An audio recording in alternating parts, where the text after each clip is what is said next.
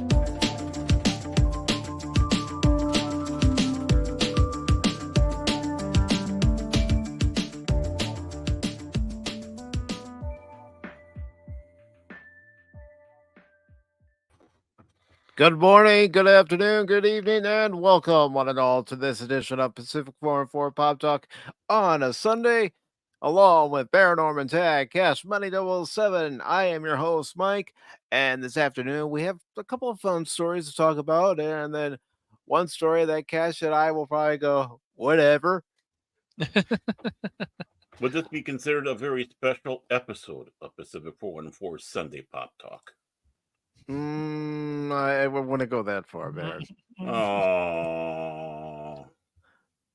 And we will take a look at the weekend box office, and I hope it was dominated by the king of monsters himself, Godzilla, because as I said yesterday, I really love the movie. I'm not even a Godzilla super fan, but I love the movie. But first, he's not a kaiju simp. No, I'm not a kaiju simp. Sorry, Crit. but I did enjoy the movie, and I hope anyone who has the desire to go see it, they go see it and they enjoy it. Well, you know, Cash isn't going to, because he's like, I'm not going to go to any film that's going to overtake Oppenheimer, because I realize that this is a sequel to Oppenheimer. We all know sequels aren't as good as the original film, unless it's Star Wars. I'm just, I don't know when was the last time I saw a Godzilla movie. Well, of course, I guess that 94 one or whatever it was, 98 one. People don't consider that a Godzilla movie. No. It wasn't Godzilla. It's a mess. They call it Zilla. Basically your Godzilla fanatics call it, and you know, I say fanatics in a kind way. Can call it Zilla, as to show their disdain for Matthew Broderick running around trying to be. Well, the movie sucked. Come on, the movie sucked. It did. It wasn't good. It wasn't good. It should have been better, but it was. But you know what's always good? When we get our latest episode of Beverly Hills 414. All right. What? Yes. Is it a special episode of Beverly Hills 414? Oh, always is. Oh, that music's so relaxing. So, let's find out our latest adventures, shall we? I haven't read anything. I want to be surprised. From award-winning author T-Gap Steve. Yeah. He's up for an award for this. Yes, he is. He definitely should write for some soap operas and stuff. Yes. Previously on a very special episode of Beverly Hills 414. Steve, you're playing into Baron's fantasy of wanting everything to be a special episode. Why can't it be an ordinary episode? They were like Blossom. That's what it is. Every episode's a special episode. Baron found an injured squirrel. So what? Oh, I like squirrels. Squirrel? I like squirrels. Yeah, squirrel. Who he took back to the woods. There he ran into his bear family, who had not spoken with for years. Wow. One of them ate the squirrel. Oh no! You should have just left the squirrel alone, Baron. Poor squirrel. Oh, poor squircle. Through Poor hardship, rat. he reconciled with his bear family just in time for the holidays, though he couldn't join them in their hibernation, so they cried and hugged and went their separate ways. Well, Oh that's man. Mm-hmm. Wow. Okay. Mike had spent his days looking for something he could give to those inner city kids he had mentored and taught how to settle their differences by using baseball as an outlet. Okay. It's not a bad way. It's not a bad way. It's not a bad way. I would have taught him how to play a game and rambo it. Okay. Okay. When you're low on health and you think you're gonna die, and you only have one. Balls to the walls, man. Balls to the walls. The rambo it. No. Mike's way of teaching baseball: spikes up, spikes up. Come on, knock that ball out of the catcher's mitt. Knock him down. No, man. Yep. Yeah. Throw at the batter. Knock him off. Come on. Mm-hmm. Oh, okay. What are you doing just standing there? He just threw at you. Charge the mound. Beat the crap out of him. Yep. Baseball the way it should be. Well, yeah, it's Billy Martin ball. Somebody Billy say, Martin when did it turn into a hockey game? Hey, I don't know how to ice skate, but I could sure teach him a few things about hockey. Okay, no. Get your arm around his head. Now get him. Pummel him. Yeah. Yep, check. Mm-hmm. And this is There a baseball bat and hockey. Yeah. And it goes on to say, a wizened old lady who looks very much like Santa Claus' grandmother sold him a box of hand-knit scarves for only $10. Wow. These would be perfect. The kids would love them.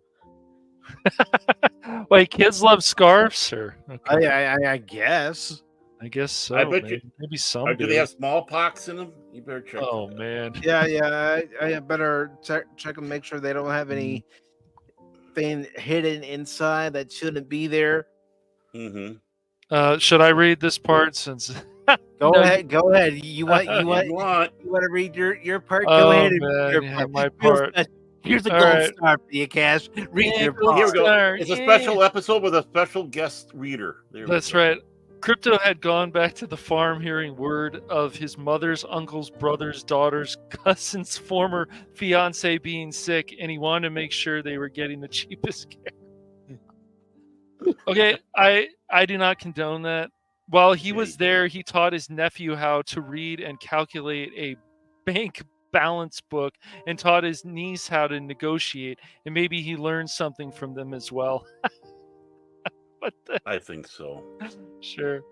My heart's touched. You want to read this part, Baron? Go ahead. Go ahead. Okay. Let me get positioned here. So, will Baron find the right words to convince the orphans that he isn't Santa Claus? Or will he just wear the suit and play along? Ho, ho, ho. Ho, ho, ho. And Mike, figure out the strange meaning of this holiday card written in code and make amends with his estranged pet hamster. I don't have a pet hamster. Never have had a pet hamster. You're estranged. That's why. I mean, I realized you did the I have no hamster routine. It's like, Will Crypto discover the true meaning of Christmas and make money selling handcrafted Amish stools online? This episode of Beverly Hills 414 sponsored by the Hallmark Channel. Stay tuned. Oh, it's gonna last all day. Pretty much, man. You gotta give a break, dude. It's crazy. All day. It's crazy to me, like this whole notion. It's like they start in October. It's like the only good thing that I've ever seen recently on Hallmark is just old shows, like old shows of Frasier. Yeah. And even Frasier, they edit little things. It's like, no, why? Because it's on Hallmark. Yes. Yeah. Hello, it's long suffering Miss Tagge. Hello. Hope you're doing well. Yeah. Oh, wow, she's listening in. I better behave. And T-Gap Steve says, "Go Gorgita." I love the movie. Okay, enough of this sappy music. Okay. I don't know. I liked it. I mean, it relaxed me. Yeah, It relaxed me. I don't know. I like it. It relaxes me. Wow, listen to this guy. Wow. Wow. Listen to this guy. Yeah. I'm in a mood today, folks. That's what happens when know he it. lives. That's what happens, Baron, when he lives with the mole people for too long, man. Oh my God! Who the hell cares? That is Mike's mood today. So for those of you who are listening or watching at this time, here are the stories we will be talking about today. We'll be talking about Sonic 3 getting a release date. I'm not referring to the Genesis game. I'm talking about the third installment of the movie franchise. And the other story we're going to be talking about, have you ever thought of an erotic Jurassic Park? Bow chicka wow bow. Can't say I have, and I think Crichton would look at that and probably throw a book at somebody. That actually happened, by the way. He was at a book fair and he threw a book at somebody. Yeah, that's Michael Crichton for you. That actually happened. That's crazy. Yeah, We've also read an article from the Associated Press talking about 50 years of the band Kiss. Are you guys pretty big Kiss fans? I like some of their songs, but I like some of their songs, and I consider them pop culture icons, especially with the face paint. Well, they definitely would have to be. I mean, look at the whole thing about role models. You know, there was definitely it was revolved around Kiss to an extent. Well, yeah, I mean, I just remember it was the biggest thing is the mystique. Who's behind the makeup and all that, and I mean, they had all sorts of stuff. It was, it was a gimmick. I mean, they had their gimmick. Oh, of course. People followed them, and I'm not a big Kiss fan. They had some good songs. Yeah. I want to rock and roll all day. I want to take Geritol all day, night, and drink prune juice all day because they're 50 years. I mean, they're old. I mean, the elasticity of Gene's tongue is not what it used to be, and it's affecting. They made a joke about that on Family Guy. Everybody does. I mean, well, considering that they were on there, I mean, but yeah, I mean, definitely they are pulp culture icons. Love them, hate them, whatever. You just can't deny that they're a part of the fabric of recent, 50 years of pop culture. Even though it's like about the 70s, it really took off. With let's face it, a gimmick. Yeah. It was. Yeah. We've also been taking a sneak peek at Transformers #4 from Skybound Entertainment. Transformers #4. Okay. Yeah, their new comics. They have the rights to the Transformers comics now, and that's a good thing, I'm guessing. So far, from what I've heard about the comics, they're pretty well written and the stories are compelling. Good. So they have a lot of Transformers. So that's the only way we can have compelling stories. Oh, I know, Baron. You want them to mention their pronouns. It's very important to you. Well, they need pronoun, whether or not they are automatic or manual transmissions. I mean, it's very important. And we will also take a look at NECA RoboCop Alex Murphy figure. Oh, cool. Yeah, I think I know which one you're talking about. And all I got to say is, ouch. And of course, when it's available, we will take a look at this weekend's box office. Nice. Should be, 2 hours? Something like that. Yeah. Yeah. And the last thing we'll discuss is when The Last of Us Season 2 will start filming, according to boy. Well, we know how that season's going to go. If you guys looked at anything about the second game, if you watched any of it, or we know how that's going to go, what's going to happen to Joel, it's going to suck. Oh my God, who the hell cares? Joel dies. Yeah, you better care, Baron. You better care. Reveal the plot point. Joel dies.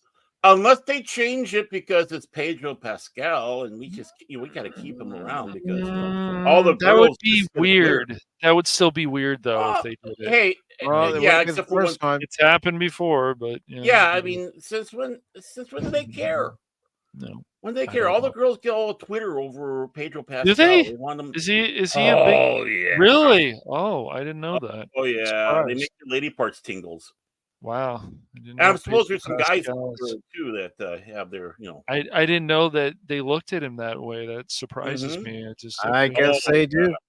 Like I said, I like him as I didn't really know, when Pedro Pascal came into Star Wars, I was like, yeah, I like this guy as the Mandalorian, but the more he talked, it was like, you sound like kind of a pinhead there, bro. Oh, he is. I just remember hearing one for lack of a better word, lady I was working with. No, she wasn't a lady, but she was all upset because he's in there, but we can't see his face because he's wearing the helmet all the time. Oh, good God, dude, that's the point. Well, they even say that in their creed. I know, but all right. It's Pedro. I gotta see Pedro. Oh, Pedro. I didn't know that women felt that way about him. That's crazy. Yeah. Wow. Okay. The more you know, I guess. He didn't make a bad Joel. It's just I guess I'll still finish the Last of Us series. I don't know what.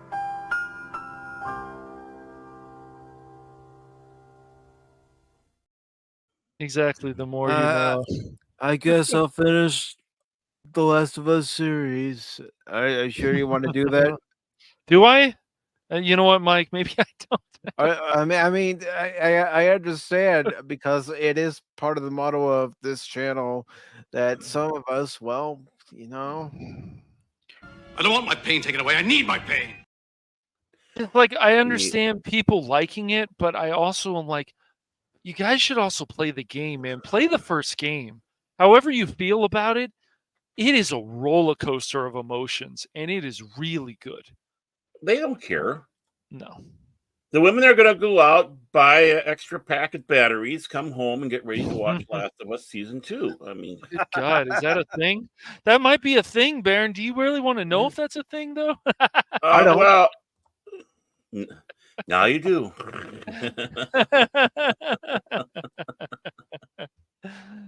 It's like, fine, if that's what floats your bubble, and it's like... No, I didn't know. I mean, I don't think the guy made a bad Joel. I'm not really a fan of who they picked for Ellie. It's just there's certain things. It's like she doesn't look that much like Ellie, and it's just. I know she was in Game of Thrones before, and so she already had something on her resume. I know, right? I've never watched. So does Rachel Ziegler, and look what that's getting us. Oh, that's right. She was on Game of Thrones. Fucking hell, man! If anybody's forgotten that. Yeah. That's I know. Rachel Ziegler saying that the prince supposedly is stalking Snow White, saying it's weird. It's weird. It's just she was so I don't know. She was not to me the strongest person in that Songbird movie in that Game of Hunger Games. Excuse me, Hunger Games movie. It was the guy who was playing young Snow. He was one of the strongest characters in that, and they took a lot from the book, so I give them credit, but. Rachel, you see her on screen, you're just. Oh. Did you read the book? No, my brother did. Oh, okay. My brother read the book. No, but my brother did. Yeah. Okay, I see how it is. I've only seen the movies. I haven't read the books yet. I probably my brother's uncle's sister's nephew's niece read the book, and they said it was just like the book. I'm sure you guys agree. Like you're supposed to separate the actor from the real person, but sometimes it's getting harder and harder to do. Right, the art from the artist, or the artist from the art. Yeah. However it goes. Yes. Well, the thing is the artist has pushed themselves too much into the art, and that's the reason why. Right. Exactly. How can you try to separate it when they don't want to separate? Yeah. I mean, she's going to even be in Dune. It's crazy. It'll be. Well, she was already in the first one. Yeah, she was in the first one already very briefly. Very briefly. Wow, very small part. Pay attention. Okay. Yeah, towards the end. Oh, okay. I don't even remember. But no. Well, that's how memorable she is. That's because Well, I was just gonna say it, Baron, and I don't care how much heat I get for saying this. She's not memorable. She's not. No. She's more memorable for saying stupid things. She's just there, even in the whole love story, or it really wasn't a happy love story, but overall, it's just she was there, and she had a Southern accent. It's like, yeah, you can see she's in this, but this is not the reason why this movie is interesting. It's Snow's origins, and even Viola Davis, and there's things that she can be interested in, she can be good in, or even really good in. Like, she was very good in Fences, but even with her attitude about things, it's like, I don't know. Her character's way over the top. Maybe that's how it was in the book, but I don't know. Oh, okay. Now you don't know what's in the book. I don't know. I've never been interested in the Hunger Games. No, I think you guys would like 1 and 2. I think you might enjoy those, but the other ones, I'm not sure.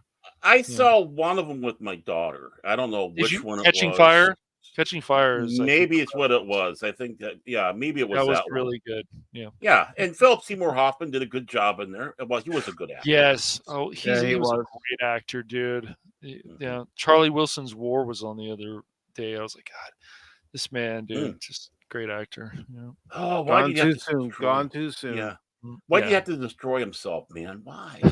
Well, dude, drugs. Look what happened to Chris Farley. We can go down the list, dude, of people. Chris look what happened. River Phoenix. River Phoenix. You got it. Yep. A lot of Ozzy Osbourne. A lot of promising career. Phoenix could have had a great career, just like his brother, I'm sure. Yeah, and going with Johnny Depp over to the Viper Room and then cacking out in front of it because of whatever it was he was taking. Yeah. I mean, For shame. I mean, for shame that it happened, not for shame him. But yeah, it's sad. It's sad. So right, it is. Yep, it is sad. Unfortunately, it's very sad. But what's not sad is for any of the Sonic the Hedgehog fans out there who enjoy the movies. Well, guess what? We're getting a release date for Sonic 3, and it's teasing Shadow the Hedgehog.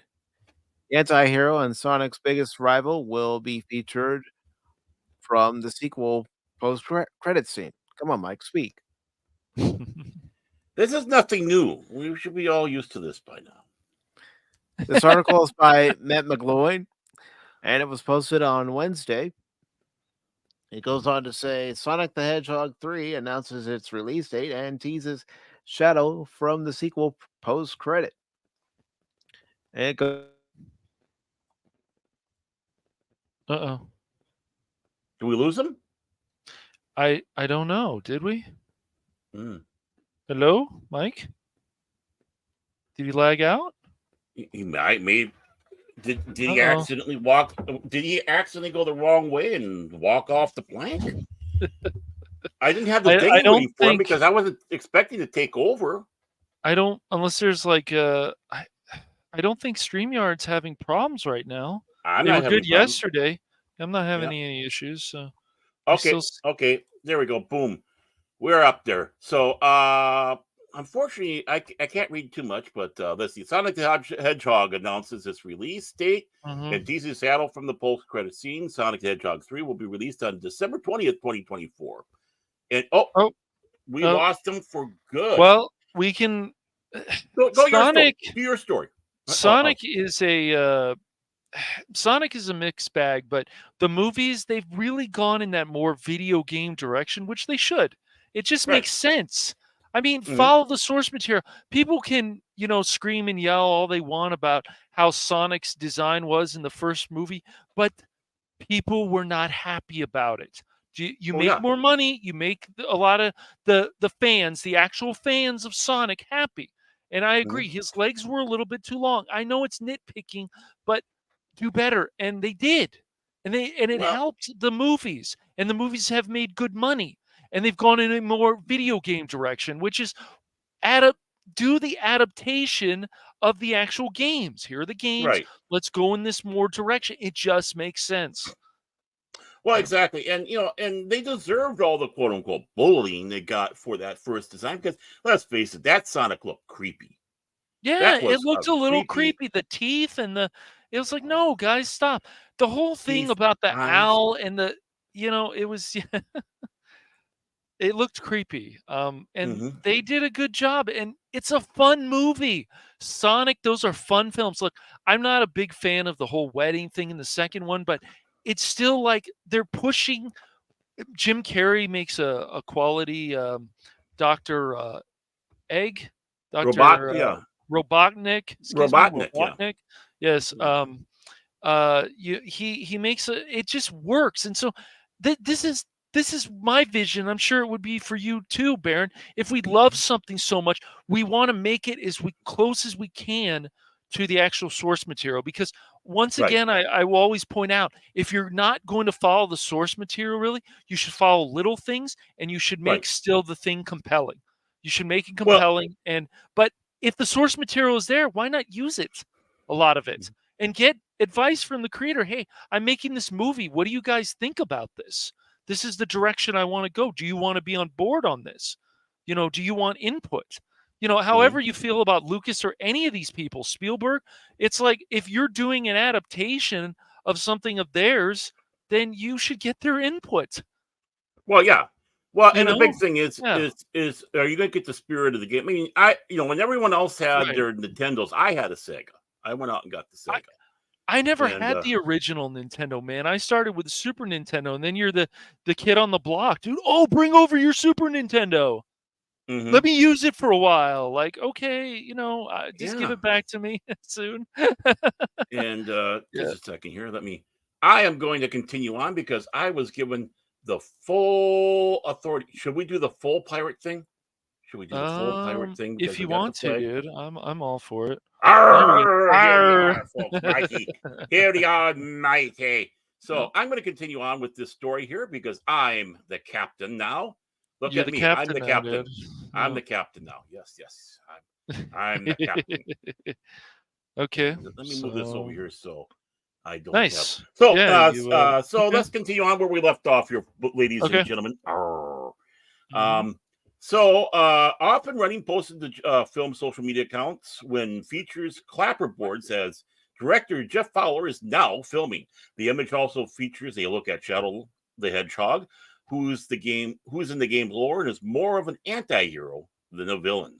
Shadow the Hedgehog debuted in 2001 Sonic Adventure 2 video game and is an immortal anthropomorphic black hedgehog created by Professor Gerald Robotnik, the grandfather of Dr. Eggman, a.k.a. Dr. Eggman, that's what I was thinking of. Okay, yeah.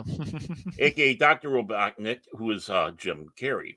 Right. Shadow the Hedgehog does that mean that Jim Carrey's not going to be in it? Okay. We don't know actually if he's going to come back for the third movie. I'm sure if they offer him a lot of money, he will.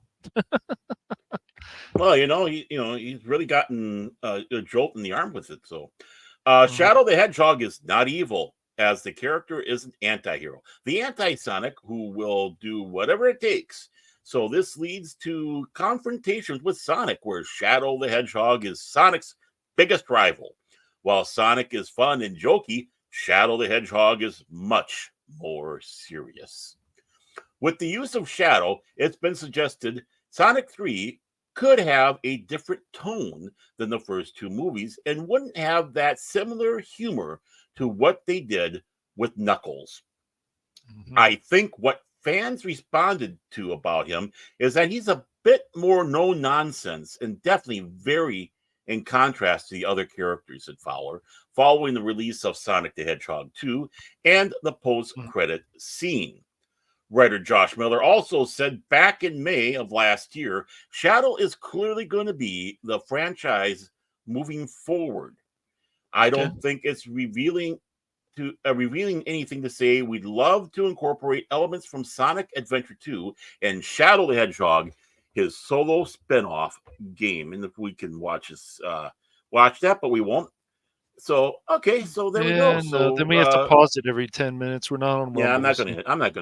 I don't mind shadow banning Mike at all. I mean, I'll do it. What the hell? Well, you could run it, but 10 seconds here, stop. 10 seconds. No, I wouldn't do it 10 seconds. I'd just run it all through and let that little flag and not say anything. Yeah, nothing. Oh, I didn't know. I don't remember. I don't remember. You remember? I remember. You remember? So yeah, so it's interesting. Now didn't play a lot of games. Obviously Sonic the Hedgehog came with the with Sega. That was their attempt to have and successfully so have their niche character. But the one game I was hooked on was Sonic Spinball. I'd love to see Sonic Spinball. Oh, I don't think I played that one. Oh, I got so hooked. Nice. And man. I just want to sit back and say hello to Jess Parks, who is in the chat now. Oh, yeah. Amy's a good character. I know there's certain people like the gamer and stuff like Amy should have her own game, and I'm like, if it's fun, sure, but you shouldn't. You guys got to stop forcing these crazy opinions about stuff. Sonic. If the game's called Sonic, I think the majority of people, the fans, they want to see Sonic. They want to play as Sonic. But even the last Sonic game, it has mixed feelings about people. It's been rushed, or it's just not that fun. And Frontiers, I think people like pretty well. But the one thing I loved about the Sonic game is if you stop for too long, he starts doing the toe tap. That's true. He does. He does. Where are you? Why aren't you here? Where are you? Where's the toe tap? There's the toe tap. What you doing? Yeah. Where are you? It's clever. So, it's clever. It very much so is clever. Yeah. I don't know, man. I don't know if we're ever going to see that beast. Here's Sega, and then Sega's like, we got these games, and here's Nintendo. We have these games, and man, that was just a great rivalry. Just great. Yeah. That was just great competition. And Sony and Microsoft, if they can just get their heads out of their ass to an extent, we could maybe start having some of that again. Well, who's the one who had Crash Bandicoot? That was Sony. Sony. Okay, so Sony had Crash Bandicoot. That was Nintendo. Sony. Was it Nintendo? Sony? Dang it. Let me go look.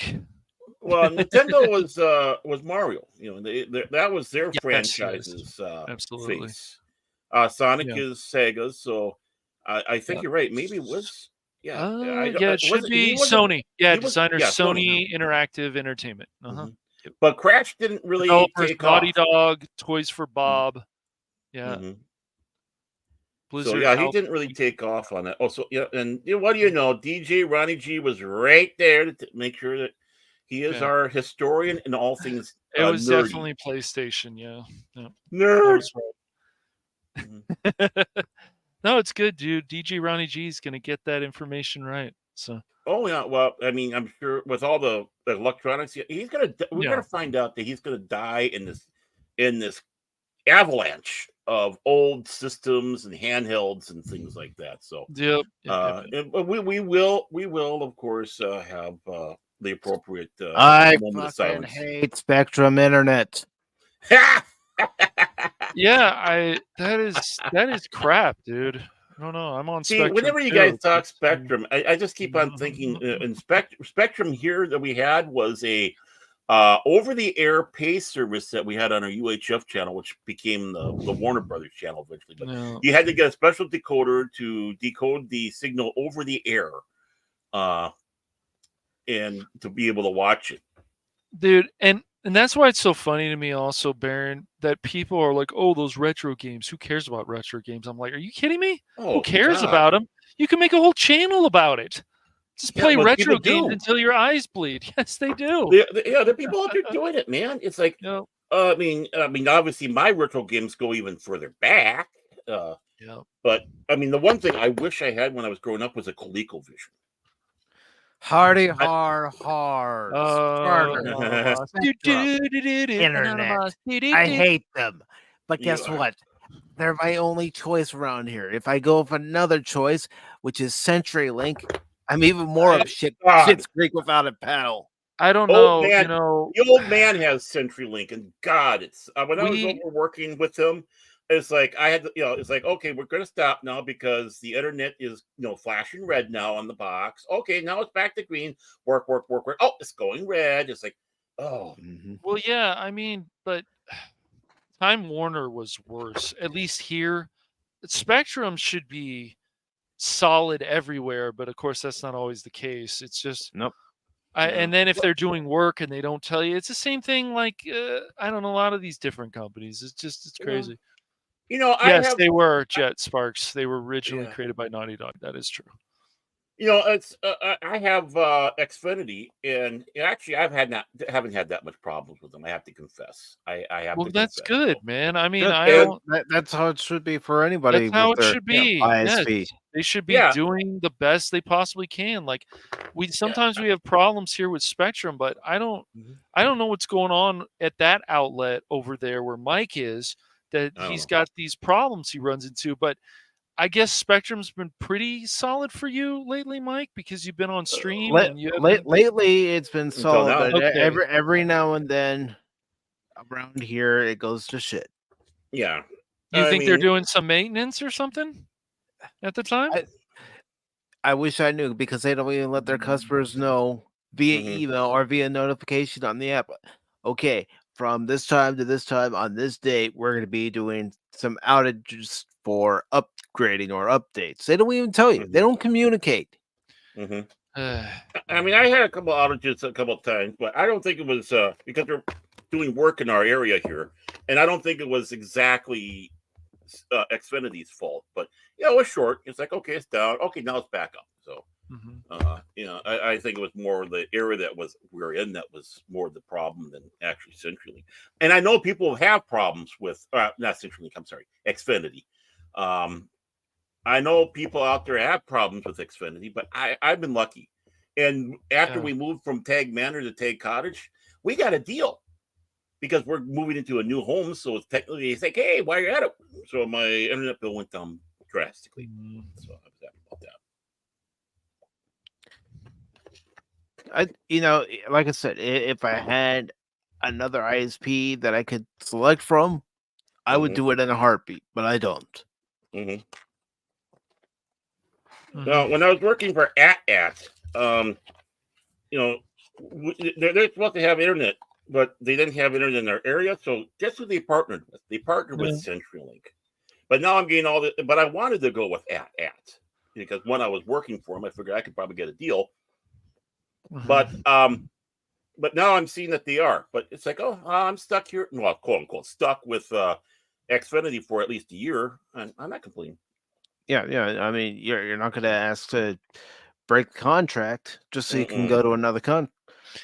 No, and Yeah. Spectrum, even with this Disney thing, it was like there. It feels like Disney is holding Spectrum hostage because they're That's like, well, because they we're are. going to, we're going to dump these channels, a few of them. It's like, oh, well, I like some of the. No, it's gone. Okay, then now, how long is it going to take for you guys to finally add Disney Plus with ads? I'm okay with ads, but how long is it going to take you guys to add this?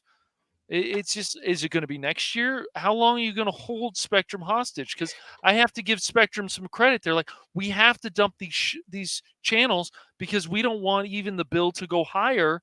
And Spectrum has some problems, yes, especially Spectrum One News. But it's like we don't want this to go higher. So then, well, then how long are you guys going to make us wait? Because it's just like Bob Iger is holding people hostage. Why is this taking so long? What is taking so long that you guys can't put Disney Plus on there? I don't understand. Because I bet you what it Because is. it's slow going. They still have to negotiate the fine print of the deal. It must be. It's just like, it's so ridiculous. It's like this should be on here by next Yeah. year or even this month. But But the thing is, probably what Disney Iger's asking for will raise your rates up high. Because they're hurting over there. They need money, right? So of course they're holding hostage, and they still think they're the bee's knees. I mean, you're complaining about it, Cash. So that gives them validity in that. They want it so bad they're going to break down, and now and I don't want them to break down. I agree with you, Baron. Not breaking down for Disney would be a horrible idea. So they got to negotiate, but it's like I would enjoy watching all that old content because it's right there. I don't care that there's ads. It's just going to be like going back to the 90s again and watching all this stuff. It's like, oh, cool. I can watch this until my eyes bleed. Because Disney Plus, it's like, yeah, some of the content's been okay, The Mandalorian, some other stuff, but even those Disney like Marvel shows, no. Like, I want something that you go watch that old content. Of course, Song of the South is not on there for whatever reason. We know, but it's stupid. You know, but Yeah, all this right, other right. stuff is. Robin Hood is on there, like all this cool stuff. Even you know, the black hole's on there, like that. Yep. That's still an interesting film to me. But you know, we have to wait. So who knows Well, how I long? consider The Black Hole the last of those 50 science fiction films. It's an interesting, dark movie, and Right. I still think it's enjoyable. I'm just gonna say it. It's an enjoyable is. film. I mean, just let your it's science fantasy. Just let your thing about science, just toss it out and just enjoy the film for what it is. Honestly, Exactly. But I think that's where people get the hang up. Well, you know, they wouldn't have to be able to do this or that and blah blah. It's like, who cares? Who cares, man? Exactly. You had a quality cast. You had great special effects. Yeah. You know, you had robots in there that, you know, it's like, yep. So yeah. But yeah, when it comes right down to that, it's you know, you're being held hostage. It's interesting that they're going this direction with Sonic. I'm glad that the people over there obviously learned their lesson because, well, it took bullying. It took bullying from the fans. It took the quote unquote, the hating fans for them to actually make Sonic look good. And hey, they reaped the rewards for that. Every studio should learn from this one. It's like, okay, don't F over these people. If we F them over, they're not gonna watch. And this is what Sony and Paramount, right, together, because Sony would have to be out. No, not Sony would have to be involved in this, I would think. You mean Sega? Or Sega. Excuse me, Sega. Sony. I don't know if they have anything to do with the production, but yeah, I don't know. I'm not sure. But the article to continue. Oh, we finished the article. Oh, you did. We did finish. We did. Yeah, Mike. I already read that, Mike. I already read that, Mike. Thanks for telling me that, guys. I thought you knew. You know what? I had the article how the hell am I supposed to know when I got kicked out because my internet crashed? You know what? For that, there. Don't even communicate with the captain about whether or not they finished the article. Well, we did.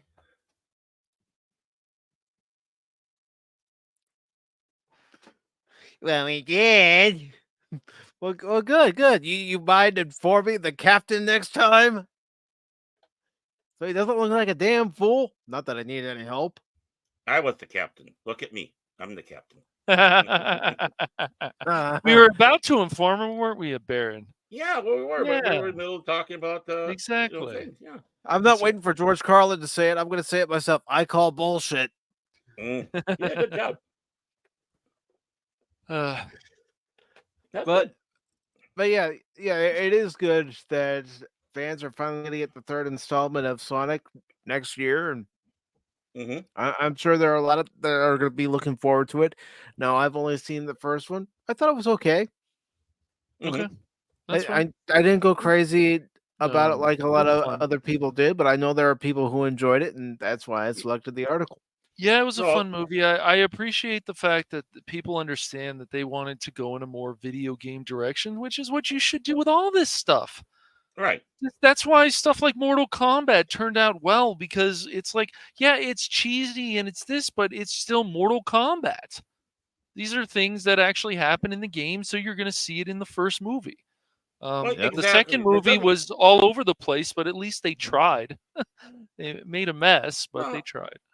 Well, I mean, that's just it. If the game is cheesy, the movie should be cheesy. Exactly. It's just, how do you do it? You know, you got to be skilled at doing it. There's nothing wrong with that. No. It's not your ability. Oh, we're going to take this franchise and we're going to change it from what it is because it's so ridiculous. Well, that's why it's popular. Right. Because you know why? This is escapism. This is fantasy. It's not reality. Yep, exactly. Now, moving on to our next story. We read that one too. We read that one too. No, we did not. Stop.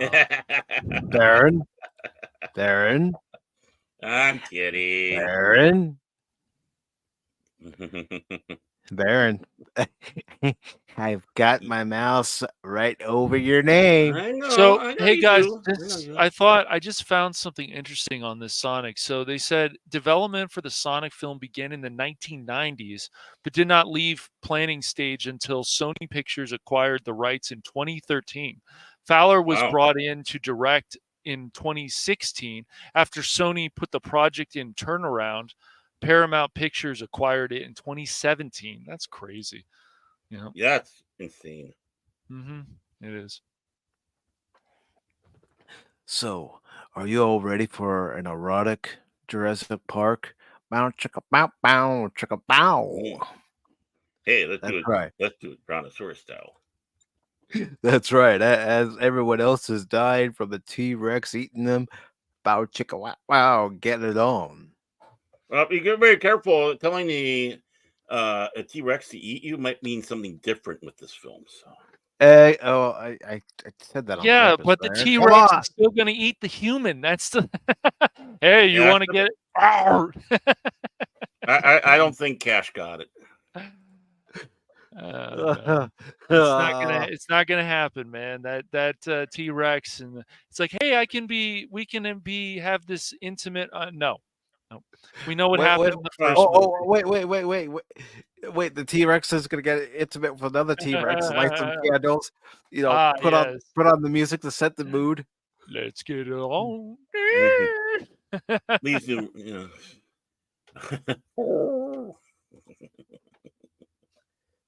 What the hell are you going on about, Phil? Oh, looky, who around? It's that bum, Cash Money, that faker. Oh boy, yes. Oh look, Yeah. it's Phil McCracken. Yes, dude. Take your pills, old man. Take your pills. You sound like yeah. Mm-hmm. Well, Philly boy, you better calm yourself down. Don't fall down the stairs, old man. Oh, in this case, fall up the stairs because he's from Delaware, and Yeah, he's from Oh, Delaware. good point. He, Good point. he's Good point. he's best friend with our current commander in chief. With Joe Biden, Yep. man. Mhm. Is that must be fun, Phil? I know you always want to talk about I know Gavin Mussolini or whatever, but no, man. Well, You're they used friends to with go out biking. Potato They Head, used to man. go. It's great. They went Yeah. biking over the Brandon Falls and got their ice cream Mhm. together. Yeah, And that's very and nice. and I talked hope about you guys talked about Hunter and his And they adventures. talked Yeah. about Joe's blonde hairs on his legs. Yep, and definitely. and just to let you know, you want to know who Corn Pop is? That's Phil. That's He's a Phil. bad dude. Yeah. Yeah. So we had this article from Bounty in the Comics by JB Augustine, which was posted on the 30th, and it says Saltburn director Emerald Fennel wants to turn Jurassic Park into erotic fiction. Bow chicka bow bow. What the hell is wrong with you people? I don't know what's wrong with these people. Is that you still, Jet, or because you typed the same thing twice, exactly the same? Okay. I don't know if you guys noticed that in chat. But... I see it. Okay. It's very odd. Okay. I think he wants to make a point. Yeah, I think so. Okay. Goes on to say Jurassic Park isn't the first thing you would think of when it comes to X-rated or NC-17 grade movies. Nope, not exactly. But one filmmaker sees potential in such a turn for the franchise that, to be fair, needs a shot of adrenaline. Well, they kind of screwed it up with Dominion. Yeah. Okay. Jurassic World Dominion and its predecessor, Fallen Kingdom, left a lot to be desired, and if the series is to continue, new directions should be considered. Did you say nude directions? New directions. Oh, okay. It sounded like new nude to me, but because this is this is about boom chicka pow pow. And... See, Baron's mind's already in the gutter. Hey, boobies, big ones, small ones, firm ones, saggy ones. I don't care. I want to see them. The question is, however, would a more erotic take be the way to go? Emerald Fennel, director of the dramas Saltburn and Promising Young Woman, thinks so, and she is eager to Get in on the dinosaurs. Okay, well, we know her fetish. Yeah. Well, see, that's because I'm getting my tin hat on here. My Alex Jones. The frogs are turning gay. That's because the world is being run by lizard people, and this is her fantasy because she wants to get in with the lizard people. People like Soros and Bill Gates and Donald Trump and Joe Biden, all of them. She that's her fetish. She wants the lizard people, and they're turning the frogs gay. Yeah. Okay, if she wants to get together with the lizard people, she needs to find a Gorn. A Gorn, there we go. and probably Hey, so. Yeah. once you've gone Gorn, you're gonna do porn. I don't know. Oh no! What? I don't know if that makes sense. I don't care. The filmmaker told Deadline Jurassic Park is her favorite film. Therefore, she would like a crack at interpreting the mythos. So she watches Jurassic Park, making sure she's got plenty of batteries. I got it. I know, it's just really weird. It's funny because when I watch Jurassic Park, I don't think about these things. It's weird. It's just too. When I was looking at Laura Dern, I was thinking some stuff, but that's beside the point. Yeah, she's not a bad-looking woman, but she's okay. She's okay. I mean, yeah, she's okay. I'm not saying she's a raving beauty, but no, still, she's okay. She's not bad looking. It's just her personality is not one of my favorites. That's what I mean by she's okay. Someone might be nice to look at, but as soon as they open their mouths, I think somebody like direction. Gal Gadot has a much better personality. There we go. Yeah. I'll go kosher. All right. But my favorite film of all time is Jurassic Park, so I would love to get in on the dinosaurs. Well, first and foremost, it's very erotic. I've never looked at them that way in any of the films. How is it? How the hell is it erotic? Unless she likes Sam Neill. She liked that New Zealand or whatever, I don't know. She goes on to say, I think humans and dinosaurs have gotten to that stage in their time together where things are starting to get quite thrilling. What do you mean starting?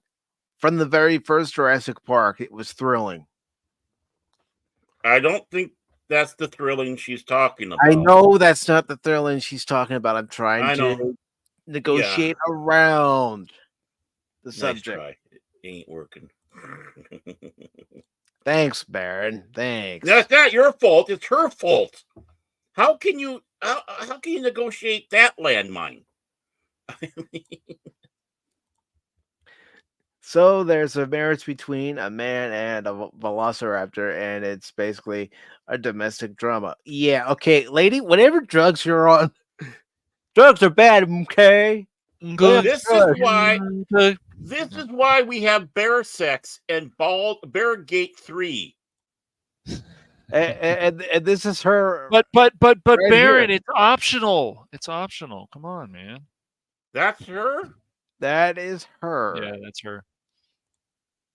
What is wrong with you, Dingy? What is this a trend article? What are you drinking? What are you smoking? What are you snorting? What are you injecting into your body? She makes your boyfriend dress up in those dinosaur inflatable things when it comes to the time. You know what I mean? Yeah, I know what you're talking about. Mm-hmm. I say no more. See no more. Yep. Mm-hmm. The article continues by saying she might be attempting to be hyperbolic or maybe sarcastic, but if Fennel is serious, there is a list of problems with her pitch. No shit. Really?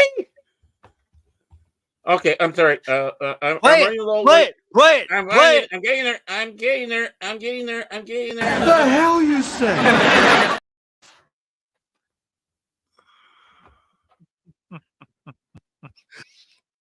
Number one, it implies bestiality. Well, you look at Baldur's Gate 3. That seems to be all rage. But it's optional. Well, okay, but should it ever be in the game? I don't. It think should so. never be an option. I'm just glad they don't have orcas in the game. I get what people are saying though about the game. There's, they're not limiting you, but there are still things even in the customization with how you make your female character that's limiting. And even if they have a reason for it, it's like, come on, guys. He's still on the busty bosom thing. And that brings a point. Are the dinosaurs going to have bosoms? I don't know, Baron. I don't know. I don't. I mean, it's a serious question. These are serious questions that inquiring minds need to know. But it says that it would imply bestiality, so the story would immediately garner controversy. Well, it seems to be working fine for Baldur's Gate 3. Nobody's up in arms about that except us. Well, yeah, I mean, us we and could, other people, I don't think want. Yeah. Oh no, Anonymous got excited. We said the wrong word. Yeah. Is this wand waving? It might be. I don't want to know, Baron. I don't want to know. Yeah, we don't want to know where I his don't want to know wand either. He needs to keep that to himself. Yeah. He never does. He goes on YouTube with it. Is it with the wand waving? I tell you. And here's something else J.B. Augustine wrote. The other issue is the logic. Since when has there been logic in a Jurassic Park film? I mean, not that kind of logic. I don't. I don't know about you, if you guys watch any of the Jurassic World, I don't know what it was. When I first saw those trailers, I'm like, why am I supposed to care? I think I just tuned out of the Jurassic Park after the second one. It was like the dinosaur comes into San Diego. I know it's in the book, whatever, but I'm like, people are like, you got to watch the third one though, where the dinosaurs run the movie. I'm like, do I? Did you guys see the third Jurassic Park 3 sucks. It sucks. Don't tell Crit I don't like it. He's already heard me say it. And you're probably thinking, how, Mike? Well, just now. He just heard me say it, probably. Right. Yeah, he'll hear it, and then he'll say, Pacific, I need to talk to you. What? Jurassic Park 3 sucks. Yeah, there's going to be discussion in Discord afterwards. You know it. Nothing about that movie is good. But the dinosaurs. What about the dinosaurs? Were they good? No. Oh, okay. Even having Sam Neill back didn't help the movie. Yeah, that says something. I like Sam Neill. He's a good actor. Oh, really good actor. Very good actor, yeah. It goes on to say the raptors in the Jurassic Park series are unpredictable carnivores, which means one would wind up eating the human living with it. Come on, baby. Don't be like that. Don't hiss at me like that. Kind of like some of my ex-girlfriends. Okay. In the end, the story could never happen unless they introduce the conceptualized human dino hybrids that become the stuff of legend in the wake of Jurassic World.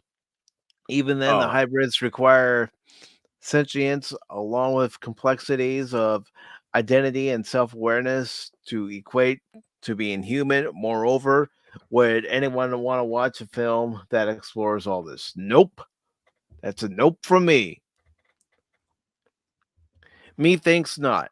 And 2023's box office receipts on the whole prove no one does. Oppenheimer and Barbie, two of the year's biggest films, are exceptions to the drought. Fennel can brag she was part of the latter, wherein she played the lost pregnant Barbie. Midge, though it was a cameo, she considers the role one of the blessings she has experienced in her career. Okay. I honestly feel that I've been so lucky I've been able to make my dream projects already. She said her Jurassic domestic drama probably won't be added to that list, but she has designs on other characters, including the Little Mermaid. Oh gosh. Wait a minute, they just had one. It's sad they've just done Uh, the Little Mermaid because Ursula the Sea Witch is my inspiration. Really, that woman's and evil. my muse. Legitimately evil. I've Yeah. always loved her. I've always felt she deserves her own prequel where she's misunderstood. Oh, come on! Oh, Stop it with wait. this There misunderstood we villain go. She said bullshit! that, look at this. Deserves her own Oh, for fuck's sake. Okay. What the Come hell? on, man. I'm tired of Stop this it. Listen, misunderstood villain bullshit. look, villains that are What is easy. Transformers gonna have one where Megatron's misunderstood? No, Megatron Like- was a gladiator in the pits of People Cybertron, and he got power hungry, and he wanted to control not only Cybertron Look, but the if you're entire universe. if you're gonna make a villain misunderstood and so on, you can't, like, there has to be a growing pains. Like, this character was good and then it went evil, but it stays evil. That's okay. Or vice versa. This villain was good and it saw its ways, but this whole thing is like, I'm not sure. It's like, See, and this is the basis of why we're having such bad storytelling today. yes, Because those that are doing these stories, one, they can't separate the right. the author or the artist from the project. So Mhm. they perceive, oh, Robert Heinlein was a fascist because of Starship Troopers, or this person was this way because they wrote that, and obviously they're racist because they said these words in there. That's not the case. These people are identifying with the villains constantly, which is why we're not having good villains no more. It They're makes no sympathetic sense. creatures. I mean, imagine if, like, wasn't her explanation for Okay. Ursula being misunderstood? She's just going to the clubs in that iconic outfit, stuffing souls into little bottles and then harvesting them. Fennel explained. Oh, my Lady, whatever your drugs you're on, get off them. Get help. Hollywood, get help. You're all sick. And that's the problem. This is what they admire.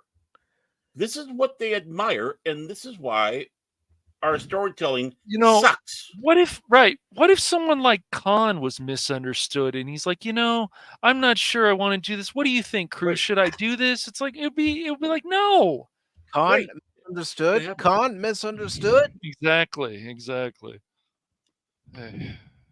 Yeah. These people I are don't know so what it behind. is. It's just like Corella. I don't know about you guys, but you see Corella was like, this woman is evil. She manipulates people. She wants to do these horrible things to dogs. I mean, give me a break. But then, like, in the new movie, and I know some people liked it, fine, and I think it actually made good money, but it's like, this is not how I ever see Corella. I see her as evil.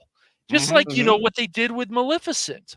Yes, I get it, she's a fairy and this and that, but it seemed to me they were making her more misunderstood, where in Sleeping Beauty, she's just evil. Very evil. Yeah. And I do want to say hello to Jace. How you doing, Jace? Who is evil? It's okay. Evil. And I don't know, what have you guys ever seen a character that would be considered evil that's misunderstood and that they actually were like, I understand they're juggling with their feelings if they should stay on this side or this side, but you're gonna have to pick a side, right? Fuck Exactly. Their feelings. They're villains. Exactly. Right. They're villains, dude. They do bad things.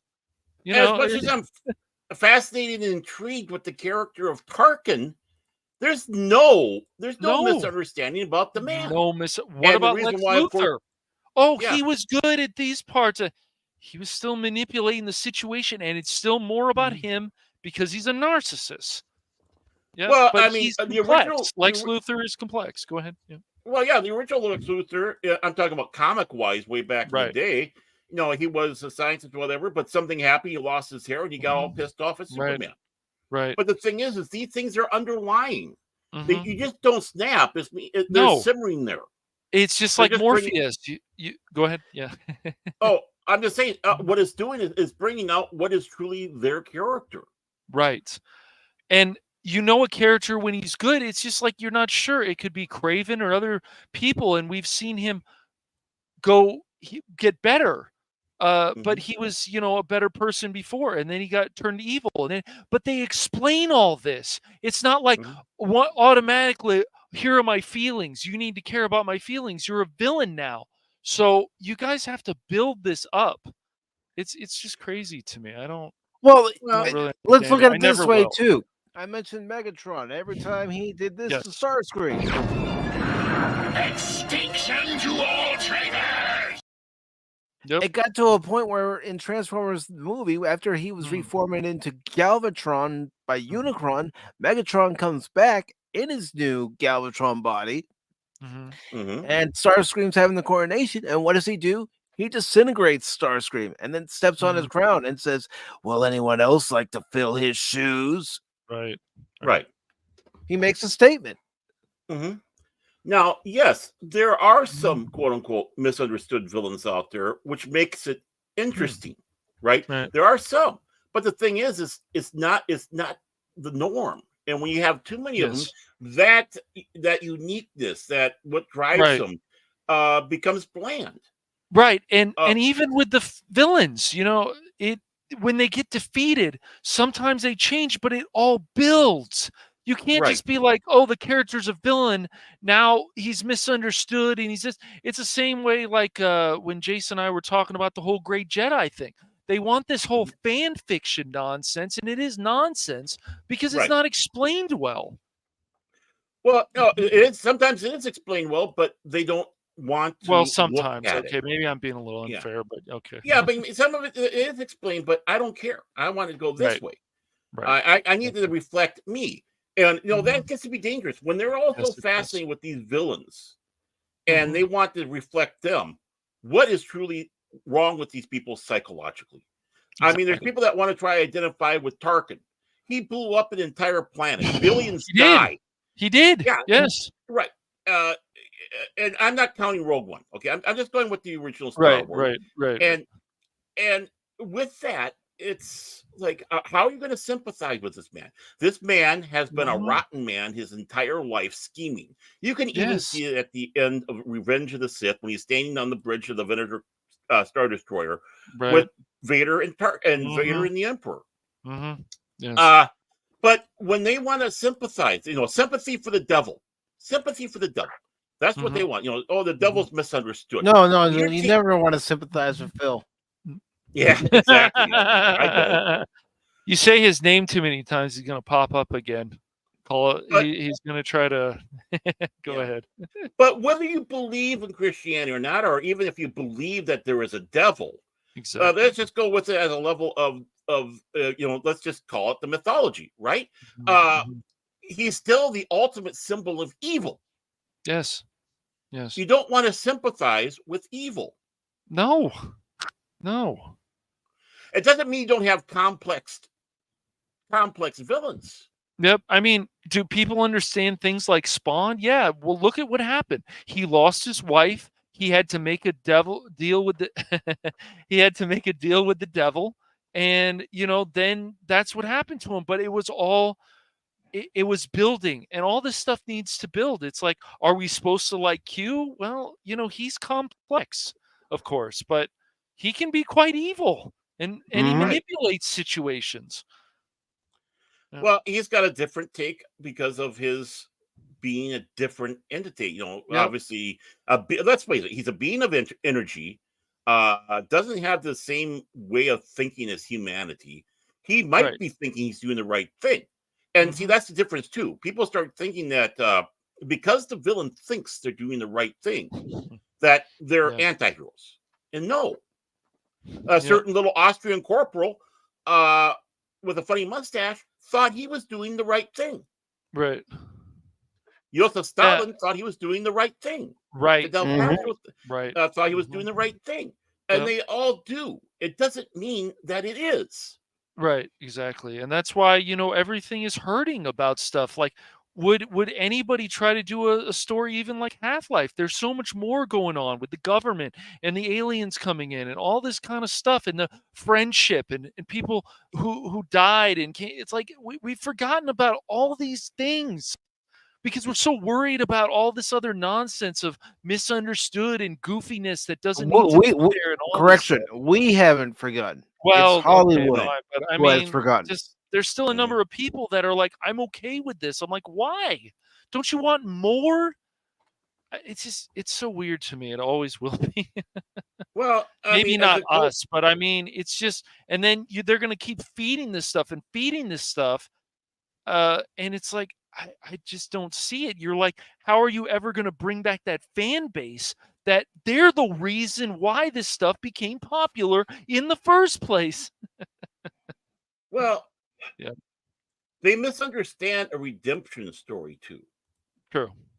I mean, a Star Wars, especially Return of the Jedi, was a redemption story. I mean, you can go right down who the villains were in Star Wars. The first Star Wars, A New Hope, Tarkin was the bad guy. In Empire Strikes Back, Vader was the bad guy. Return of the Jedi, that mantle was given over to the Emperor. Vader was 100% evil. There's no doubt about it. He was evil. Yeah. It doesn't mean that evil people don't necessarily struggle, and he was struggling. Right. And it took Luke Skywalker to get him to redeem himself at the end. A redemption story. It doesn't mean that he was an anti-hero or all this. He fell. He grasped onto it. He embraced it. And TCAP has a question for all of us. Where do you guys think this whole thing got started to the point where it is almost guaranteed that all villains are relatable and misunderstood? What I think it started with the first Maleficent movie. That's where I think it started. I think it probably started there, and of course it started with this fan fiction, and then it started becoming a reality where these characters have to be a certain way, and that we need to understand villains, and something's now wrong with just a character being pure evil. That's not right. And I really believe that, like you said, Maleficent, I think that's one of the movies started that, but I think it definitely started where somebody started writing this kind of fan fiction saying, no, villains can't be this way. And it's like, why can't they? You got to build. It's just, well, it's a misconception. Again, people are misrepresenting Darth Vader. Yes, I mean, they just constantly want to, with the new Disney fan fiction, and that's what it is fan fiction. And just like that, people are bringing in their fan fiction to twist. But it goes back further than that. It goes back with the movement that don't push your morality on me. Right. It's that movement which goes back, and that went back to the 80s and probably even further back than that, right? And the thing is, oh, really? You don't want to push laws or morality.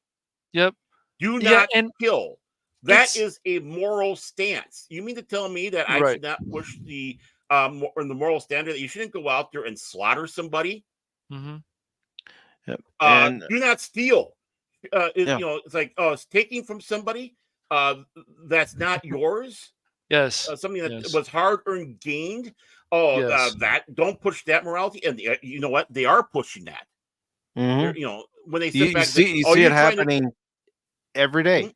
Every day you're seeing videos of stores being robbed and looted. Well, it's not only that. When they tell people who defend themselves, you mean to tell me that your possessions are worth more than the person trying to steal them as you're trying to protect yourself?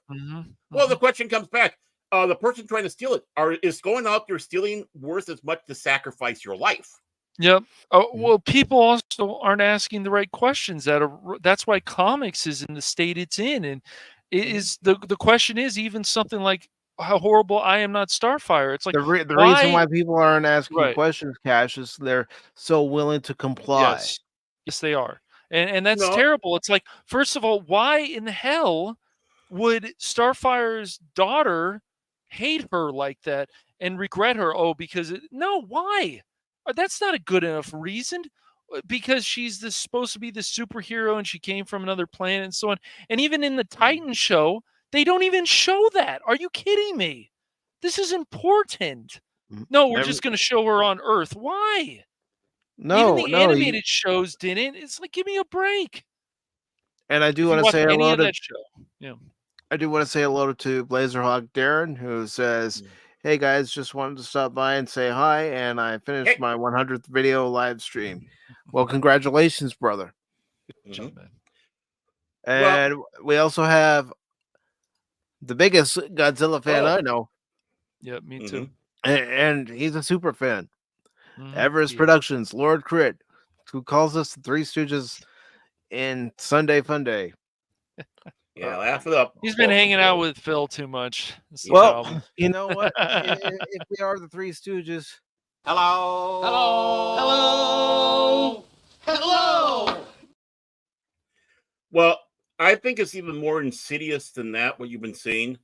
The reason why they don't want to ask questions is because they're afraid of the answers. Yes, that's right. I think that's what it comes down to. It's going to upset them for whatever reason. They can't grasp that this character can be like this, and that's fine. It has to always be one way. It can't be the other.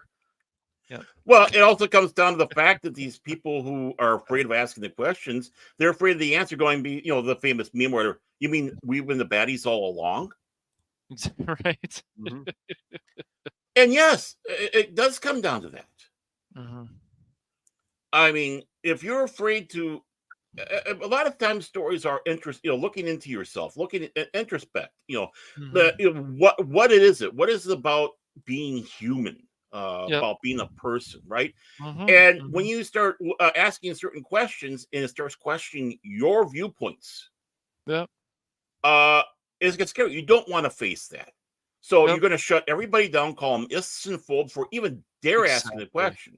Exactly. And if they don't understand, at least for some of us that go to church, especially us Lutherans, when you sit in the pew, we get law and then gospel. If we do not squirm in the pew at the first part of it and then feel relief afterwards because of the gospel, then it's not a proper sermon. Right. We have to know why we are in this position. What wrong did we do in life? But the thing is we look at it, and of course, people want to sit back and, particularly Catholics, don't understand that we believe in confession as well, and it's important. But is to look at ourselves and what can we do to try to be better? We're flawed. We try. We battle. We lose. Everybody, even our heroes, are flawed and screw up and do things that are bad and they regret. Look at Cisco and Deep Space Nine when it's like, okay, not only did we fake these papers to get people involved, we killed somebody who caught on to it. We murdered this person. Didn't kill. Murder. They don't understand too. I as remember you guys in the pale moonlight, Cisco says that he would do it again. If he had to do it all over again, he would do it again. Yeah. They don't understand. And as you guys see, it's just like with Doctor Who. Like before, Doctor Who would make sacrifices. He didn't always liked it, and it made him upset, which would make a lot of people upset. But there were sacrifices. There was not letting people talk down to him. He would be like, I'm a Time Lord. This is not all about me, but like I want to help people. But you people, I don't know, the certain cast members, they wouldn't just sit there and talk down to him, and he would just take it. That's crazy. They would respect him, just like the whole thing of Picard. You can go down the list. It's like, no, we have to bash these male characters. We have to bash these other people. Even certain females, they would bash. It's just crazy. Something's wrong with them because, it didn't even necessarily mean that the characters, the companions, didn't have debates with the Doctor. Exactly. They had arguments. Yeah, Tegan and the Doctor had arguments. Yes. Right. Yes. Even Sarah Jane Smith and the Doctor. Even going back to the original show, Ian and Barbara and the Doctor. I mean, it doesn't, but they weren't necessarily talking down, but it was a debate. It was a discussion. What's going on here? Yes. Is two different viewpoints. Again, social awareness, not social justice. Exactly. And Crit says we should give the Japanese our franchises. They can make better movies. Sometimes. And you know what, Crit? I didn't select the article for tonight's Pop Talk, but I did see an article last night where supposedly the director of -1 would like to direct a Star Wars film. Yes, I did see that. That would be interesting. I think, Japanese do some cool things, but sometimes I think some of their stuff is really weird. Well, I think I think the one thing though is when they do go into other people's sandboxes, they are respectful to it. They are, but I mean, even Right. when you look at like stuff like Visions, like you had the lightsaber thing coming out of the heel. I'm like, not really Well, too much a fan of that. But Well, you can be forgiving of that because that was kind of high fantasy Star Wars. This is not official Yeah, Star Wars, true. right? No, that is true. This is where we can. This is where we can go absolutely freaking nuts and have fun. Yeah. But the thing is there's stuff that came out of that like, oh, this should be part of the real story. Yeah, like the Samurai Jedi stuff, like the very first episode, that was cool. Right, the Ronin one. And I know they wrote a book. I don't think it did too well. I didn't. I was at first excited about the book until I read the bio of the person reading. It's like, no. It's all too much about me, and my sexual preferences and this and that. And, and it's like, no, because that stuff seeps. I don't want to have, if that's all you can rely upon, I don't want to read your crap. I mean, that's all it was. But you even had the like that Master and Apprentice story that you had in there that was almost similar to kind of like an Obi-Wan, Anakin, or even Qui-Gon Obi-Wan relationship. That should almost have been an official story. Because it was so well done. But no, what they're going to do is they're going to try to take the wild stuff in there and say, see a Star Wars, see a Star Wars, see a Star Wars. Even Wikipedia has Visions as kind of listed as canon. It's like, really? Of course. No, honestly, that's not surprising. I mean, it is Wikipedia after all. No, Wikipedia. Oh, Wikipedia. Yeah. Well, Wikipedia. One in the same boat as far as I'm concerned. Yeah, there's information there, but they also put information where it's very slanted about certain topics. Other things, like if you're talking about a musician, they're probably going to put the right information. But when there's other things in there, people go in there and add this stuff. I'm like, that's not true. That's not even half true. Right. Yeah. But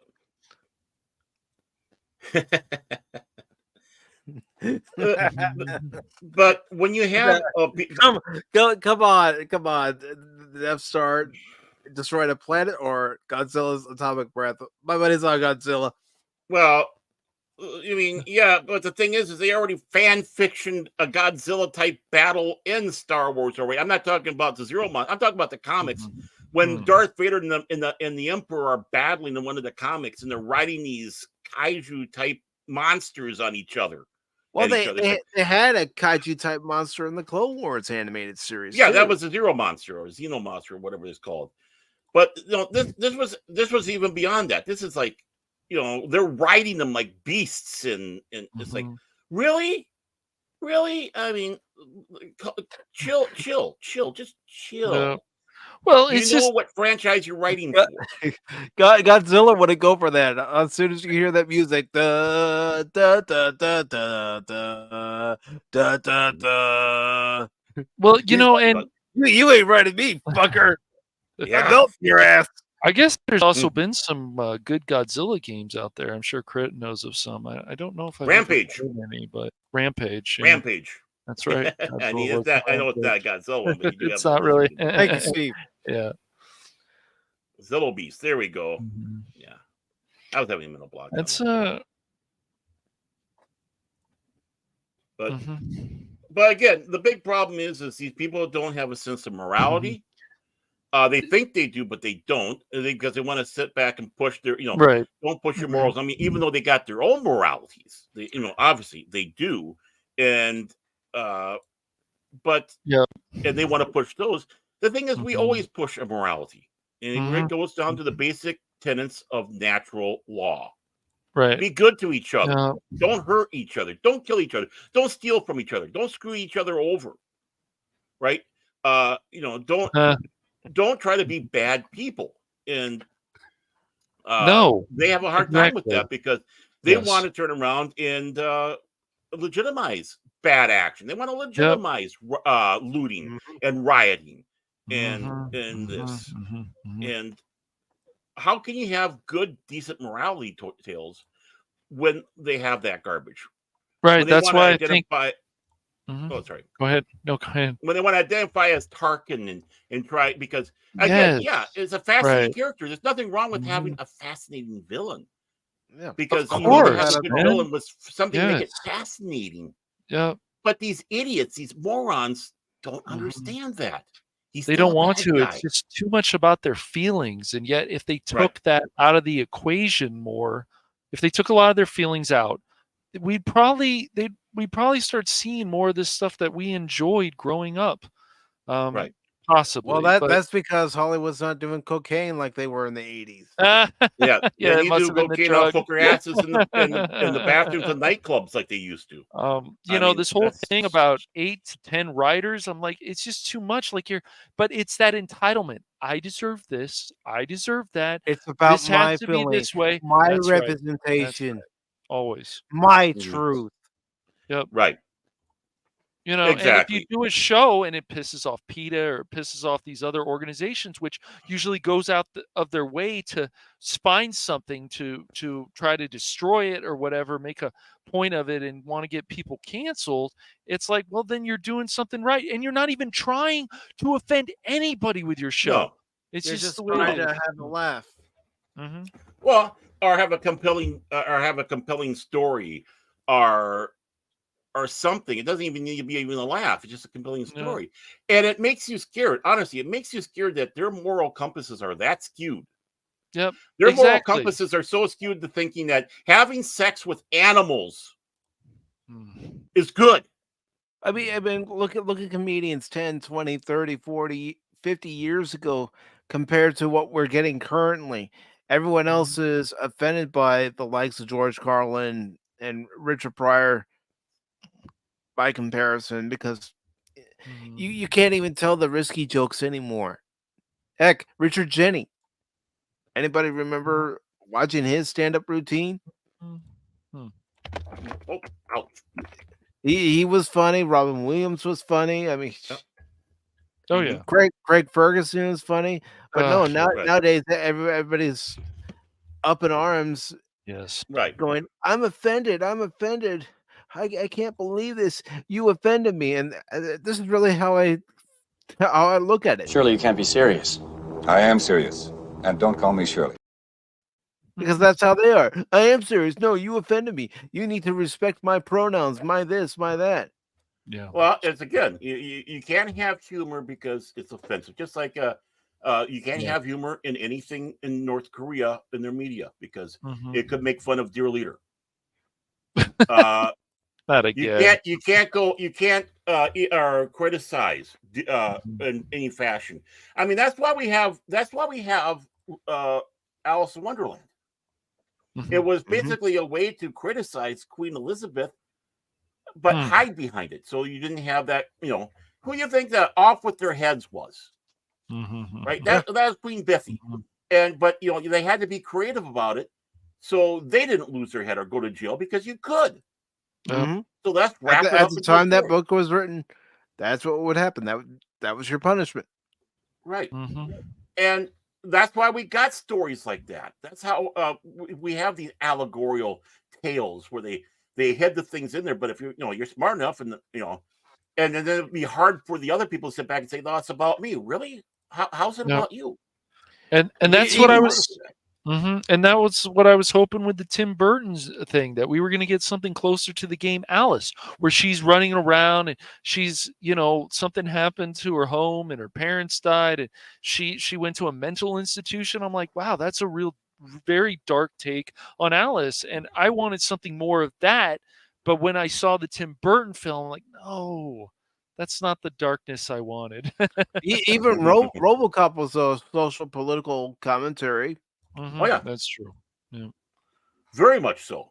Very much so. Consumerism, Reaganism, all sorts of stuff. Just like the same thing with the movie Starship Troopers, because it was done by the same guy. Yep. The first hour is a soap opera thing, but that second hour, man, is Starship Troopers. That is pretty awesome. Yeah, but basically it was like, we took another movie, polished it up, and put the name Starship Troopers on it because it's nothing like the book. But we're going to make a statement against fascism. And basically that's what he was doing with that, and the dangers of that. And you can't even say it was misconstruing Robert Heinlein because they weren't even taking anything off of Heinlein, except the bugs. And going into another area, we do have the box office numbers right now. Okay. Woo! They came out finally. Haha. Right. Let's Yes. have fun. And what movie is no longer playing at my movie theater? Could it be the Marvels? Uh-huh. But I thought that was going to get this big resurgence and people coming out to see it. We were told that. We were told that by Disney and Brie Bigfoot no ass Larson. Nope. No, nobody cares about the Marvels. You know why? Because there wasn't enough executives involved. Damn it. That's true. There's not enough executives involved in Pop Talk.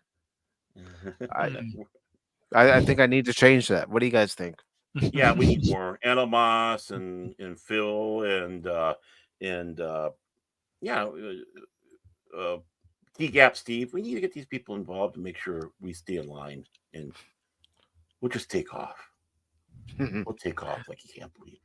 So the number one film for this weekend at 21 million was Renaissance, a film by Beyonce. Oh, God help us all. Of course it was. but what did she that good numbers? I mean, 21 million, that seems like good numbers to me for a film like that. Yeah. To be fair. Yeah. Well, yeah, but I mean, just saying that's not good considering if that's the top grossing film, right? At 21 million, means everything else came in below that. Yeah, yeah, it did. The Hunger Games, The Ballad of Songbirds and Snakes, that made 14.5. Godzilla made only 11 million, but maybe some people just weren't interested in Godzilla, and that's fine. That's okay. Right. I mean, what was the budget for that? I'm sure it wasn't that high, but what was the budget for Godzilla? I have to look it up. Let me look it up. Okay. Well, plus the fact that it was a Japanese film made for Japan, it's just being released here, right? And it's got just more. It's got a little bit more of a limited market here, but I suppose that's not bad for 11 million for something like that, a foreign language film. And that I don't even know how many theaters or anything like that. So. Beyonce, God help us all. No. Well, Taylor Swift made a lot of money. Yeah, before it was the 3D concert or whatever, Taylor Swift. Oh, so I mean, God, yeah. A woman who wants to leave the country if a certain person becomes president again. We'll just leave it at that. Yeah, I don't want you to cry, YouTube. So You mean Taylor? I'm blue balling a football star Swift. So I can write a new song because Well, if they break up, there's always that chance. Well, no, they're going to break up. There's going to be a song about a football guy. The poor guy's all blue balled, and because she's not putting out for him, and it's like after a while the strain comes from it. Well, let me share this article I found, and it's Godzilla, not a bear. I know. I'm trying to do a Godzilla. I can't do a Godzilla. That's a tough one. So, how's that? That better? That's okay. Okay. Yeah, that's pretty. That's okay. According to this article, Godzilla -1 is reported to have a budget of just 15 million. Oh, not bad then. Okay. Not bad. No. Oh, 15. Okay. Whoa. 1.5. Yeah. 1.5, and it made like 11 in the United States market. This is not talking about the Japanese market, where I'm sure it did a lot better. Hollywood, wake up. And I'm going to go ahead and take a look at the worldwide box office for the top grossing films for this week. Okay, so Beyonce made 21 million here, 6.4 million, you might as well say that. God, the rest of the internationally for 27 million total. The Hunger Games so far has 243 million worldwide. Yeah. Not bad. Yeah, it's still up there. It's making money. Godzilla so far worldwide has made 34 million. So it's made its money back and then a little bit more. Yeah. And it's and still going. Yeah. So it's going to keep on making more money. I mean, I don't know how it's going to do in the United States, but the rest of the world, and how many other markets does it still have to open up in the rest of the world? I don't know. That's Good too point. big. Good point. But for its budget, it's like, wow. I mean, South Korea. Well, South Korea loves it. Yeah. Well, of course, they like watching the Japanese get squished. They still are mad at them. Yeah, I'm not looking at all the countries that it's released in. Just wanted to get a sample. Yeah. And then you got Trolls Band Together.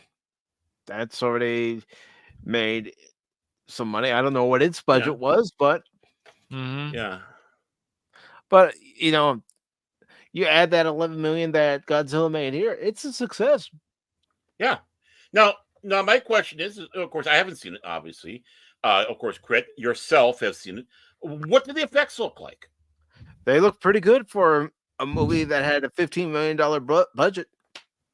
If I watch that movie, it'll be when it's not in theaters anymore. So. Oh, listen to Ken. Oh gosh.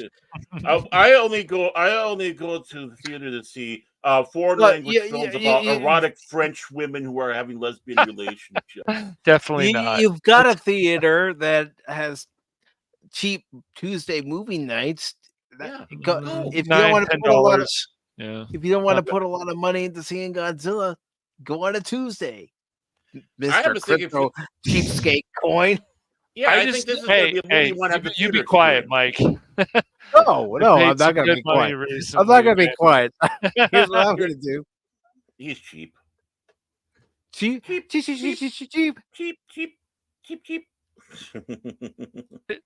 Where did Mike go? That's weird. I don't know. Where'd he go?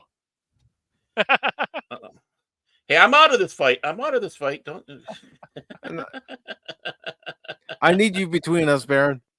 I think so. Yeah.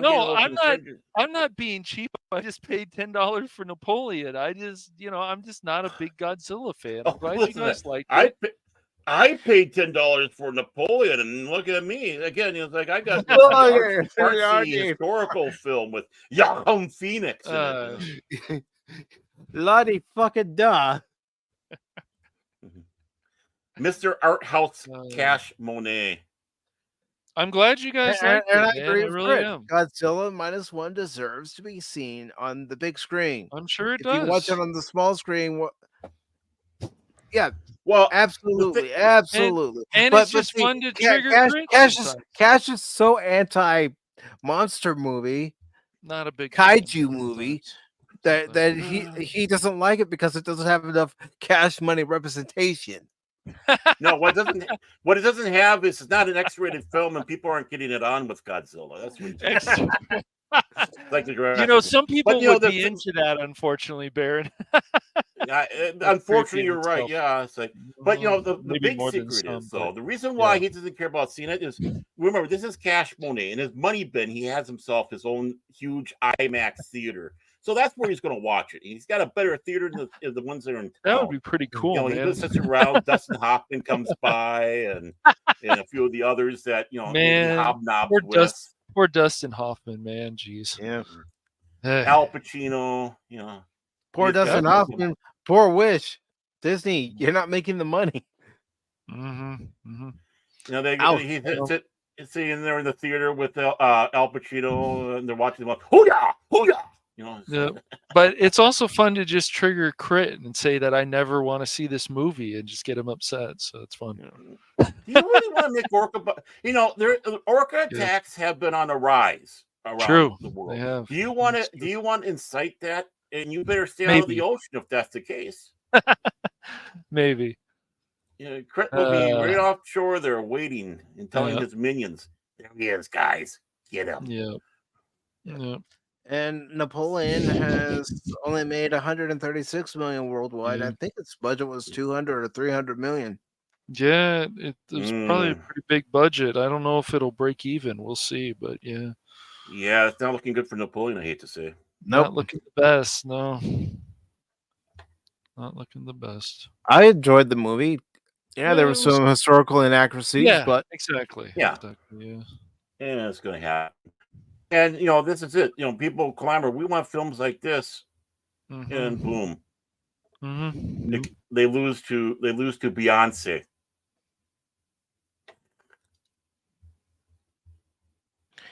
And Chris says if you said that to any sane person who saw this movie, they'd strap you in a straitjacket and put you in a manatee.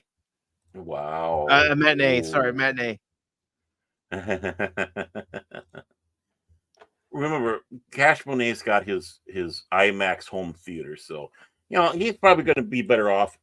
He has his popcorn machine in there, hot dog roller, his own McDonald's in there. Or is it an In-N-Out? I can't remember. It's probably an In-N-Out. It's probably an In-N-Out. Yeah, just like Richie Rich.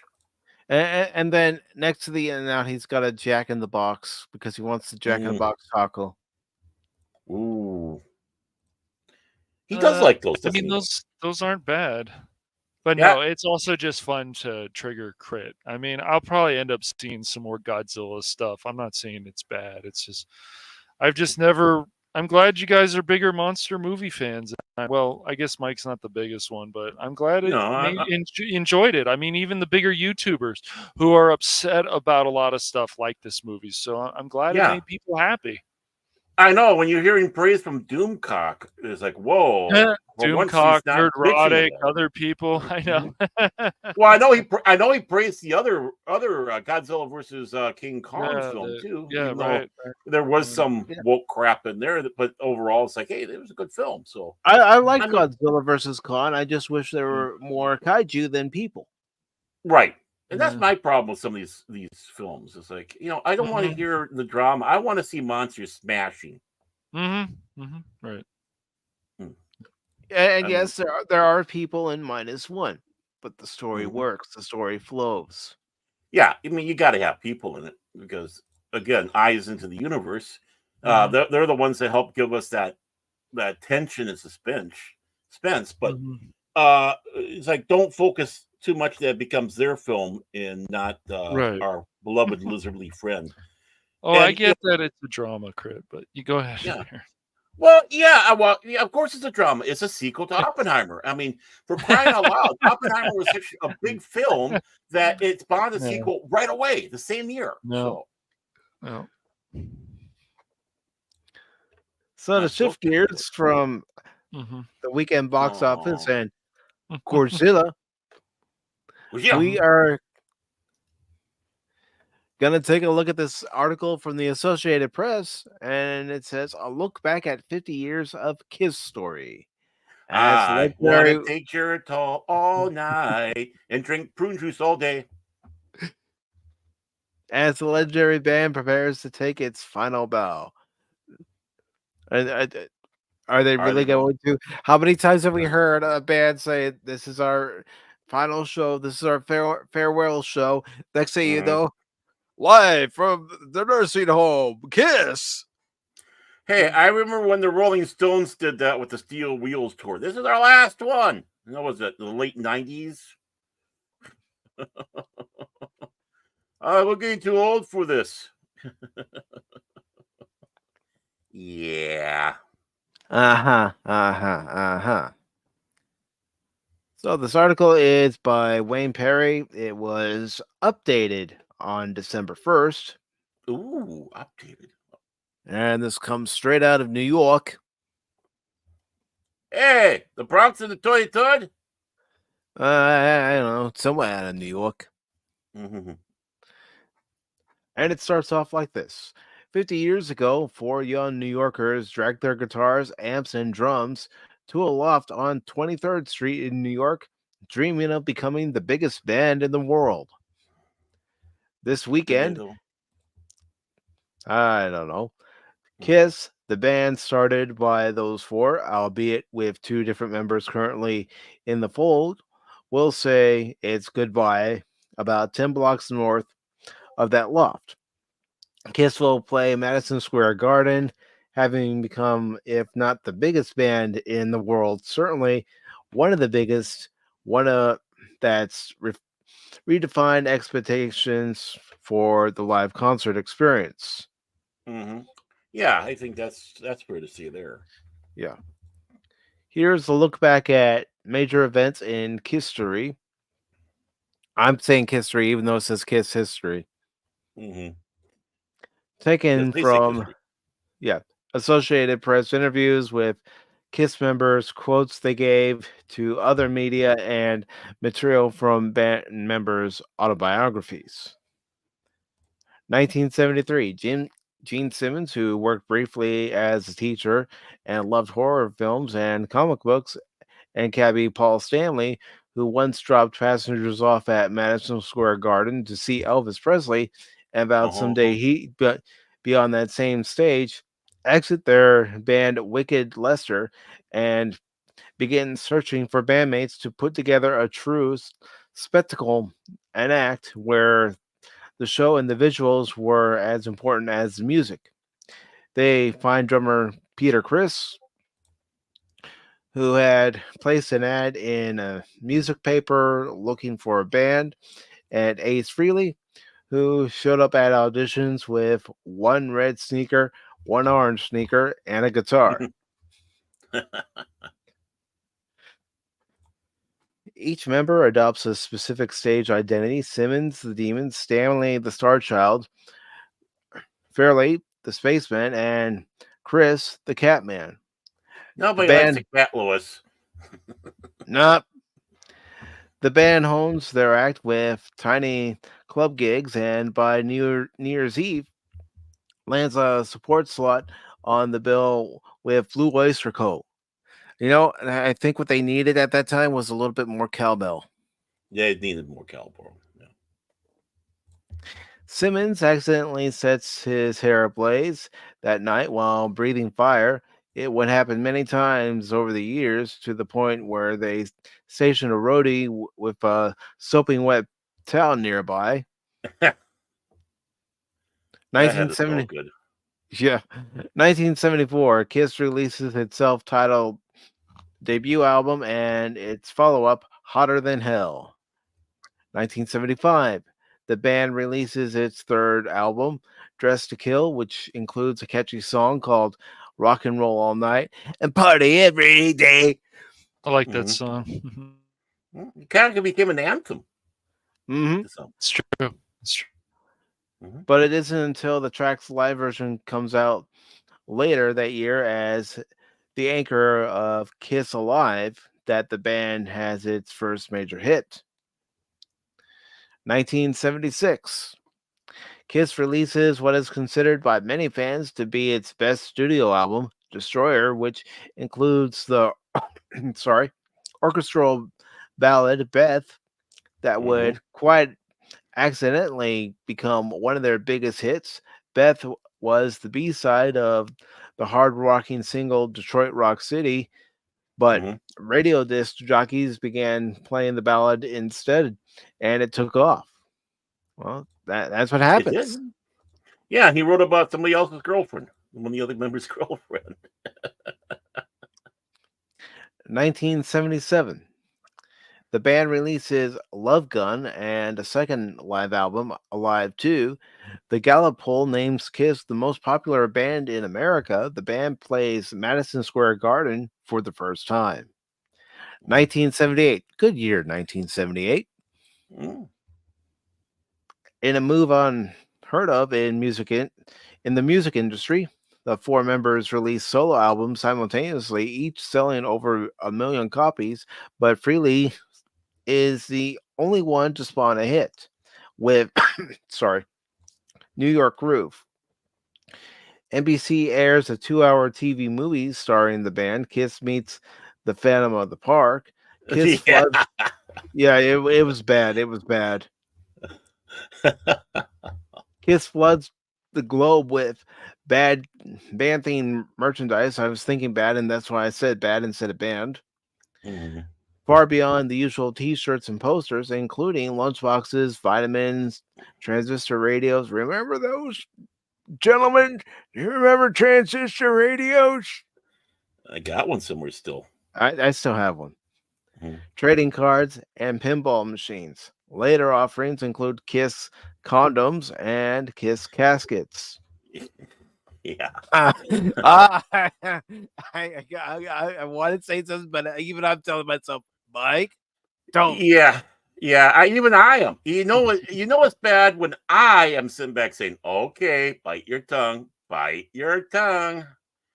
I'm the one that goes there, and even I'm not going to go there. Yeah. I'm telling myself, Mike, no, Mike, no. It's Restrain comedy yourself. gold, but we can't go there. Yeah, we can't. Oh, why can't we be on Rumble exclusively?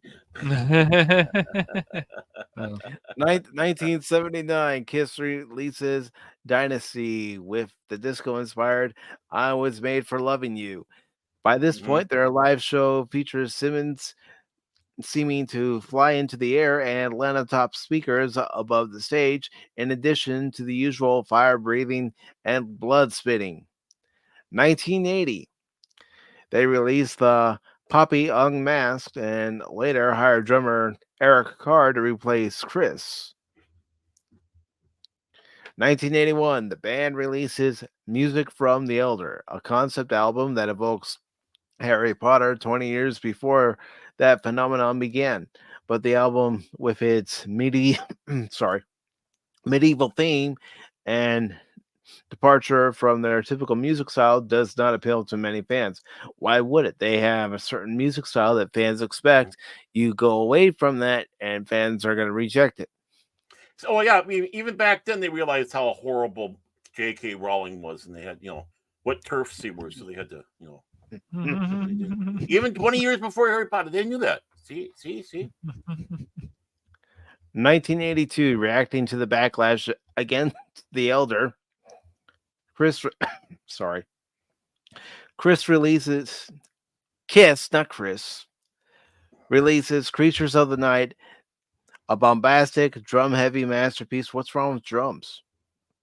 I love the drums. I love the band on the drums all day. A drum-heavy masterpiece that remains one of its heaviest albums to date. Fearley is replaced by Vinnie Vincent on lead guitar. Yeah, there were a lot of changes in band members. 1983. Deciding it's time to forsake the trademark makeup, Chris reveals what they actually look like on an MTV special. On time to the release of Lick It Up album. They remain without makeup until a 1996 reunion tour with the original members. 1984 to 1990. Kiss releases the albums Animalize, Asylum, Crazy Nights, and Hot in the Shade as MTV embraces their new look. Guitarist Mark St. John replaces Vincent in 1984, but a painful nerve condition in his hand soon renders him unable to continue. He is replaced by Bruce Kulick. And then tragedy strikes in 91. Carr dies of heart cancer. In 1992, Eric Singer, a well-respected drummer for Alice Cooper, Black Sabbath, Badlands, and Lita Ford, is hired, having toured with Paul Stanley's solo album in 1989. The band releases Revenge and records the album Alive 3 on that tour. 1995, the lineup Stanley, Simmons, Kulick, and Singer is joined by Frehley and Chris during the taping of an MTV Unplugged show, telegraphing an upcoming reunion. 1996-97, Carnival of Souls, a grunge-inspired album that had leaked and was already widely bootlegged, is officially released. The original members of Kiss reunite for what would become the top-grossing tour of the year. 1998, the reunited Kiss releases Psycho Circus. 2000 to 2003, Kiss announces its first farewell tour. Soon after it ends, Stanley and Simmons change their minds. In 2002, Frehley is replaced by Tommy Thayer. a longtime band assistant. The band releases a live 4 with a symphony or orchestra in 2003. Singer rejoins, cementing a lineup that has remained steady since then. 2009-2012, Kiss releases Sonic Boom and Monster, their final studio albums. They began a series of annual autumn Kiss cruises with fans to tropical destinations. Ooh. 2014, Kiss is inducted into the Rock and Roll Hall of Fame, but do not play at the ceremony. And 2019, Kiss begins its End of the Road tour 19 years after its first Royal tour. Its final 2 shows are scheduled for December 1st and 2nd at Madison Square Garden, a 5-minute subway ride from where they started. Well, if this really is truly the last hurrah, you got to give them kudos. Yeah. Even through their ups and downs, they remained a mainstay, especially for their fans. Yeah. I mean, I think as much as anything, it's the mystique of Kiss that really enthralled people. And of course, when they had their final, take the hey, settle down there, Padawan. When they took the makeup off, and then you had Gene Simmons to be the bad guy in the movie Runaway with Tom Selleck. He did a great job in that. All right, Padawan. Yeah, he did. Mm-hmm. Good film. If you haven't seen it, people, see it. Next year, introducing the I'm Not Quite Dead Yet tour. I'm surprised Monty Python didn't do that for one of theirs. Yeah.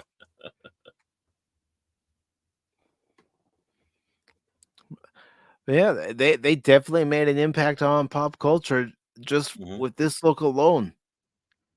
Yeah. They had to have something to grab somebody, but they followed through with the music, which a lot of people, it's either one or the other. They get right one and they fail the other. They got both right. Boom. Mm-hmm. They got Phil McCracken to be a fan, and that says something.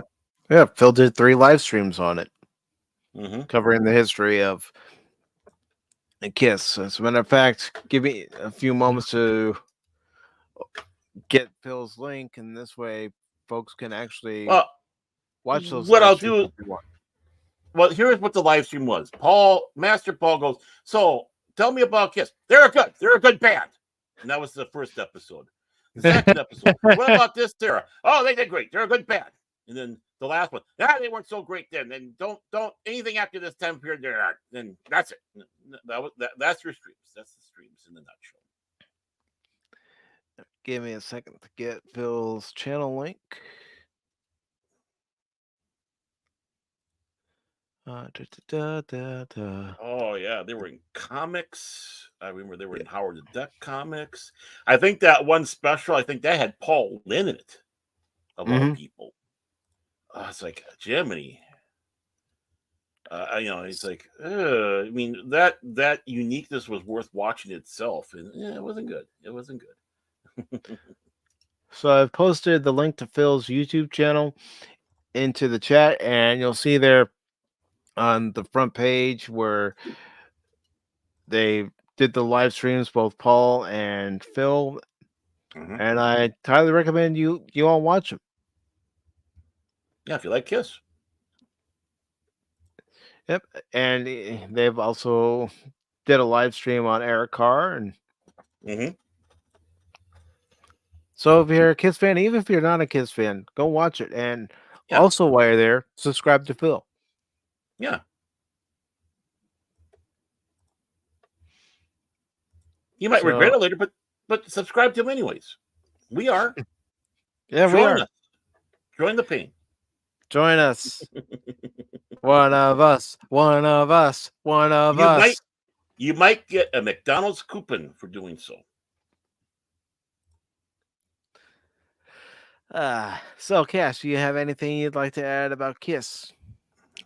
I know some of their songs songs, and even when Dr. Love, I think a number of years ago when I took guitar lessons, my guitar teacher taught me that, and I think Kiss is pretty cool. I think Gene Simmons is kind of a nutcase, of course, but Oh yeah. they deserve to be in the place they are. They've been around a long time. I've never been to a Kiss concert.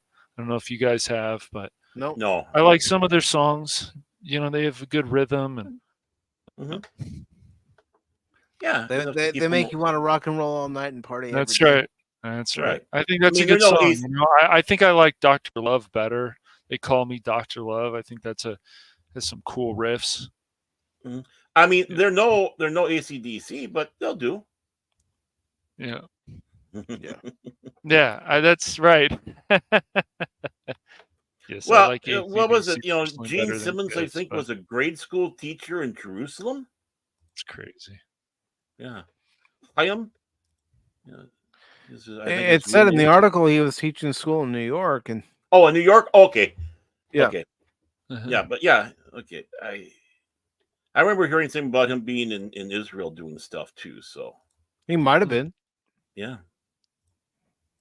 Good Hebrew lad that he is. Mhm. But that tongue, that got the ladies going. Yep. Yep. He was born with that tongue to do one thing, exactly what you're seeing in that picture. Mm-hmm. So we're going to be shifting gears to one of my Yay. favorite franchises. Oh. I thought it was My Little Pony. Okay. Ha ha ha! Very funny, smartass. Baron Smartass Tag. No. May the brony be with you. No, I never could understand bronies. I mean, nothing against them. I can understand. I'm surprised you're not a brony. I mean, after all, don't you have brushable hair? Yeah. A brushable head of hair and a brushable beard. Yep. I brush my beard now and then. Yeah, definitely. A brushable beard that sparkles every now and then. It has sparkled a few times, especially with the static electricity.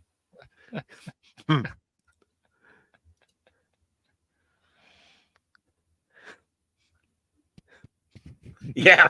Yeah. Well, I was trying to keep I was trying to behave. I'm the guy that normally goes there, but I'm trying to behave. And Padawannabe says, "All right, go bots." Yay, go bots! Phil's favorite franchise. The That's go bots, the go bots. That's right, Phil. I had go bots as a kid, along with Transformers. Mm-hmm. So this article comes from Superhero Hype. It is by Noah Dominguez. It was posted on November 30th. And the headline reads, Cliffjumper comes to the rescue in Transformers #4 Sneak Peek. Sneak peek. I can't speak. We know. Words, they're hard to come by. Yeah. But there you see Wheeljack and Cliffjumper, and right behind him is Optimus Prime. It goes on to say Skybound Entertainment has shared a sneak peek at the upcoming 4th issue of Daniel Warren Johnson's Transformers. Excuse me. Written and illustrated by Johnson and colored by Mike Spicer, Transformers #4 is due to hit shelves this coming January.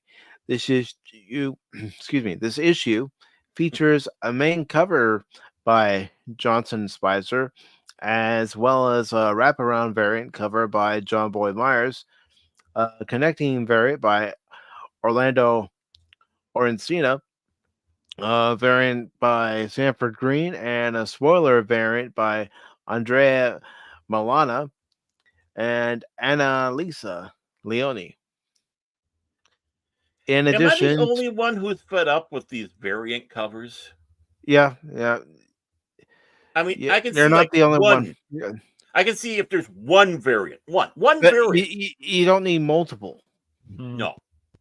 In addition to the covers, Skybound has shared 4 fully lettered preview pages from Transformers number 4. And let me go ahead and put the article into the chat because I did not do that.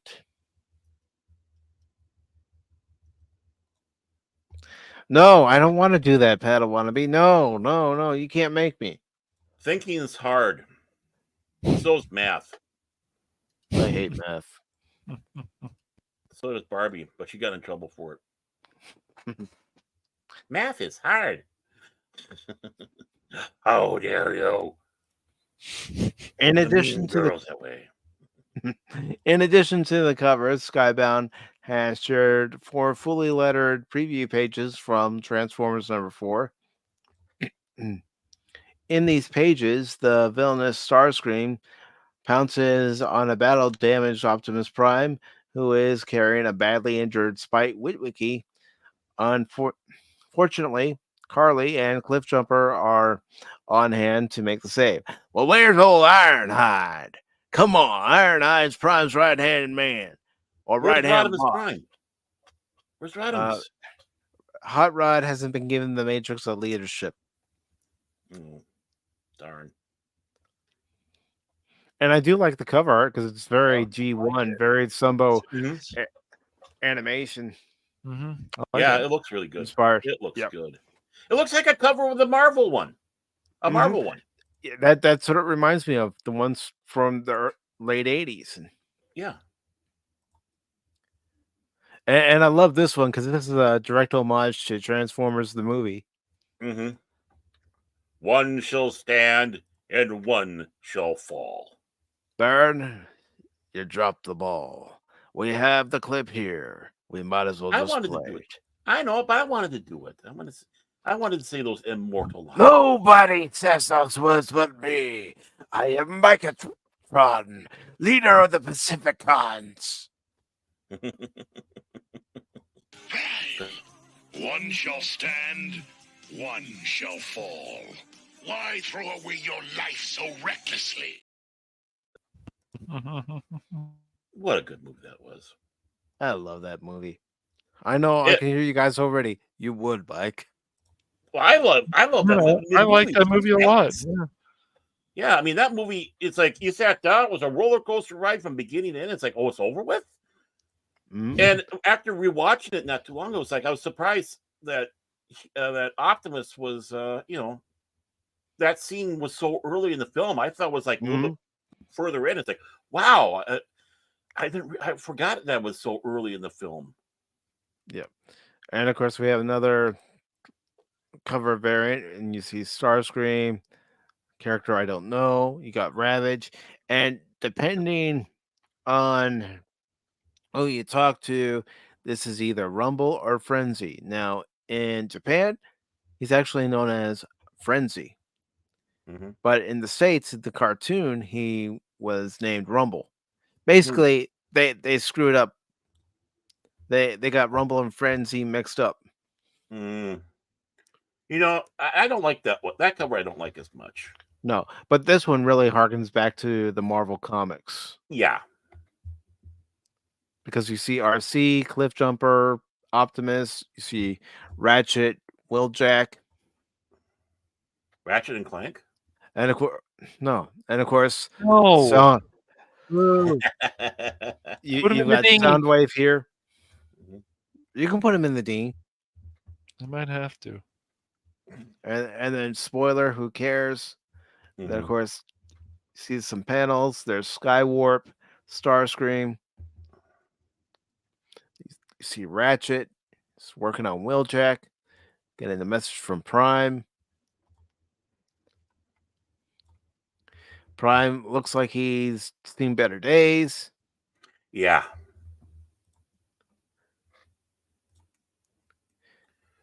I mean, this art style really does harken back to the Marvel comics.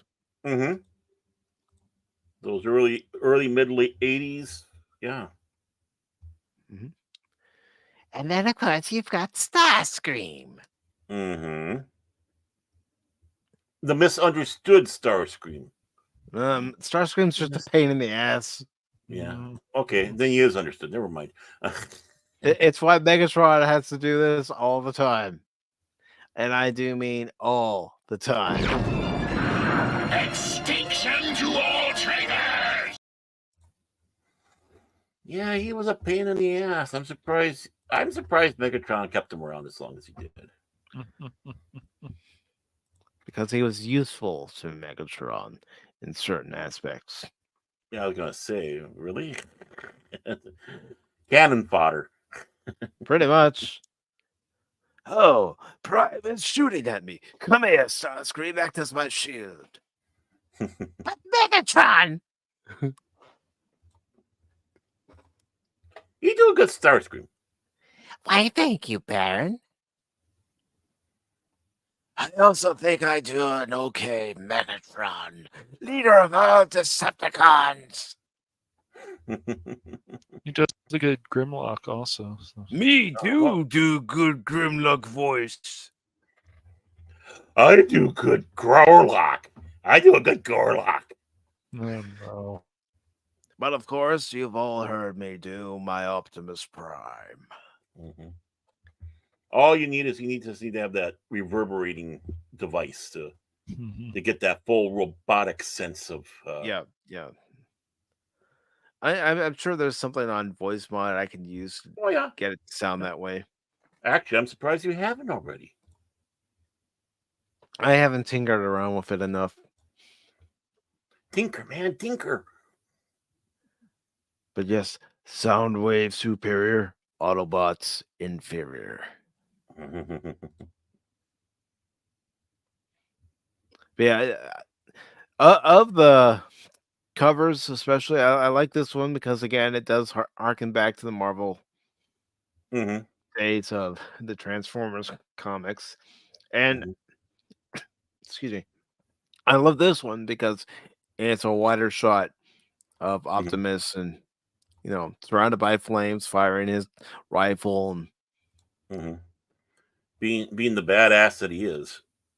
Well, he's Optimus Prime. I think I like that one the best. Just because of the sheer nostalgicness of it, because I'm just that type of guy. Nothing wrong with that. And I'll be honest, because I am thinking about picking up an issue of the new Transformers comics. I know when I'm reading it, I'm going to hear the voices, Peter Cullen's Prime, Chris Latta's Wheeljack, and then, of course, Casey Kasem as Cliff Jumper. Can't forget Scatman. No, of course I can't forget Scatman. Isn't it funny when there are certain things you can start reading and you hear the people's voices? Like when I read the Han Solo books by Daly, I hear Harrison Ford's voice in my head. Yeah. Another thing, and I think that's where they have done a good job of writing is you can't put those people's voices in your head if it's not well written, and that's a testimony to skill. So, and the Padawannabe said, I had the purple and black Starscream. I forgot his name. Skywarp. And Rumble and Frenzy were from the same mold. They've just repainted. Brothers. Pull up a chair. Prime time. And Padawannabe says, tried voice mod, but it doesn't shut off until I turn off my computer. I must be doing something wrong. I have to right click on the app and then click on the exit to get it to shut off. There should be something on there. Do a search on Google. That usually helps. But just ask DJ. He knows. DJ might know. He's the technical advisor of Pop Talk. He might, And the Padawannabe says Eddie Murphy easily could have done the voice of Jazz for the new movie. Yeah, he could have. Oh, yeah. That would have been good. But in that case, you would have to keep Jazz alive. And unfortunately, in the 2007 movie, they killed Jazz. Yeah. No. No. But yeah, I'll definitely check out the new Transformers comics and see what they're all about. And speaking of pop culture icons like the Transformers, well, take a look at this. Oh.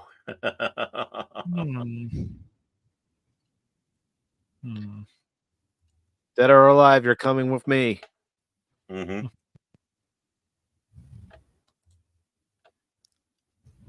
You do that, And Dad? in a What do you couple guys hours, think of he the- ain't looking that way. What do you guys think of the face? You guys like the face on that character? Or think it's It cool? looks Not like bad. Peter Weller. Yeah. Yeah. Good sculpt. Good sculpt. What is this? About $200? I don't know. We'll find out as we read the article. Regular edition NECA RoboCop Alex Murphy figure now available. This was posted on the 30th. It is by Luke Thompson. Blink and you might have missed NECA's initial drop of the RoboCop Alex Murphy figure on Cyber Monday. I didn't even know that existed. I didn't either. Hmm. Until the other day, that is. Yeah. Yeah, Cyber Packing Monday, in Cyber Week. Yeah. Cyber Month. Cyber year. Packing in a Peter Weller autograph and strictly limited in quantity, the long-awaited figure based on the long reluctant to sign a deal actor's likeness proved as popular as longtime collectors might expect. Now there's good news for those who didn't care about the autograph and would rather have a figure at regular prices. NECA's releasing a version without the autograph card for pre-order to fan channel retailers like Entertainment Earth. Think it over. The deal makes it easier to buy two if you like to have one in fresh police body armor and another bleeding out with multiple chest wounds and a blown off arm or hand. He includes him excuse me, multiple heads, helmeted, unhelmeted, and bloody screaming, and even a special hand to do the TJ laser gun troll. Murphy retails for a now standard NECA Ultimates price of $36.99 with delivery expected in January. Okay, that's not too bad. Wow. I was going to say, I am I surprised. thought it was going to be more. Yeah. Yeah. I thought it was going to be like 50, 60, like they usually go, if not even more. That's not too bad at all. Of course, No. this is everything he comes with. Give him this face after he sees RoboCop 2014. Yeah. I didn't like it. Well, It just don't lacked really talk about it just lacked the spirit of the original. Right. Although it was a satire. I mean, it was a satire, but it had with drama, but it had comedy. It was how can you try to redo that? It was definitely a movie of its day. Wasn't the remake also PG-13? Yeah. Yes. Just like stuff like Total Recall. Yeah. Like, why? And spoiler, RoboCop Alex Murphy's left hand was still human, unlike the original where only the face was a human face. Why did we're gonna have? I feel like because of like the RoboCop game coming out, I feel like we need to watch the original RoboCop. I was gonna bring that up to you guys after the stream. Okay. But I might as well bring it up to everybody now on the stream because I did notice that free with ads, RoboCop is available on YouTube to watch, and I was thinking we could do a watch party. great minds think alike.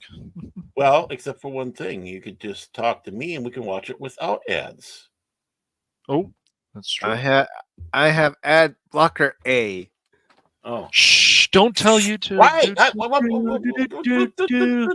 heard nothing, YouTube.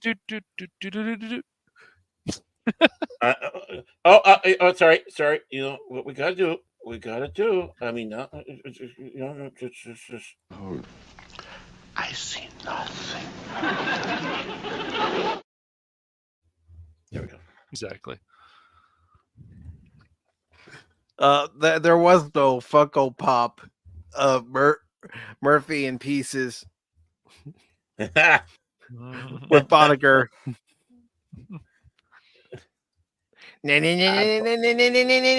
Boom. You know, I think we can surely say at that price, we can say I'd buy that for $1. Mm-hmm. It goes on to say, although NECA has made many,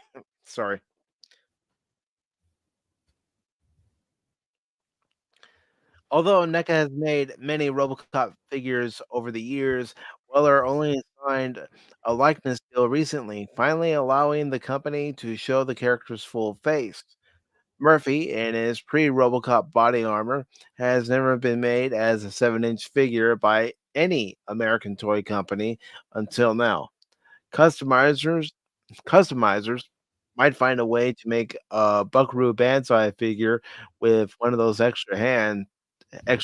Sorry, read, Mike. You can do it. Murphy comes in a window box with an opening front flap. I didn't not want to say that too loud around certain ladies. Hey, ladies. Are anonymous. Yeah. While RoboCop spawned 2 theatrical sequels and a reboot, as well as multiple TV shows, all of which were bad. Yeah, I'm mad at the that. animated one. Yeah. Yeah. Even the animated show wasn't that good. Well, how could you? I mean, you know, with the I don't know. I don't understand why you'd make an animated show.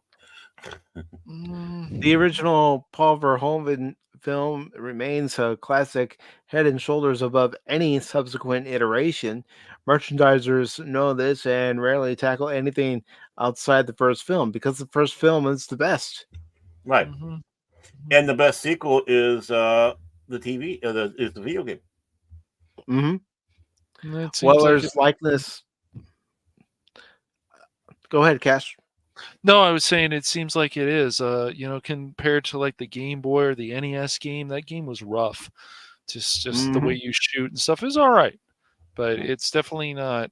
This new one has made a lot of people happy, but critics are. Yeah. Some of them are Game Informer or other people. They say some stupid stuff. They got to change words to, make themselves feel better. I don't know. It's dumb. Yeah. Well, then they don't understand the spirit of what this is all about. So. Yeah. But they like it. I'm just like, I don't know. It seems like it's a very good game, and it's for a $50 game, and of course you can find it cheaper if you want to. And yeah. It's definitely, I'll pick it up at some point. But I will too at some point. It also goes on to say Weller's likeness allows for more options, but it remains to be seen if any other actors might be inspired to sign on, or if NECA sees dollar signs in their potential figures. I wonder if the thawing of Weller using his likeness didn't start with that In Search of Tomorrow documentary, where they're going through and talking about the science fiction films of the 80s, which of course thawed him to do the video game. I think he's realizing that he is an icon. I mean, he really is. The character of RoboCop is definitely an icon. And also Peter Weller is a very intelligent man too. Yeah. Yeah, I agree with that. He's no dummy. Even though he did do a Star Trek Into Darkness, we won't hold him that against it. Yeah, but he was also on Enterprise, so he was Mhm. one of the last episodes of the real Star Trek. Yep. Yeah, those. Because when I was watching that episode of Enterprise, it was a two-parter, and every time I saw him on there, I didn't see him as that character he was played in Enterprise. I still saw him as Alex Murphy, RoboCop. Mm-hmm. Captain Archer, dead or alive, you're coming with me. Your move, creep. Archer. I mean, there's no doubt about it. A lot of inspiration for RoboCop came from Judge Dredd, just with some of those lines, but it was still its own creature. Yeah. Mm-hmm. Yeah. And let's see what everyone's saying. Read it now. Enunciate. You need to pump up your vocabulary. I do. My stepdaughter has a bumper sticker I relate to today's public. It reads, "Don't follow me. I do stupid shit. Everyone keep this in mind when consuming content." Yeah. I think that should be the model of Pop Talk. Don't follow us. We do stupid shit. What? You don't want to discourage people from following us. No, but you know what's going to happen? People are going to subscribe to say, "Oh, what are these guys doing? And who is this Cashmoney?" You know what, folks? Sometimes we don't even know what we're doing. Yeah, well, I know we don't know what we're doing. We're trying to do the best we possibly can. Now, who is Cashmoney, and why does this woman always keep on saying Cash Money can put his change in my piggy bank any day? You know, some like, crazy woman. I don't know. Yeah. She likes you. She really likes you. And not in that play Misty for Me. Well, maybe in the play Misty for Me, but hey, you know, what the hell. But yeah, I mean, yeah, I know I said $36.99 isn't a bad price, but I still might wait for it to go on sale. I mean, I'm also saying that because I don't have a lot of shelf space left for collectibles. Oh, I'm sure you'd have one spot for that one. Well, what I wouldn't mind is if they came out with a RoboCop figure where you can take his helmet off and it reveals his face. Now that he signed a likeness deal, I would love to see that as one of their future figures. That would be the figure I would pick up. Nothing against him as Alex Murphy, but I'd want the one where you can take off the helmet and see the full face. That might be the next one. They might be having that plan. This is like, now we got the pre, now we're going to do the post. And I would love for one of the accessories to be that blade that comes out of RoboCop's fist when he interfaces with different computer systems. And I'm sure it will be. No. As long as it's not RoboCop 3 Jetpack RoboCop. I do not like RoboCop 3. I saw it in the theater when I was 15, and I didn't like it then. I still don't like it now. Well, I don't think they do a RoboCop 3 because it wasn't him. It wasn't, Weller. But you know what they could? They could put Peter Weller's face and then include the jetpack, and at least it would be acceptable to some of us fans, since Peter Weller is RoboCop. I know he's not in that movie, Baron. I know he's not in that movie. What I'm trying to say is set things right. Give us Peter Weller back as RoboCop. Although I was kind of thinking of a story idea for RoboCop. Yeah, it's an older RoboCop, and OCP has decommissioned him, and he's out there in Delta City, still doing his thing to the best of his ability, but there's a new threat that arises, and the current situation with Delta City police is they can't handle it, so RoboCop is called back into action for one last time. And yes, it would include Lewis, and even though she's in retirement, she says, "You're not doing this alone, partner." Mm-hmm. Or maybe she's a detective. Yeah, I wouldn't mind that. And no, RoboCop isn't down on his luck. Yeah. He's not a depressed RoboCop that he doesn't go around saying, "I'm sorry, so very sorry."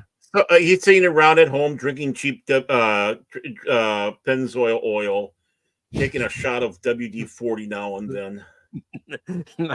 No, he's not eating the cheap baby food. Your move, creep.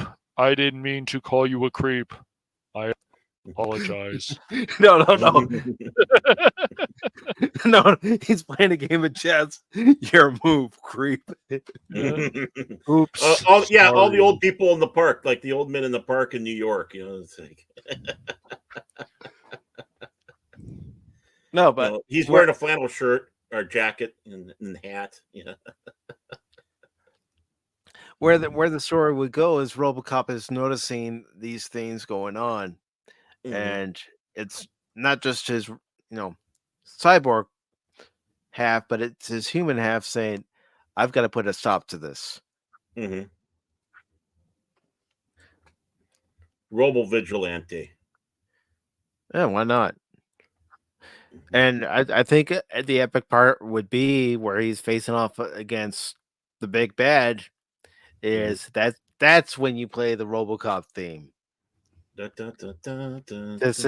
signify to the people that our hero has returned. He didn't go away. He was always watching, but he's returned to action. Yeah, he's no longer the meter maid. Meter cop. Hey, that could be one of the jokes. Hey, look, it's Meter Cop.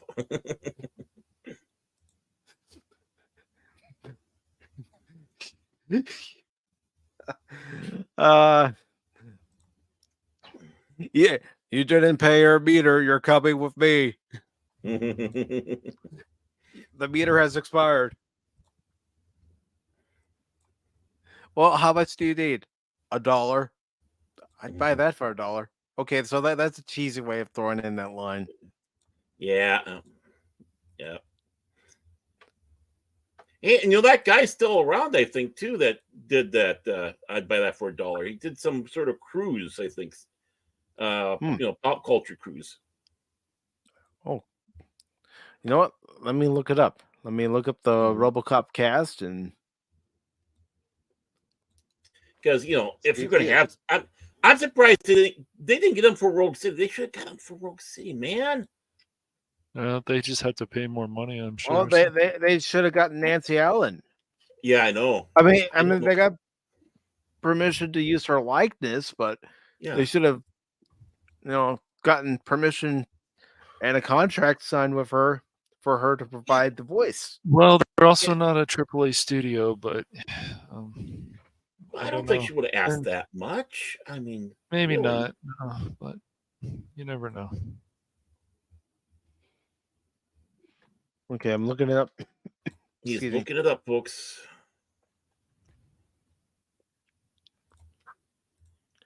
I'd buy that for $1. That character reminds me of, in the book, Do Androids Dream of Electric Sheep, which Blade Runner was based off of. There was a entertainment guy that was on the moon that they were broadcasting, kind of the same type of antics, but it was 24 hours at a time. So it kind of led to the fact that this guy was, an android, but it was like, he was, constantly on the air doing the antics 24 hours a day. And that he kind of reminded me of that. I'm looking. He's looking for RoboCop. RoboCop in love. It's Disney's RoboCop.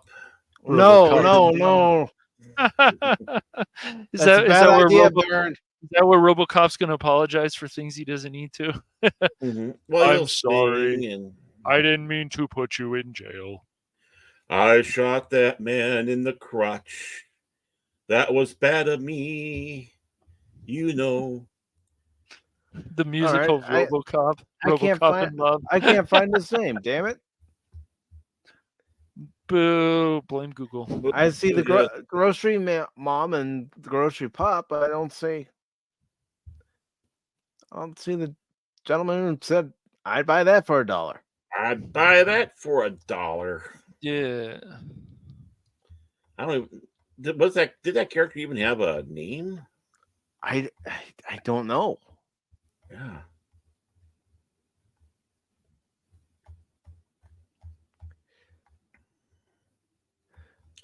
I don't know. Think. I'm checking the TVs listed in the RoboCop 2 credits. Mm-hmm. Let's see. RoboCop, such a good film.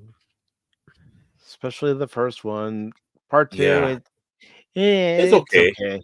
No. It's passable, but it goes at Did you guys see what Anonymous said? I swear. Oh, it's Bixby Schneider is the name of the actor. Okay. No. And they just have S.D. Nemeth is the name of the character that he played. You know, Anonymous. Anonymous. Anonymous. Oh, man. I don't know, man. I'm sure you aren't the first person to ask that question. Who, me? No, what question? I'm not. Oh, I don't even know what he's asking. Oh, RoboCop. There. Oh, jeez. So. Oh. In the deleted scene from the first film script, Jess Perkins reveals on Media Break that Schneider had been arranged on charges of exchanging job security for his show for favors. What? Okay, that was with the. That's for RoboCop. That was for RoboCop. Mm-hmm. That was for the The actor's name is S.B. Nemeth. Sorry, the Bixby Schneider is the name of the character. S.B. Nemeth is the actor. Okay. He was not in 3. No, I was gonna say I don't recall him being in 3. No, but he was in 2. He was in 2. The looks are. Or was there? I don't know. This is kind of a confusing thing I'm looking at, but he's still around. The film Lobster Man from Mars and Say Yes, he was in.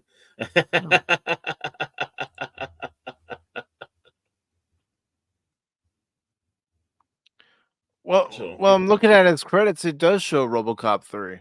Yeah, it does have RoboCop 3, but okay. But I don't recall him being in it. But no, okay.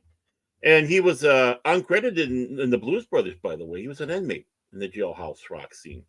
Oh, cool. Yeah.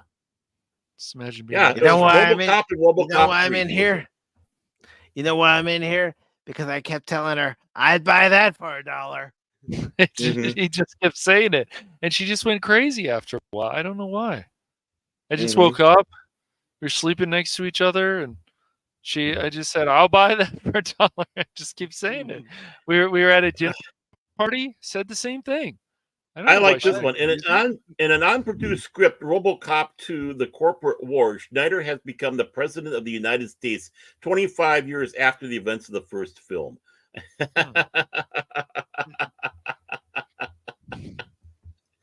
That would have been something. Despite not appearing since RoboCop 3, he was in RoboCop 3, but that film is so forgettable. Mm-hmm. I don't know, why didn't they grab him for because the game? He's still out there. And I know he did a I saw something where he was doing like a cruise or whatever, and basically they're around him. People were around him. So I don't know. Well, maybe it's the same thing with Nancy Allen. They only had so much budget that they could put into the game. Unfortunately, Yep. With that, you can only hire so many different voice actors. We're lucky we got Peter Weller. Yeah, we are. We shouldn't be complaining. But yeah, it would be nice to have these other people. But then there's other situations like Kirsten Dunst didn't want to be Mary Jane in the game. I guess because some people think doing voice acting in a video game is below them. Well, whatever. But no, it's like when Hollywood movie stars thought doing TV was beneath them. Of course. Wait, I thought that's how Cash was in the beginning. Doing Pop Talk was beneath him. No, never. I got an article here from. I got an article here from October 10th about him. Yeah. Well, let's go ahead and look at it. Let's go ahead and look at it. Let me bring it up here just a second. Let me see. We're making sausage in front of you guys, and we're not supposed to do that, but here we go. So, sure. There we go. It goes, this is from Ned Hardy, who I don't know what that site is, written by Nick Lee from October 10th, 1923. Whatever happened to S.D. Nemeth, Bixby Schneider from RoboCop? So, in the late 80s, actor S.B. Nemeth, Steve Doc Nemeth, rose to fame for his memorable performance as Bixby Schneider, the sleazy and eccentric host of the fictional TV show It's Not My Problem and the sci-fi hit RoboCop. Schneider became a symbol of the media's influence in a dystopian future and made him one of the most quotable characters from 80s cinema. There's no argument on that one. With his catchphrase, "I'd buy that for $1." Nemeth's portrayal of the morally bankrupt Schneider was both hilarious and unsettling. But where has Nemeth been since his days in Detroit's crime-ridden future? The Young Marquis and Stanley Show. The world of radio was treated to a unique blend of comedy and character-driven narratives when The Young Marquis and Stanley Show aired on KROQ-FM 106.7 Los Angeles from 1977 through 1983. Their show became a staple for many listeners, quickly rising in popularity and playing a significant role in making KROQ the #1 station in the early 80s. S.D. Nemeth, taking the persona of the Young Marquis, was central to the show's success. The character, whose full name is revealed as Marquis Stephans Escoffier von Rothschild de Nemo, is shrouded in mystery. The show was not just about the Young Marquis. It featured a host of kooky characters, comedy sketches, and special guest stars like Star Trek's Voyager's Robert Picardo, Exorcist Linda Blair, the original Batman Adam West, and many more. The dynamic between the Young Marquis and Stanley, whose full name is Stanley Throckmorton Finchley III, was particularly interesting. I bet you they took Throckmorton from Throckmorton Gildersleeve. The legacy of the Young Marquis and Stanley Show, preserved in rare recordings taken directly from on-the-air broadcasts, feature the hottest hits of KROQ early 80s playlists. These recordings capture the essence of a time when radio was dominant in the form of entertainment, and characters like the Young Marquis brought to life. S.D. Nemeth reigns supreme. So his movie career, of course, prior to the breakout role in 1987's RoboCop, S.D. Nemeth had been working in Hollywood for over a decade in smaller character roles. He got his start with minor parts in this 1970s B film like Sinister Flesh and the dreaded Lobster Man. In the early 80s, he began landing small roles in more mainstream films like The Blues Brothers, where he briefly appeared as an inmate in the Joliet Prison Jailhouse Rock musical number. But Nemeth was still struggling to make a name for himself when he was cast as sleazy TV host Bixby Schneider in RoboCop.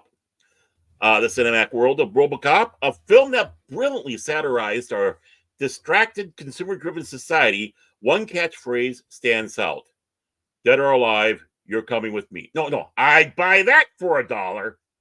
This line,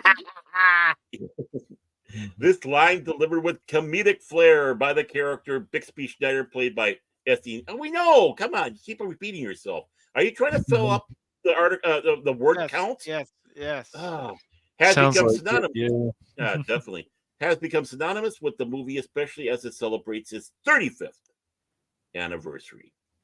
Bixby Schneider is the protagonist of, we know, blah, blah, blah. The genius of RoboCop line. Okay, now here comes the importance. There he is. Where is SD Nemeth now? And just a second, I'm going to take a drink because my throat is dry. That's some good whiskey. Okay. Hey, And hello to Low Spec Linux Laptop. Good to see you, Low Spec. What's up, Low Spec?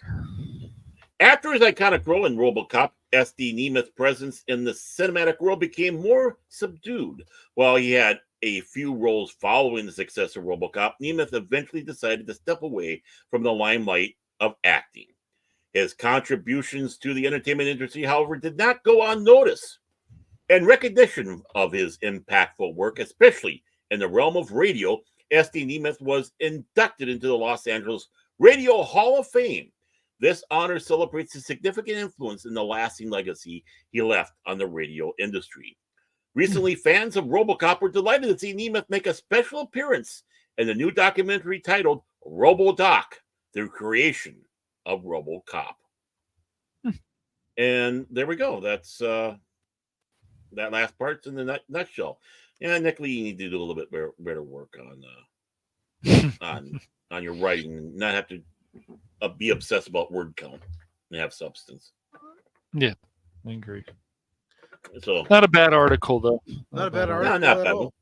No. Did some good research. Appreciate it. Yeah, he's out there still, folks, and But yeah, it's very easy to repeat yourself. And you're like, no, might want to check that out. Yeah, well, Cash does it all the time. So, so do you, Baron. I'm guilty. Watching I you, know. Baron. I know. I'm guilty. No, but I mean, when we're writing, we should, do the best we can. It can happen though, because you're excited. Read. You want to say it again. Yeah. Well, as a writer, I can sit back and say that. I mean, you have to read and reread and make sure everything is. It's funny because K-Rock. It's just, I mean, K-Rock is it's crazy. It's just a local station, but certainly people know about it, and it's had celebrities on there, and then they would do their Christmas albums. But I don't know. I haven't listened to K-Rock in a long time. I don't know if they've changed their format. I'm not sure, but with the Kevin and Bean show in the morning and all the jokes they used to do, even people like Jimmy Kimmel and other people who came out of radio, where they are now, unfortunately. But even Adam Carolla started at K-Rock. Yeah, it's very interesting. Well, that's where he and Kimmel met each other. Right? Yeah. So when Jimmy Kimmel had testicles. Yes. I remember when K-Rock they said, "Hey guys, we're gonna play the whole symphony with Metallica album." It was like, wow, this is amazing, man. I don't even think radio stations would do that anymore. And even stuff like Jack, it's like they have funny things that they say about politics and other stuff. But the best thing about Jack FM is all the 80s music. I mean, it's great. Yeah. Again, it's still corporate radio. Oh, it is corporate radio. It's so stale. It's so stale. And, it's obviously he was out of an age. Right. Where, they would call them shock jocks, but they weren't really. Right. I mean, right. It was not anything like Howard Stern, but. Right. Well, that's what Howard Stern used to be for a number of years. And now it's like, it's the same with Eminem and some of these other people. It's like, weren't you always against the establishment? Now you want to be part of the establishment? It makes no sense to me. Are they giving you money? Money. Yeah. Money. Yeah. Remember, 2 legs bad, 4 legs good, but we're going to learn how to walk on our 2 legs and and reap the benefits. I mean, basically what it is. And again, when you have so many stations owned by one entity in a market, you're not going to have competition. You're not going to have you're not going to have true entertainment. You're not going to have variety in music because they get their list from their not the program director is told what to do by the consultant from the corporation. It's like, here you go, play these songs. I mean, honestly, it's just horrible, and you don't have personalities out there. They're just horrible. It's like, hey, I was watching the other day. Did you read the horoscope? Yeah, I read the horoscope. It looks like it's going to be a bad time for Taylor Swift coming up here. Oh, yeah, tell me about Taylor Swift. Woo, woo. Okay, now we're going to be listening to the new Tagliansi song. Who, by the way, that's the number one movie out there. Yeah, let's go. All right, Wolfman. Yeah, you don't have rock rocker babies. Here we are. We're going to be spinning those planets for you. We got, of course, Elvis Presley, the king himself, but Bob Haney and the comments coming up here. Rock and roll all the time. Woo! That's right. Yep. Yep. They don't. No, they don't. That's the personalities. Oh, you do, man. You gotta bring that umph. Like, I like that Jack has that when they do. They have people call in, and then he does these like jokes and stuff. Like, it's good. It works well. I know it's still corporate radio. I think it's under CBS, but they still play a lot of great 80s songs. It's just, and that's why you listen to it. It's like, well, I can listen to this all day because of all these 80s songs. Then they play other songs too, but yeah. Let me ask you guys this. What? Could you say that Doomcock is a Wolfman Jack type of personality? Always keeping people entertained and coming up with new characters and. You know what? And I'm serious. This is 100% serious. I think the big thing about Doomcock isn't his videos saying my source. I think it is truly the Friday Night Frolics, and I think he could successfully transfer that over to a radio show because he does about 6, 7, 8 hours a night. Yeah, I mean, he could probably. Right. It's just... and usually a show like that would be about 3 hours on a radio program. So he could have that paced out. But with his cast of characters, Harvey and all the others and his interaction with the people, and that's just it. He can still have, like the chat. A lot of these people have the interaction still with the internet when they're on the radio. He can still have that interaction. As well as people calling and such. Yeah, he would be a very if I could, I would hire him on if I had a station. I really would. Definitely sit down, talk. Okay, which direction we want to go? What type of music do we want to do? Do you want to sing? You're not going to be constrained to having music that is open domain. You can actually have quote copyrighted music because we're a radio station. We'll just chalk that up on there. And have you start doing the songs that a lot of people were wanting you to do. I mean, he's a full-fledged entertainer, and I think he would be a giant in that aspect. If you want, absolutely, and he could. Not only that, he could be a national one, not just a local. You could syndicate that show out. What I think is the biggest problem with a lot of YouTubers that I've seen. I think they can put together, a good live show. I mean, I remember Doomcock, of course, and Paul was on there. Was it once or twice? Something like that. Twice. Yeah. But it's one of those things. Also, like they're talking about the same story for like 2 months, and it's like, guys, you can move on. It's okay. Well, and see, that's why I try to make sure we don't do that here. Right. That's why. I personally don't want to talk about the same crap each and every Wednesday, each and every Sunday. Yep, and it's easy to fall into the trap too of being so negative all the time and not really finding any kind of positive stuff, even in entertainment today. Like you can still find some, I would say. Other people find more than others, but it's also the channels, some of them, maybe most of them, I don't know, but they want to look down on people because they like something that somebody else doesn't, and that's stupid. Right.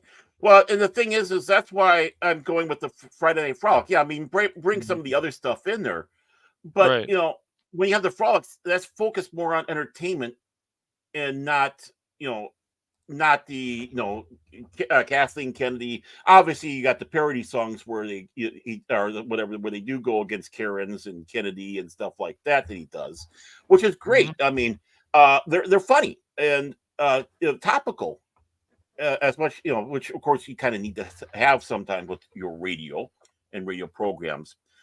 Doom, if you could get Doomcock and have him do Friday Night Frolics as a radio show, even if it's just even a weekly radio show, but I'd say even more importantly, a daily one, he would be a giant. He would be a giant in that field because he is extremely talented. Yeah, he's got the talent to bring people in, right, and have them stick during the, those 6 hours, 7 hours, 8 hours listening to him. Right. We know people who are at work, and what are they doing? They're listening to Doomcock. Why? Right. Because he's entertaining. Right. And exactly, and that's, I think, the big success of Doomcock. It's not necessarily his videos about, I know my informant says this. It truly is. Well, that, having Friday Night Frolics, but then again, when he does have his little series shows where Mexican Iron Man's on there and a bunch of the others where they discuss topics on there. But he really would. And this is not being a Doomcock simp. This is being absolutely 100% on there. I don't think there's many other people that are in our community, and it's no offense to them. No offense, because they're not geared that way. That would be able to do it. I'm not. I can't. I know I'm sputtering here. Go but really, I don't think I could hold an audience for 6, 7, 8 hours at a time, even playing a game. I really wouldn't be able to do it. We'll test that theory. But no, I mean, again, and it's no slight. I don't think Gary from Neuronic would be able to do a radio show like that. I don't think, and it doesn't mean I don't respect these people, but it's a different area they do. It's like you got to know what your strengths are, what the strength of these people are that are out there doing it. And a lot of these people are more talking about the topics, but Doomcock does that extra step forward and rocks it out. And it's hard work. I mean, I don't envy Doomcock for what he does every Friday. I appreciate it. I don't envy it because I know when he's done, he needs to have his Saturday off. Yeah, and rightly so. If you're gonna do, like, some people, of course, have done like a 24-hour stream, and that's like one of the ways that you can really grow your channel. But it's a lot to ask. I mean, you gotta keep your energy up and so on. But some people have done it. I've known some people have done 24-hour streams. But when you do even a 12-hour game stream, and you're just like, the hours start going quickly, but it helps also when people are in the chat. So you're talking about with the chat, and then you're talking about the game, and then you want to get farther and farther in the game. And but yeah, it's just a lot. It just got to keep that energy up. I don't know. I think Mike could do an 8-hour stream if he wanted to. Yeah. But I mean, some might say, but Mike, you played Star Trek Resurgence, and in the second part, you kept saying you're going to sign off, and then you kept going with the game. But that wasn't me talking through the whole stream. That was me listening and watching the story and being captivated by the story as a fan of Star Trek, seeing what I love about Star Trek. Yep. And again, this is all completely different than trying to do, like I said, a radio show, entertaining. Because how do you transcribe a gaming stream, or even what some of these people do their 24-hour streams, over to a radio entity? Because these are visual medias. Doomcock has successfully. I mean, you could play his show, except for the fact that he does have naughty words sometimes in there, but you could play it on the radio as is. It wouldn't matter. But for some of us, we can't do that because we're a visual. People are showing stuff. People are playing the game. So that's, again, a visual thing. Yeah. To be able to go out there and be entertaining as a radio host or a DJ or whatever you want to call it it's not easy. No. I mean, when I worked, I started off doing 4-hour shifts, and I was doing the 6-hour shifts at night. And 6 hours is a long time to be on the air, even when you're spinning the platter. What do you do to keep relevant and keep people entertained? Yeah. And Doomcock can do that. And I think if anybody wants to go into a radio career, they should listen to Friday Night Tights. Not Friday Night Tights, but Friday Night Frolics. And I'm not saying necessarily to copy per se, but to get what the energy is, how to go about, how to grab an audience. You got to come up with your own shtick. You gotta bring the thing. I mean, I think our multiplayer streams, other stuff, like you just got to find a way to keep the energy up, and you don't just have to sit there. The biggest problem I think for a lot of streamers is that they get stuck into a bubble where they can just go out of that bubble, and even when you're just playing a game, you can talk about all kinds of stuff, right, and have fun, but you just got to keep the energy up. You don't want to be like, hey, today we're gonna play. I know I've mentioned. I know I've mentioned it before, but Steve the Gamer 55 again, a guy who's out there who's gaming, right? But he's talking about everything. He's talking about being a programmer and getting this stuff going, building computers and explaining how the mods are for GTA 5, the police, and various other things. I mean, he talks about everything, which of course what does it brings you closer to identifying with this person as a person. Yep. And you don't need to drop personal private things on there. No. But I mean, obviously there's stuff in our lives that are humorous anecdotes that we've gone through that we can share, or frustrations, or whatever. You can again, you can even build up a mythology around you, kind of like what we do on this show here. I mean, right now you're hearing the real me. I'm not playing my I'll say anything character. I switched gears the moment the question was asked. Right. So this is me, being me. But we do build ourselves our own characters on these shows. We build our own mythology. It's like, yeah, we are ourselves, but we go that extra step beyond. Whoever Doomcock is, in real life, I mean, I'm sure a lot of his real personality is in there with his show, but still enough that you don't know who he is. He's keeping his anonymity, and he's having a great old time with the characters that he has, his mythology. We have a little bit of our own mythology. I mean, T-Gap, Big Daddy T-Gap Steve. That's right, Big Daddy T-Gap. With his delightful soap operas that he has for us, and bless him for that. I mean, and that's not the Southern bless, mind you. Bless him for that. He takes that effort and does that and helps build our mythology. Right. And you just, and if people are thinking about starting a channel or they want to get their voice out there, and say you want to play horror games, say you want to play horror games and you don't really get afraid of horror games, just find other things to find in the game and make fun of. And it's like, oh, I'm coming down here. Oh crap, here comes the giant alien. Hey guys, how's it going? Oh shit, here they come. Well, you don't even need to have things. Here's the thing. I do encourage people to do it. I just want them to know the truth that it's not going to be easy. No, some people, they happen to hit it at the right point in time, and they explode, in subscribers and views. But for others, it is a grind.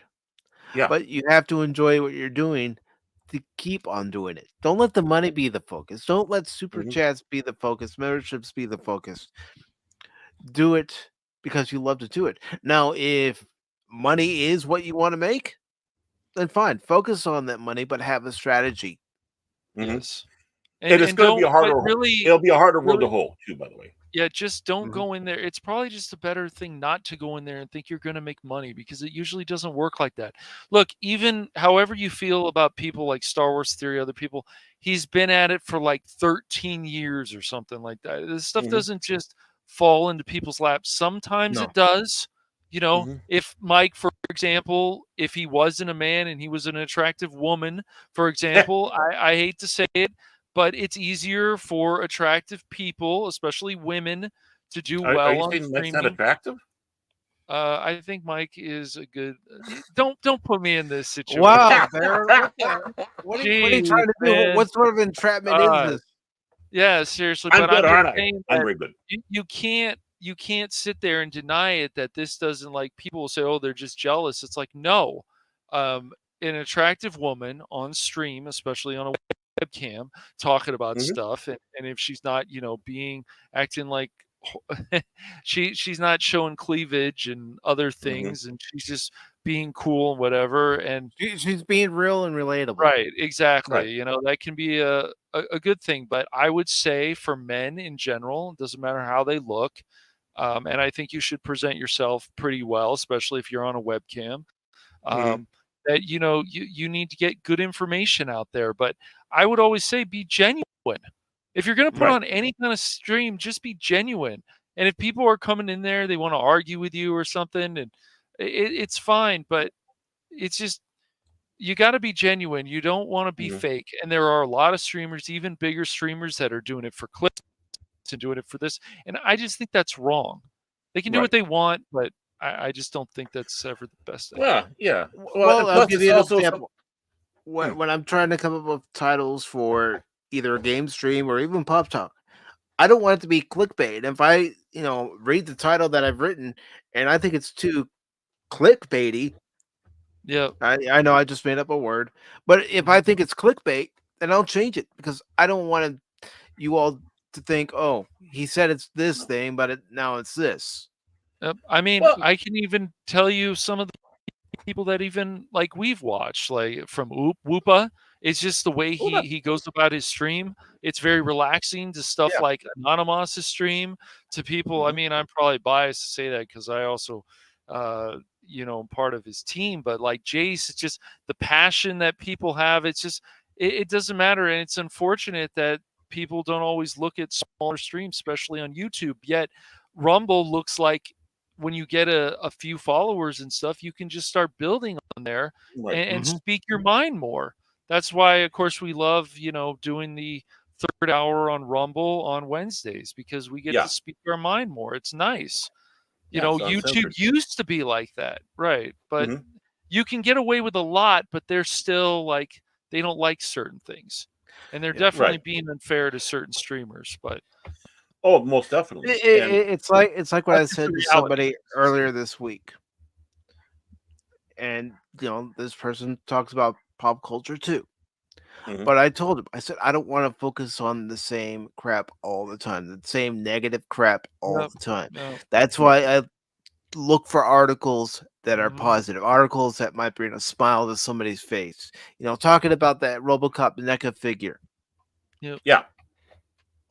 articles like that, or articles on Kiss. And Mhm. instead of focusing on Disney this, Disney that, Marvel this, Marvel that, Star Trek this, Star Trek that, Yeah. Mhm. because because it pop gets culture does tiring that. all the time. Right, because we just fall in another bubble, like a lot of these channels. It's like, are we just doing this for clicks? And yeah, people do that, but it's just, We you don't have to. I just, well, when we I watch banter enough. Mike, for example, I'm like, I expect him to die a lot, but it also depends what Mhm. game he's playing. So Oh, other yeah. times he's going to learn the game, and he's like, I don't want people to tell me how to play this game. I want to learn on my own. And it's like, that's awesome, man. Like, but unfortunately, a lot of people do not have that attitude about games. They want to take the easy way out, which is not the, I would say, not the best idea. Like, it can work, but once again, it's just all about being entertaining, being genuine, and also caring about the chat. Mhm. People don't understand how CPU versus important that can CPU. be. And Yeah, the thing don't do is, that. Don't do that. Mhm. if you're all watching me play a game, you think, man, Mike, you're stubborn. Yes, because in all aspects of life, I'm stubborn. If I think that I can get something done a certain way, I'm gonna try it. And if I fail, well, at least I can say, at least I tried to get it done. Yep. Yeah, I failed this time, but it's one of those things where I wonder if I had tried it if it had worked. You Yep. know? And nothing's wrong with giving people life advice. Nothing's wrong with giving people advice about streaming, especially if you've done streams in the past or whatever. Mhm. But just you don't have to have your head up your ass. You don't have to think you're better than anyone else. Just do what makes you happy. Find your style. It's just Well- that's why a lot of people quit streaming. It's hard. It's just of course it's supposed to be hard. Remember Well, the yeah. old saying, like your parents have said, if it was easy, everyone would be doing it. Mhm. Right. And everyone right. is not doing streaming. No, and definitely people are not doing Friday Night Frolics like Doomcock is. I mean, when it came down to when I had Mexican Iron Man on my show talking, he asked me point blank, "What is your intention on doing streaming?" Mhm. And my answer back was, "I just want to have fun. I just want to go out there, Yep. talk with people, have a grand Mhm. old time." He goes, "Great, Yep. you have the right idea." Because most people sit back and say, "Oh, I want to go out there. I want to make a ton of money off of this, make a living, and Right. and whatever." The Right. thing is, you can't make a ton of money off this. No. Even the big YouTubers. Especially now. Exactly. Exactly. Even the big YouTubers, they have other jobs. Doesn't matter if you have 20,000 subscribers, even that, would be low considering some people have 700K. Right. That's a lot. But then, then other people have like 1.5 million. That's even, of course, more. And some streamers may never even get up to that level. They might, I but mean, yeah. I mean, there are those very rare ones that do make a ton of money doing this. Yes. But again, notice the important word: very rare, and some of them burn out big time.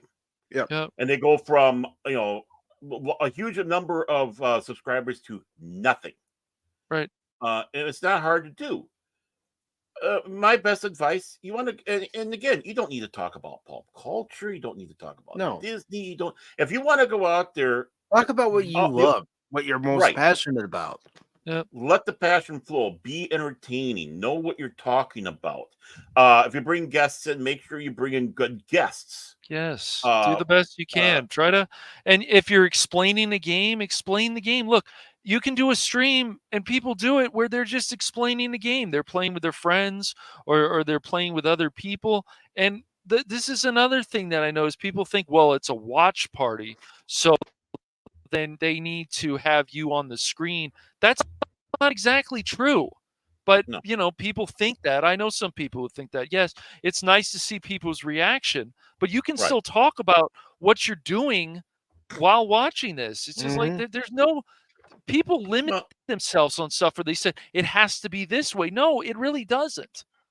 Well, did we see the reactions on the faces of Joel and the bots when they're doing MSD3K? No. No, we didn't. We only saw their shadow background. It was the banter, how they talked, everything. Mm-hmm. And that is it. And don't go out there and be scripted all the time. No, you don't have yourself. to be.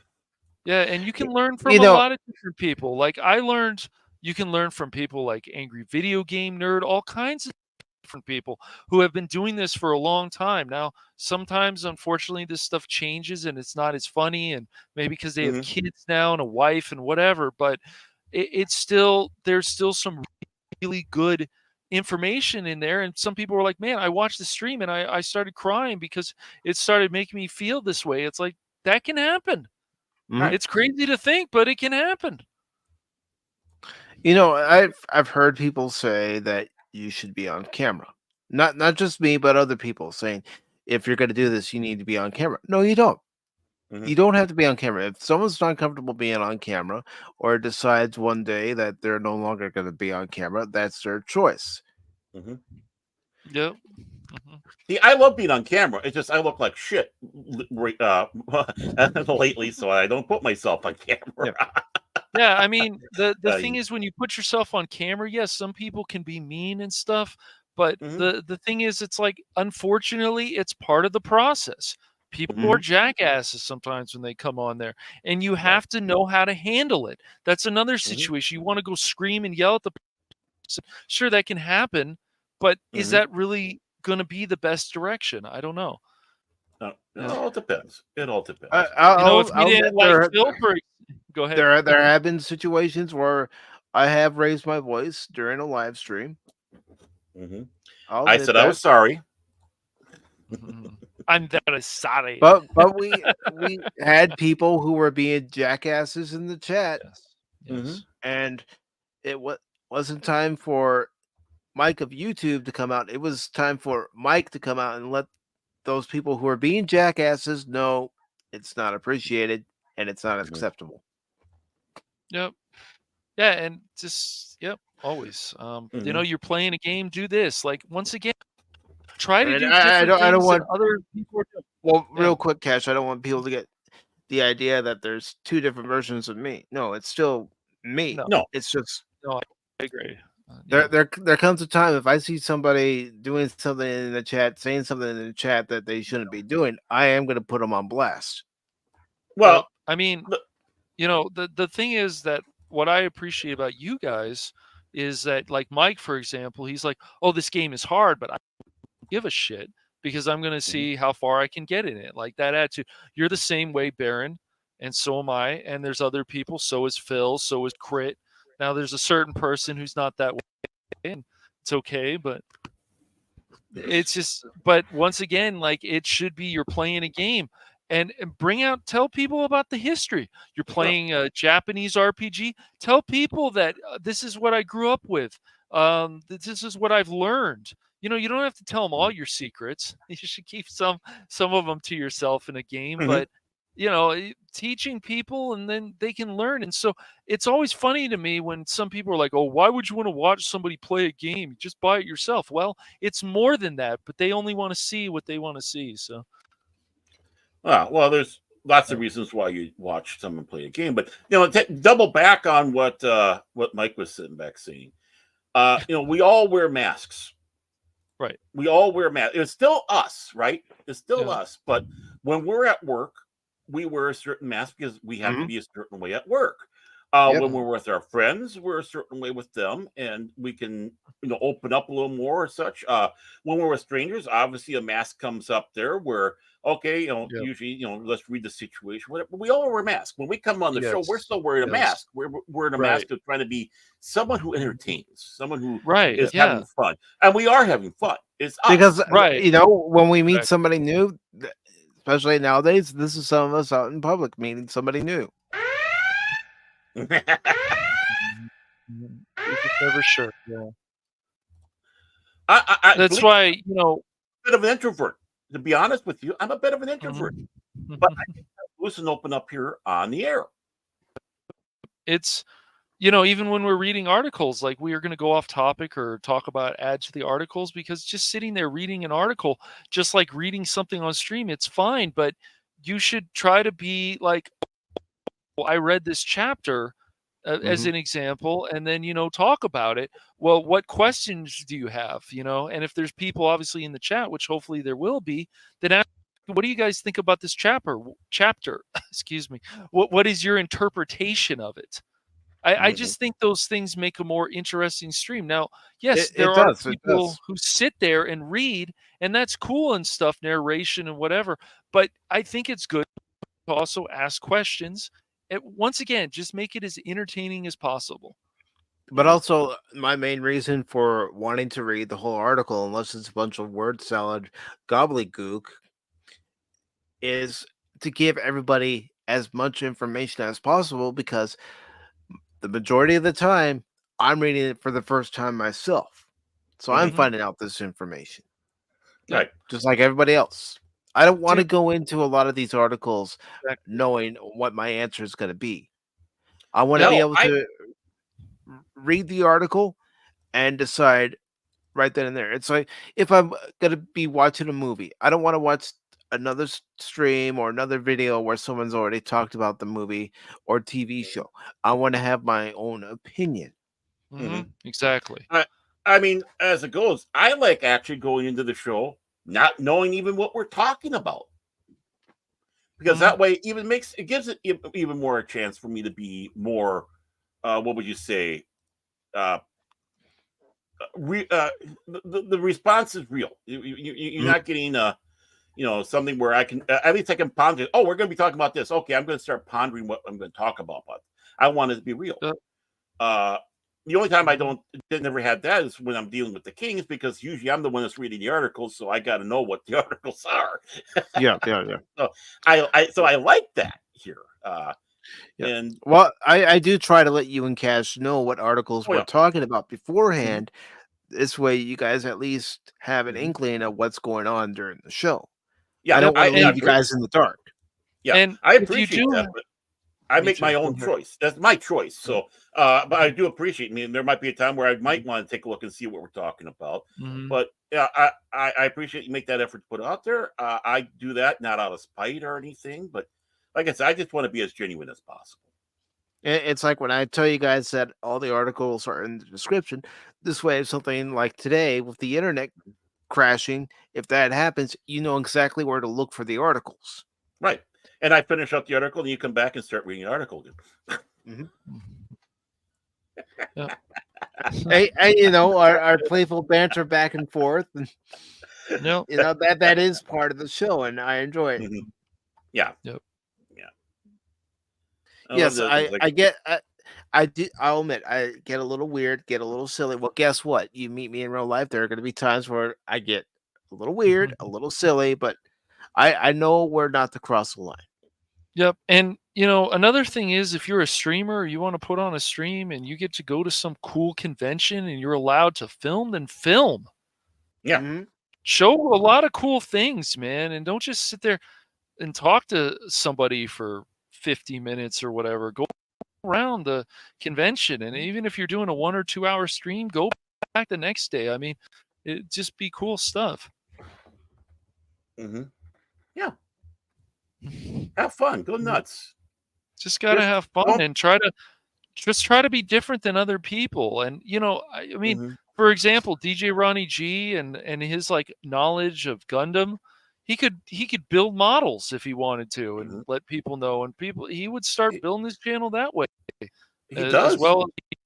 He does. He builds his stuff and. Yeah, it's just try to find something with your passion, and then let people know, hey, this is how you do this. One thing that does suck sometimes is when you're trying to figure out something and they're not telling you certain things. It's so if another person goes on there and is very informative and tells a lot of these things that you need to know about this program, and this is then that's a really good video. That's very informative, very helpful. Without this kind of stuff, YouTube would be shit. That's just the reality. They wouldn't be anything without a lot of these content creators. Exactly. That's true. It's like last night we're doing the Babylon 5 stream, and we all try to bring in something from a different perspective. Yep. Of watching these episodes. It's good. It's good. It's Babylon 5. It's good. Well, what else do you have to say about it? It's good. Okay, it's Babylon 5. That's great. but Phil, what is it about this particular episode you like? It's good. Yeah. Yes, but we can always count on people like Phil, and that he's going to go and troll us for something, and then he'll never let it go, and it'll go on and on and on and on and on and on. Yep. But then other times, like Phil, I would say, I don't want to give Phil too much credit on this, but that with being the imposter in Among Us, it's you did what you're supposed to do. You manipulate the situation. This goes for anybody, and then you killed the people in the game that you're supposed to kill because you're the imposter. That's how it's supposed to work. And so, and if there's new people in there and they're not YouTubers or whatever, you gotta sit there and explain the game properly. I just think that's always important. I think a lot of people don't have that attitude, but if you're playing in a tournament, try to play the best you possibly can. And if you lose, be like, well, at least I gave that 110%. And maybe next time we'll win. But a lot of people unfortunately don't have that attitude anymore. So I mean, last weekend, I spent a lot of time in Cuphead trying to deal with some bosses. Yeah. But I'm stubborn. It's like, no, I know I can beat this. Yep. And going offline and learning things or something like what happened with Broforce. We didn't know how to do that mission. Well, guess what? Just a few days ago, we finished it. I still suck. You did all right. You do not suck, Baron. Yeah, Paul, you did all Paul right. did better than me. Paul did better than me. Yeah, it did. That level was. It was pretty brutal. It wasn't as bad as the devil, but it was pretty brutal. Yeah. Cash makes the final jump. I hit my special time delaying device, and Cash wins. It's all. Goodbye, Cash. Win it for all of us. It comes with experience. That's what a lot of that stuff comes with. But I would say, I know people say, "Oh, I don't want to do that," but like, go offline and learn some stuff on the game, and then you can go back online or record a video or whatever and see what you need to do. That goes for things even like Broforce. There is a bit of skill in that. It's important to block. It's important to dodge. It's important to stay with your team. It's important not to burn your teammates if you can help it with that orange flower nonsense, but yeah, it's just that game is fun, and I think with the developers, Beamdog, I think it's gonna get better. I would love to see that game on Steam go from mixed with their user reviews to mostly positive to maybe even positive. We'll see, but yeah. That's true. So it used to be in certain fighting games, you could press start, and what was there? The move list. Yeah. Yep. Yeah, and the move list, it is fortunately, it's still there. But this stuff it takes time. You say, "Oh, I suck at this game." Well, what can you do to get better? You can sit there and be like some of these people. Oh, I have the natural talent for this. Maybe you do have some talent there, but still, once again, 90% perspiration, 1% talent, something around there. But it's just you got to have a mindset like, oh, this game sucks, or I hate this game. I'm sure you guys have been in VC or even watching people. This sucks. I can't beat this. This is shit. This is shit. This is shit. And it's like, well, what are you doing to make yourself better? These guys are always cheating. They're cheating. They're cheating. They're cheating. Sometimes that's the case, but not always. I cheat all the time. So I'm sure. There's some people even in our group who think Starfield is just not that good. Nobody's talking about it. Well, that could change. Look what happened with No Man's Sky. I mean, these things can change. It just all depends on, are you willing to continue in making things better? You've got to get that mindset out of there that this is great. I know this is great, and it can never get better. That's not a good mindset. No. Always strive to be better and mean it. Yeah. Anything else you guys would like to say before we go to our final article? Oh, we still got an article? Yeah, I didn't know we still had one. Here we are. We don't have to talk about it. What is the article? It was about The Last of Us starting its second season filming date. I can I can look for real. If you want to talk about, we can talk about. If not, that's fine. Yeah. It's not a very long article, so let's do it.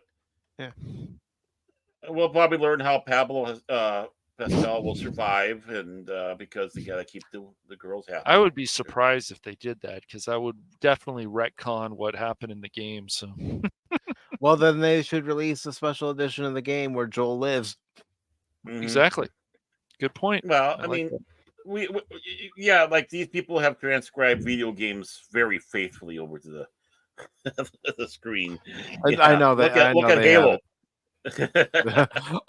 Remember. Speaking of Halo, Halo was not canon. So, but still, I don't like some of the liberties they took. A few days ago, I saw where you could watch the first season of Halo on YouTube. Really? No. Because season 2's getting ready to come out.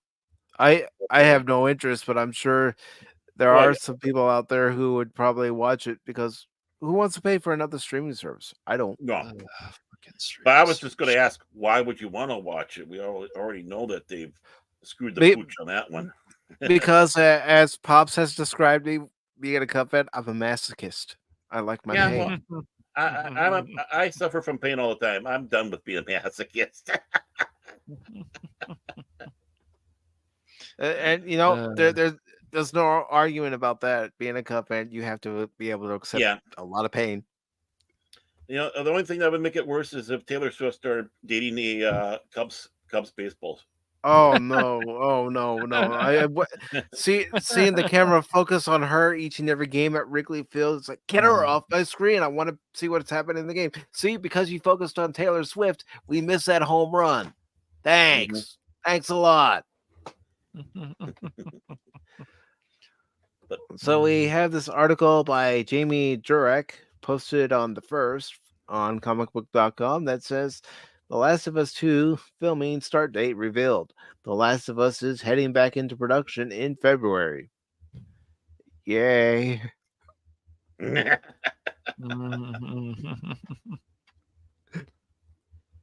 The Last of Us first season was released on HBO earlier this year. Yes, you don't need to remind me. And it was nominated for 24 Emmys, including one for Outstanding Drama Series. Well, I wouldn't go that far. That's the dumbest thing I've ever heard. Fans of the series are eager for it to return. I'm glad it has fans. No, really, I am. And to find out how things play out for Joel, Pedro Pascal, and Ellie, Bella Ramsey, just play the game. Play The Last of Us Part 2. How it plays out. Oh, I know how it's going to play out. Yeah, But like I said, they might take liberties. Yeah. Due to the recent WGA and SAG strikes, many productions were put on hold this year. Too bad it wasn't forever. Yeah, I mean, I was rooting for a 20-season run.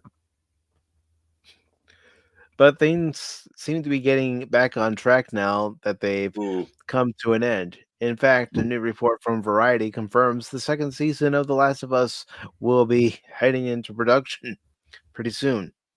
Yay. Yay. And it says, according to the report, The Last of Us is expected to go into production on the second season starting February 12th, also known as Abraham Lincoln's birthday. There we go. Yeah. Bill's favorite president. McCracken's favorite president. Yeah. Do you guys remember when you used to get Washington and Lincoln's birthday off? Yes, I do. Do you guys remember? I do. I'm that old. Instead of them lumping it up into one holiday called President's Day, we had two holidays in the same month. No, nobody thought that through, did they? Wait, you went from 2 to 1? That's just asinine. Well, that's because they wanted to have another holiday with something else. So it's like, okay, we'll just combine this into 2 so we can get through this. But you had 2 for the presidents. 2 of them, Baron. Your parents were like, shit, kids don't have to go to school today. And then later on in the month, shit, they don't have to go to school today again. Well, that just meant that I was locked in the cage for twice in 1 month. That's all. It says showrunner Craig Mazin shared the production start date during night in the writer's room. Oh gosh, get me out of here, please, Baron, get me out of here, get me out of here. It's horrible in here. They can't come up with any decent plot. Come on, Baron, be a pal, get me out of here. No, Baron, you can just look at that whiteboard. Baron, look at that whiteboard. Memorize that whiteboard that they got there. Remember, there's going to be dinosaurs in there, and I don't want to stay here, Baron. I don't want to. I don't want to stay. Come on. I'm in the fetal position now. Thanks, Baron. And not only that, there's going to be more writers in that room now. Yeah, It's true. that means Too less many. is gonna get done, even Too than many. before. Yeah. And it says it's a panel featuring writers from big shows such as The Last of Us, The Morning Show, The Curse, The Golden Age, Silo, The Diplomat, Justified, City, Primeval. Mm-hmm. You can watch all the writers together here. No. Why? That's gonna be nightmare inducing. Yeah. You know, I was just thinking, how can I put myself and insert myself into the character? And, because this is how I was feeling at this time. And, and by doing so, it'll be a much more complex character because, like, when I talk to my therapist, they say I'm a complex person. That's right, pretty much, yes. And you How need do to I do know that about upload? my feelings. And do if that you upload? My don't truth. care Don't about forget my my truth. feelings and My my truth. truth, and if you don't understand, then you're a ist and a phobe and And a Yahtzee. Don't forget that. and a Yahtzee. Yeah. What do they have against Yahtzee? Really, what do they have against Yahtzee? It's a fun game. Some people don't like dice games. Some people just don't like dice games. Probably because they're not lucky. That's why. Who knows? Yeah. It's the foundation. Maybe they're always rolling snake eyes. I don't know. Well, they can hate them or not like them and stuff, but all this stuff is the foundation. Without this, we don't get to where we are now. So true. So it asks, when is The Last of Us Season 2 being released? While The Last of Us production start date has been revealed, it's currently unclear when the series will be back. Mason appeared on Entertainment Weekly's The Awardist podcast earlier this year and spoke about preparing for the new season ahead of the strikes. We were able to map out all of Season 2, Mason said, and I also wrote and submitted the script for the first episode and sent it to HBO around 10:30 p.m. right before the midnight makes a kadoom sound and the strike began. Whatever. Okay. Before we continue on, Excuse me, I'd just like to ask a question. What does God need? why do they need to map out the series when they got the stupid video game? There's your map. Because they are going to veer off that map from the video game, like you've been alluding to earlier. Yeah, Neil exactly. Because Neil Druckmann, as he said in season 1, we're going to change things that we feel need to be changed for the live action show. That's why. Pablo Pascal has enough of an ego because he gets pissy, especially when he was doing The Mandalorian and they weren't showing his face enough. His character is not going to die. I will put money down on that. Well, then that's really going to retcon a lot of stuff that's in the game, and that would be really stupid. Even though I would say most of the game is, the story is ridiculous, because once again, I will always point out that a character that dies, there should be a meaning to it. And since Joel has become an iconic character, doing him dirty like that is not cool. But now you're giving exact reasons why they won't kill that character off. And if they don't, then they're really going to look like fools, because then they won't even follow their own stuff in their live action. So they're going to pull a Filoni baloney with Ahsoka. Right. Mm-hmm. Well, exactly. It's been done before. That's the track record of these people. And people can tell you all they... We're going to change it. We're going to change it so it fits better. It fits the narrative better. And if they do that, then they can't stand on their own writing of stuff they wrote before, and that's pathetic. It just is. Right. I mean, they're going to sit back and say, well, this is not canon to the video game. This is a different, alternate, storytelling of that particular franchise. Mm-hmm. Yep. But this takes place in an alternate universe or something like that. Right. I mean, Pascal's far too popular. We can't do that. The character is far too popular. We can't get rid of that. This girl that's hanging around gets on everybody's fucking nerves. So we got to keep him around. Right. Oh, they won't say the last part. Even with him around, I still found Ellie annoying. Yeah. Yeah, I don't like Bella Ramsey as Ellie. There's just certain things about her that I've seen in her cursing. It's like, yes, Ellie cursed, but it's just some things just seem very out of place. But I will give them some credit. There was a good budget. There was some interesting dialogue. They can do some really cool stuff. But once again, where this goes and where Joel is, and if they get Abby, and if Abby actually says in season 2 that, oh, I can't kill Joel and kill somebody else because now they're saying they can't kill Joel, then once again, the fans of this show or even the game have every right to say, well, then you can't stand on your own writing, and that's quite pathetic. Well, and you can call us names all you want, but yeah. Okay, what is the ratio of fans of the game compared to people who just like to watch something like this, or might be a Pedro Pascal fan? You might have a higher, right? Yeah. You might actually they might think that the higher watch people are the ones that didn't play the game. And therefore, they'll figure, oh, if we change it, the people who did follow the game will probably continue on because they like what we set up for the premise so far. All you have to do is take a look at the abomination of a Game of Thrones, their last season, because, obviously they had to go in the territory that George R.R. Martin wasn't going to, because he's sitting around contemplating floppy wieners in his little place down in Santa Fe.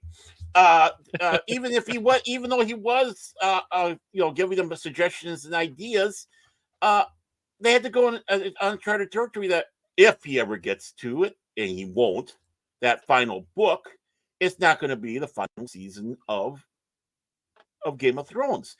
It's going to be that same mindset. The only difference here is they think they're going to do a better job of it. We're going to reinvent the wheel. Yep.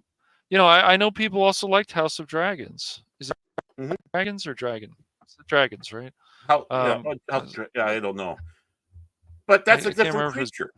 Dragon, but that's like the prequel to Game of Thrones or whatever. I don't, but I didn't really. I watched a little of it. I don't really have much an opinion on it, but I don't know. Will I ever watch all of Game of Thrones? I don't know. It's just I know the last seasons, especially, it made a lot of hardcore fans upset because you could just tell certain things were phoned in.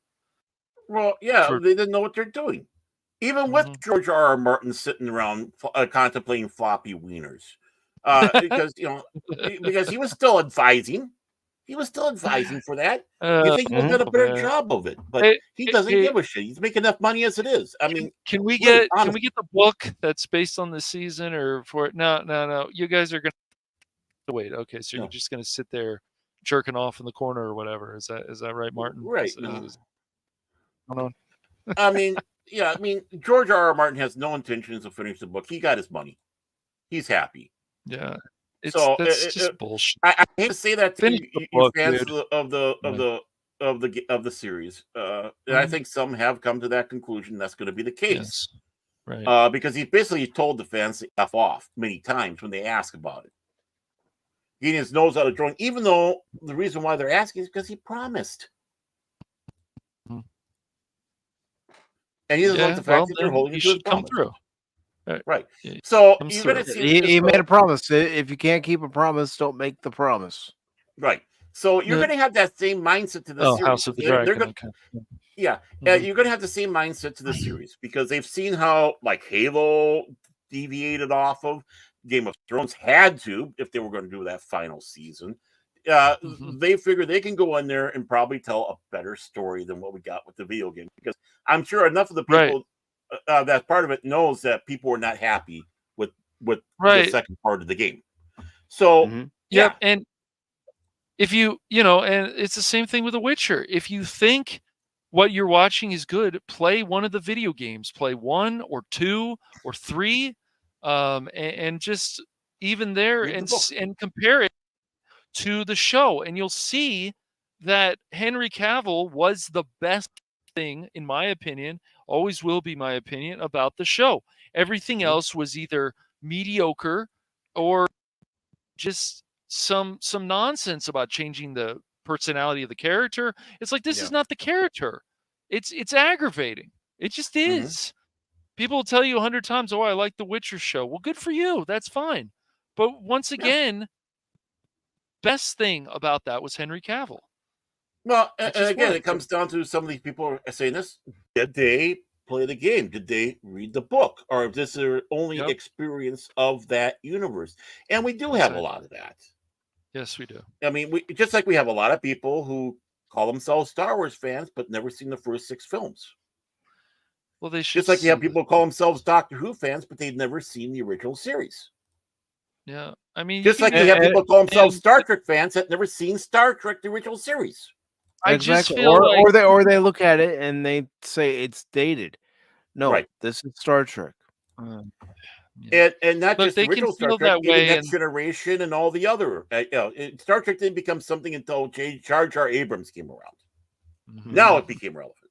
Yeah, that's not true. But I can't believe people actually believe that. That's just really ignorance. But there are people who believe that because they think what's currently happening is the best television. You can't convince them otherwise. Right. They've never seen this stuff. They've been told this by the quote-unquote experts, and the people who are sycophants over it and gush about it and vomit out how wonderful the stuff is and how great it is, and we never had better. And you don't want to watch that other stuff because it's just garbage. You don't want to watch the original Doctor Who. The sets were all wooden and the special effects were all cheap. You don't want to watch that piece. You want to watch this show with everyone doing their pronouns now. You don't want to watch. You don't want to watch the original Star Wars films. I mean, really. I mean, they're so dated at that. Why would you want to watch that? I mean, Jar Abrams did the best, and same thing. Star Trek and all that. I mean, if that's what you like, go ahead. But and the bad thing is, it's even the studio that is pushing the narrative. When Paramount goes out there and is calling Captain Kirk the infamous Captain Kirk. That's the last thing you want to be known as. It's infamous. And I think it's cute. I'm sorry, but Kirk isn't infamous. He's a trailblazer. Right. He's a pioneer in the Star Trek universe. When they're shitting on Captain Kirk, and this is even coming from Paramount, there's a reason why you have that. And these people are not going to get convinced to watch the original stuff because they have been fed that pablum so much that to even watch it is solely themselves in the patriarchy, the ists, the phobes, the narrow-mindedness of the era. Really? Well, also look at it this way. How many would actually sit down now and watch Babylon 5? Right. Yeah. We watch it because we remember growing up and watching it. And it still holds up. But how many today who have never seen or even heard of Babylon 5 would actually sit down and give the series a chance? That's why I'm hoping people like Paul, for example, would go back and watch the show. It's like, I know people say, oh, it's slow, it's this and that. It's a different type of sci-fi, man. And that's not means it's a knock on it. Yeah. That's not bad. I don't want something. I don't want Babylon 5 to be like Star Trek. I want Star Trek and Babylon 5 to always be different, or at least yes.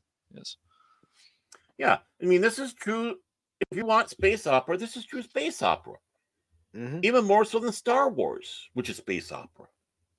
And to a point, even Star Trek is a bit of a space opera. But this is the one that has that feel, the old space opera of the old days, where you had E. Doc Smith and even good old Asimov when they're doing their writing in that day. It was a lot of thoughts. It was a lot of ideas. It was a lot of tying things in. world building, weaving. It was, just getting lost into that. Whether you're reading the Skylark series or the Lensman series or the Foundation series. Yep. It's just even it's the Arthur same. C. Clarke. It's the same. It's like, oh, well, Doctor Who is this or Bond is that. It's like, look, it doesn't matter what color his skin is. It doesn't matter even if he decided to be a woman. The problem is that you change the things. He's a victim. He's more trusting. He's this. He's that. That's where it goes wrong. Because somebody like Idris Elba or somebody else, or maybe you want to get, a British person could be Bond. But the thing is that he has to feel still like Bond. He could identify as a helicopter. It wouldn't matter. He still has to feel like Bond. He still has to be cunning. He still has to be this. And that's what is the problem. It's the same thing with James Olsen. He went from a redhead white man, a young white man, to a black guy in the latest animated show, or even in Supergirl. But once again, he was feeling like James Olsen. He was getting the stories. Then they change it, and that's right there a big problem. So it's not that they just change the race or the gender of the person. Then they change the personality. Then they have to be this way. Yet they were so much better the other way because they were just more well-rounded. Well, I mean, especially with this generation that we have that fawns over the bad guy so much that they identify so much with the bad guy. Right. Well, that is crazy to me. Right. Yes. In that case, you should identify even more with James Bond because James Bond is an asshole. Yes, he is. But he has Bond to be because not a nice guy. Work. Exactly.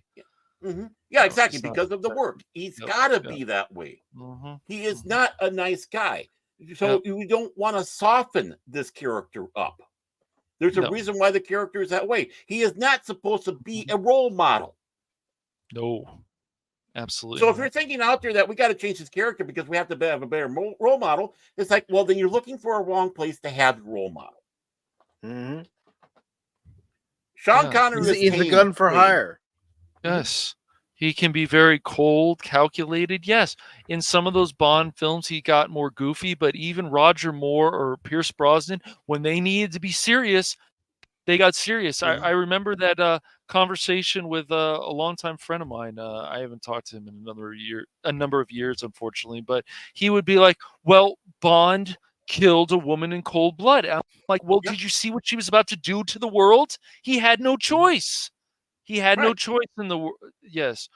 Yeah. He had no choice. And real quick, just to finish up with this article, basically what Mazin says is, they were born for this, the writing and everything, and they had enough work to keep those below the line working. And he also says, it wasn't about the money. It's not why we were doing it. Basically, that's just my summarizing the whole article. Sounds like a bunch of BS to me, but yeah, it is. It is. You, Cash, Chat, and I all know it. Yeah. Well, it's usually always BS about this stuff. Once again, it's just like, the ending. Well, I guess if some people haven't played the game, I won't spoil the ending to the first game. But some people didn't like it, and that's fine. And the reasons they gave for it, yeah, I get that. But Joel is an iconic character, and I didn't think Pedro Pascal did a bad job as Joel. It's just there's other problems with this, and I thought the budget was good, but it's just where this story's going to go, unfortunately. But if they did change it, then I can see Nerdrotic, other people, they will just destroy them with information. Yes, they will. Just like us, we would destroy them with information and say, no, that's not. So once again, you retcon. That's why when people say, oh, I liked Ahsoka, I thought it was a good show. And I'm like, well, what did you exactly like about it? Did you like Rebels? Well, if you liked Rebels, basically Dave Filoni took an axe to the show and changed a lot of things, and it doesn't make a lot of sense. Well, I still liked it. Well, I'm glad for you, but this is why I didn't like. Oh, you're too negative. Fine, you want to feel that way, but this is how my brain thinks. I can't just be like, oh, it made sense to me. Oh, Thrawn made sense to me. No. Well, it's not negative pointing these things out and asking that question. Well, what about it did you like? Exactly. If you can't answer that and just sit back and say you're being too negative, then you don't really have an answer. You're just following along like the sheep, or following along like the school of fish, or whatever it is. Exactly. You should be able to be prepared to answer that question. Yes, and if you're making a lot of money on this and fans are willing to come see you and you want to go to a panel show, then spend some time with them. Okay? Especially if people are paying a certain amount of money, spend at least 5 minutes with these fans. Stay as long as you possibly can. I don't care how tired you are. People came out to see you. So make it worth their while. Exactly. Maybe this is that person's one chance to meet somebody that they've always looked up to, always admired. Yes. And maybe they've had a rough week. Yep. Exactly. And this is the highlight of that rough week. Something that brings a smile to their face. Indulge them. Yes. Yes, and just so you know, the three of us, I can speak for all of us, we're not going to hate you because you like something that we don't. But once again, do not expect us to like it. And don't get mad at us because we point out things that are wrong about the show or the movie. And if you don't feel that way, that's fine too. But don't hate our opinions. And also, this happened recently. If you're on a watch party and somebody doesn't like somebody else or doesn't like the show that you're enjoying or the episode, don't sit there and say, "Oh, you're bringing down the mood, man. You're starting to bring it down a little bit." That's just stupid. That's just stupid. And I know somebody that happened to, and I'm not going to say his name, but it's ridiculous. That was his opinion. That was his opinion, and that should be fine. If that's not good enough for you guys, then the person doesn't need to come on and waste his time on a watch party. Just doesn't need to do it. We've had it happen here with a watch party where we had someone say, "I don't like this movie." Well, I'm sorry you don't like this movie, but this is the movie that we've all voted on. Yeah, you don't have to be here. Yep, you don't have to be here. And there's nothing wrong with pointing out things or having that critical eye and having that discussion, because that's what we used to do in fandom. Yes, that's what we used to do in fandom.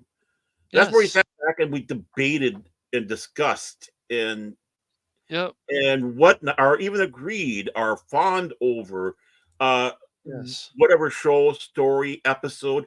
It doesn't matter, but it's like, okay, where was it weak? Where was it strong? Oh, I thought it was stronger. Oh, why do you think that? Because I don't think it was there. I think it was this part. And you discussed, and again, you a lot of times you agreed to disagree.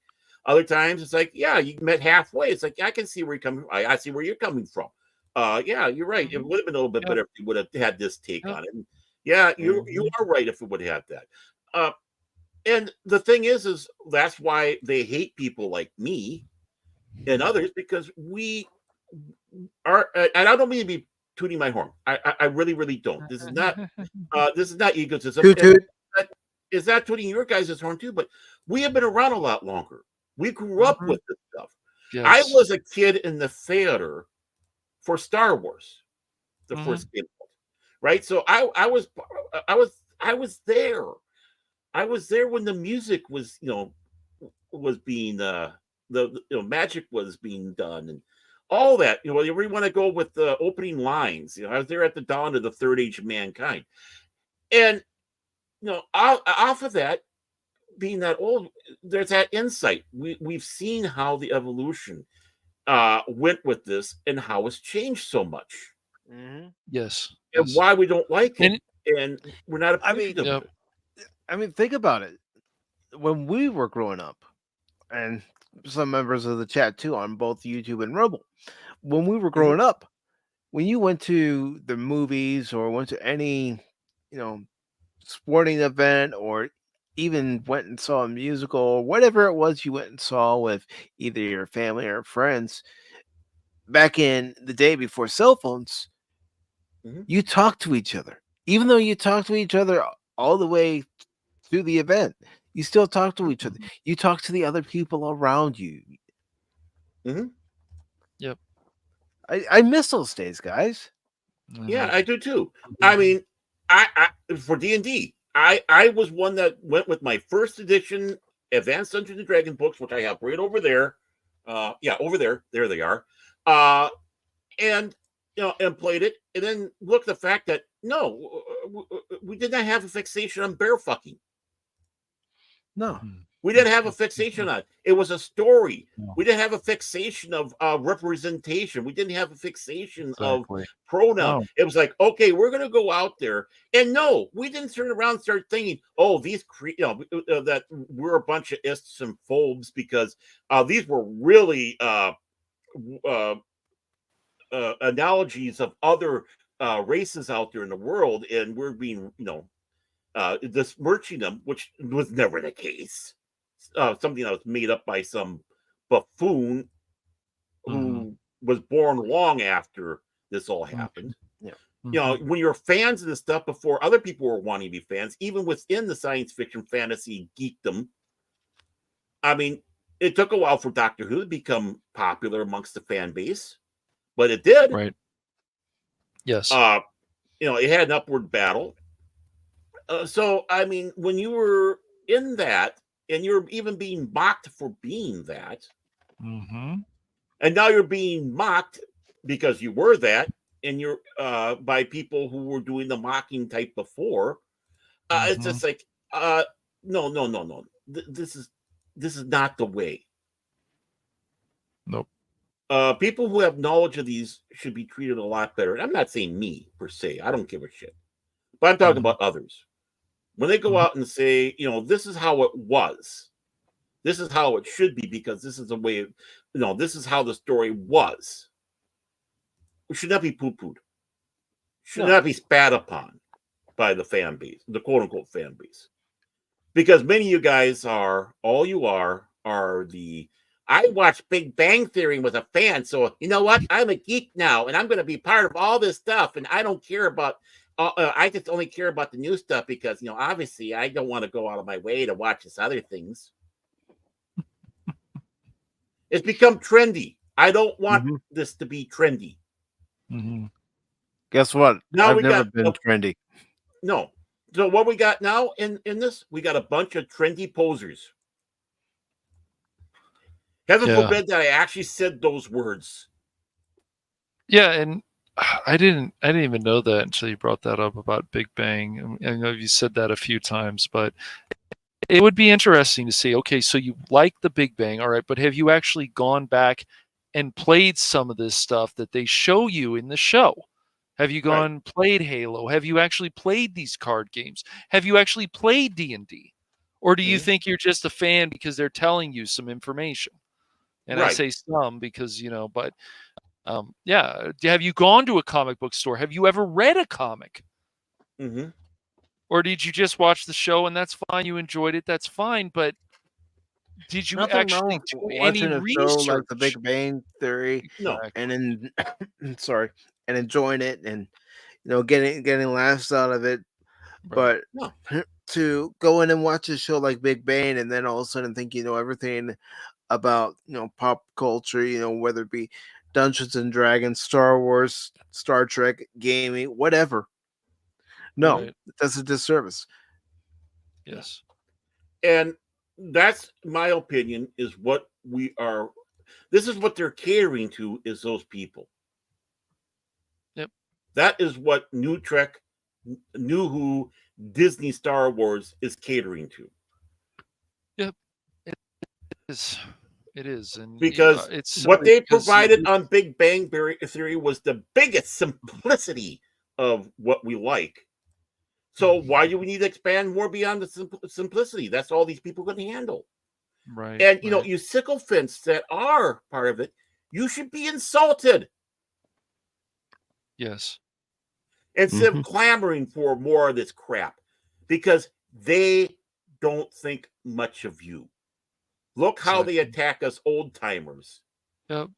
And realize while they're attacking us, they're sneering at you. Mm-hmm. They really are. Yep.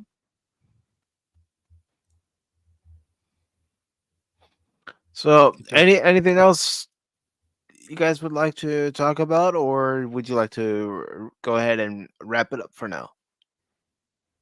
I'm really wrapping up. I just want to finish saying about Animosity on it. I'm not necessarily attacking the show per se. I'm just talking about the cause and the effect. That's fine, dude. What Yeah, came that's out of fine, it. man. I understand that. I mean, what I'm seeing on that one, because trust me, I got a lot of kicks out, especially the earlier season. When the show went along, it got tiring and got outside of what it was all about. But when they were talking about the geek stuff, it's like I knew something like that. I know something like that. Oh, that is me. I like that. Sheldon had this love for trains and so on. Like, there's just things I like. But even the later seasons, the monologues were not good with Sheldon. It used to be funny, and then they was like, well, you guys aren't putting time into this. But then when they had the episodes about like Howard's mom died, it's like, it's crazy that was the woman from Secret of My Success and other things who voiced his mother. You never saw her in the show, of course. No, which was great. Right. Which was great. I mean, that's again the mystery. The mystery. We need that mystery. But it's funny seeing like with Howard having like that poster of Lineage 2. I was like, hey, I played Howard in that game. Or seeing Halo, it's like, oh, there's the Xbox. It's like, and they but the last few seasons, they did go away from more nerd culture, and I wish they would have stuck with that.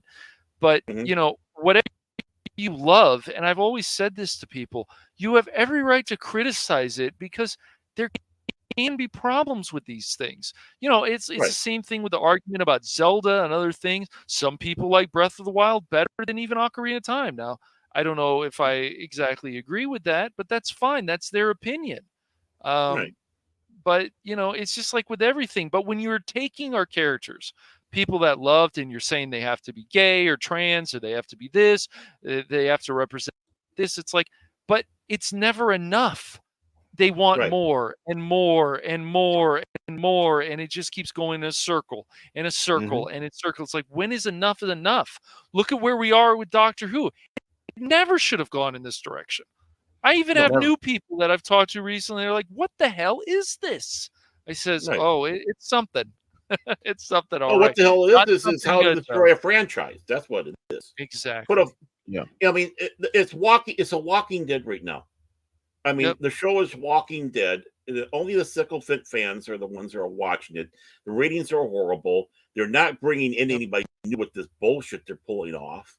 Even though they think they're doing this marvelous thing, they're pulling storylines out of the old Doctor Who monthlies, and I think even go back to say even weekly comic, and fucking that up.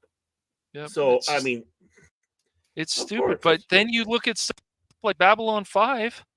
And it's even making IGN happy. They even like I said yesterday, it makes them happy. They give it a 7 out of 10. Well, it's surprising to hear that from them. So that people care still about stuff like Babylon 5. So it may be that younger generations may get into Babylon 5. Maybe. But the hardcore fans are obviously still there. So, and I'm sure the creator still appreciates it. I would think J. Michael Straczynski appreciates any support that Babylon 5 still gets. Well, I don't care about his politics and stuff. Go ahead. Oh yeah, go on. Finish. No, I don't care about his politics. I mean, there's people that are like, you people can be so ignorant, but it's also like you've given me enjoyment too. Same with Mark Hamill and some of these other people, celebrities out there. But I just wish more celebrities would be like Chris Pratt, more grounded about stuff and saying, this is how I feel, and I don't really give a shit what you think, because, I'm trying to be real about this. Same with Henry Cavill. His whole take about, I want things more like the source material. Well, nothing's wrong with that. No. I don't care what anybody says. about that. Well, because the source material is what made it. Yep, exactly. Hello, and Angry. hello to Angry Canadian. I hope And I you're know we're doing running well long. this Sunday. Yeah, hi, Angry Needy. I know we're running along. I just want to drop one last thing here. I think the one benefit that we have compared to today's generation is our entertainment was limited back in the day because most of us only had 3, 4. We were lucky in the Twin Cities. We had 5 stations on VHF. And not counting the UHF channels, and of course, then cable came and such. But a lot of stuff that we grew up on were shows that were already old. In other words, that's how Star Trek. That's how Star Trek thrived. When you're young, you're watching a show that's already maybe 10 years old or such, and you're even watching shows that are older than that, and you weren't afraid to watch things in black and white. Maybe because of the fact that some of us still had that's all we had for TVs. But we didn't have this version from like some people today have. I don't watch anything that's black and white, which is really limiting yourself. Yeah, Really it is yourself. because I can remember myself there and watching Perry Mason, watching I Love Lucy, the Dick Van Dyke Show, Leave It to Beaver, just to name a few. Twilight Zone, Outer Limits. I mean, even they did a good job of. Right, go ahead. Oh, sorry. Even some of the first seasons of shows that we love, like Gilligan's Island, were black and white. I Dream of Jeannie was black and white when it first came out. So My Three Sons. I loved watching I Dream of Jeannie as a kid. Yeah, of course, I will admit, I love looking at Barbara Eden. Okay, even as a kid. Yeah, she was beautiful. Still is a beautiful lady. But the thing is our bubble was a lot bigger. We'd watch our gang shorts, our Stooges, our Laurel and Hardy, our the Marx Brothers, our Abbott and Costello. We were not afraid to be. Our bubble was so huge. Today, a lot of people don't want to get out of that 10-year bubble of entertainment. Anything that was before that time, or even before they were born, is nothing. Which is why we have such ignorant statements from awards or whatever that I'm being the first female action star and such like that. I mean, but Baron, Jennifer Lawrence was the first female action star. It's I know on Sigourney record. Weaver thanked her. Yes, Sigourney Weaver thanked her for that. Wouldn't have had that role in Alien or Aliens. People can say I contributed, but they don't need to say I'm the first this, I'm the first that. It's just, it's ridiculous. The thing is, they believe that, and of course, the people that we have in entertainment now are the same way. It's like, because this person says it, and we don't watch the stuff that's outside of our little bubble. Obviously, it's got to be the truth, and they're telling us that this original Star Trek is horrible. So this stuff is so much better. I'm not going to look outside of that. So that is the big battle we have with this generation. We have arrogant morons. They're more, and we're trying to make sure that they're neither. Right. They're morons in thinking that this is it. This is the golden age, and it's not. This is the Amber Heard age of entertainment. There's that giant turd that's in the bed, and it's not from the dog.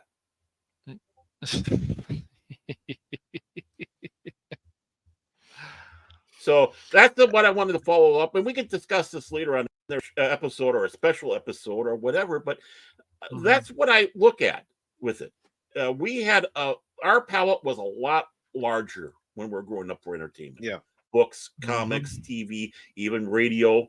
We were there for the heyday, not the heyday, but we still had real DJs back in the time, real entertainers.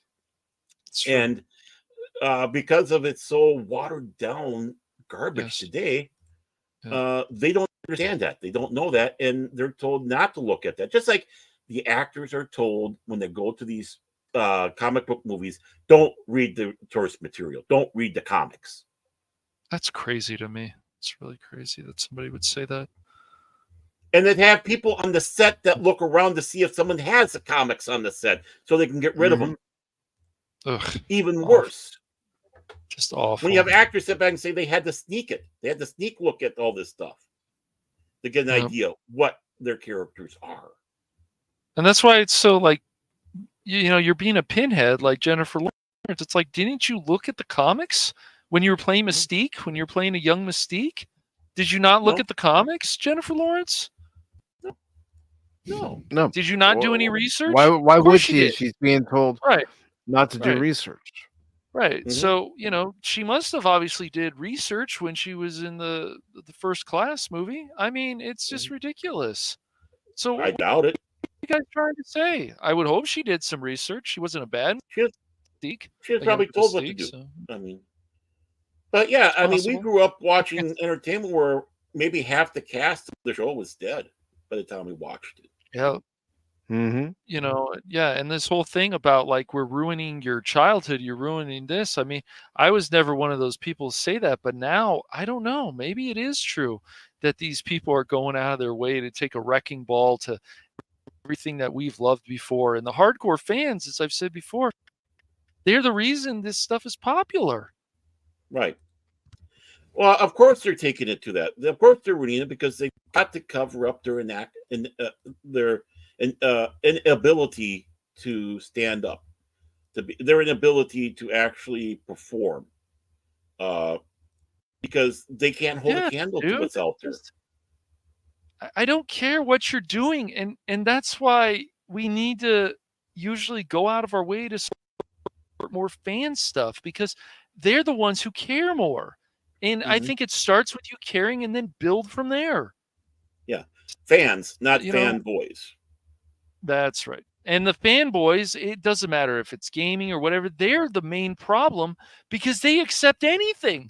That's why it's easy to make fun of them, because they accept anything from any company that they love. Sony, Microsoft, whatever it is. It's like, guys, don't you want better? Don't you remember when there was better? Don't you remember when you went to something like E3 or you saw something and you were like, man, this is amazing. Like, it was legitimately something exciting. So you're getting some of that, but you could get so much more. But that's with everything nowadays with entertainment. So the answer to your question is, Cash, they are trying to destroy our childhoods. Yeah, because it is a danger and a threat to them. I just didn't want to say that because, it's so dramatic to say something that. But I know it sounds so Alex Jones tin hat. It sounds so Alex Jones tin hat, but you start looking at it again. You start thinking about it and see the evolution of it. It's like you can only come to one conclusion. Yes, it is. And it's just for their ego more than anything else. It is. It's always usually about their ego. Yes. They have creative short man syndrome. That's true. Yep. And with that being said, Cash, what would you like to promote for the Phantom Hooligans, as I also say hello to Prismatics? Hooligans. What's up, Priz? Yeah. What Phil's being his crazy self again, but yeah. Do we let people like Prismatic in here? You know those people, Norwegians. See what I did to Prismatic? Yes, we do.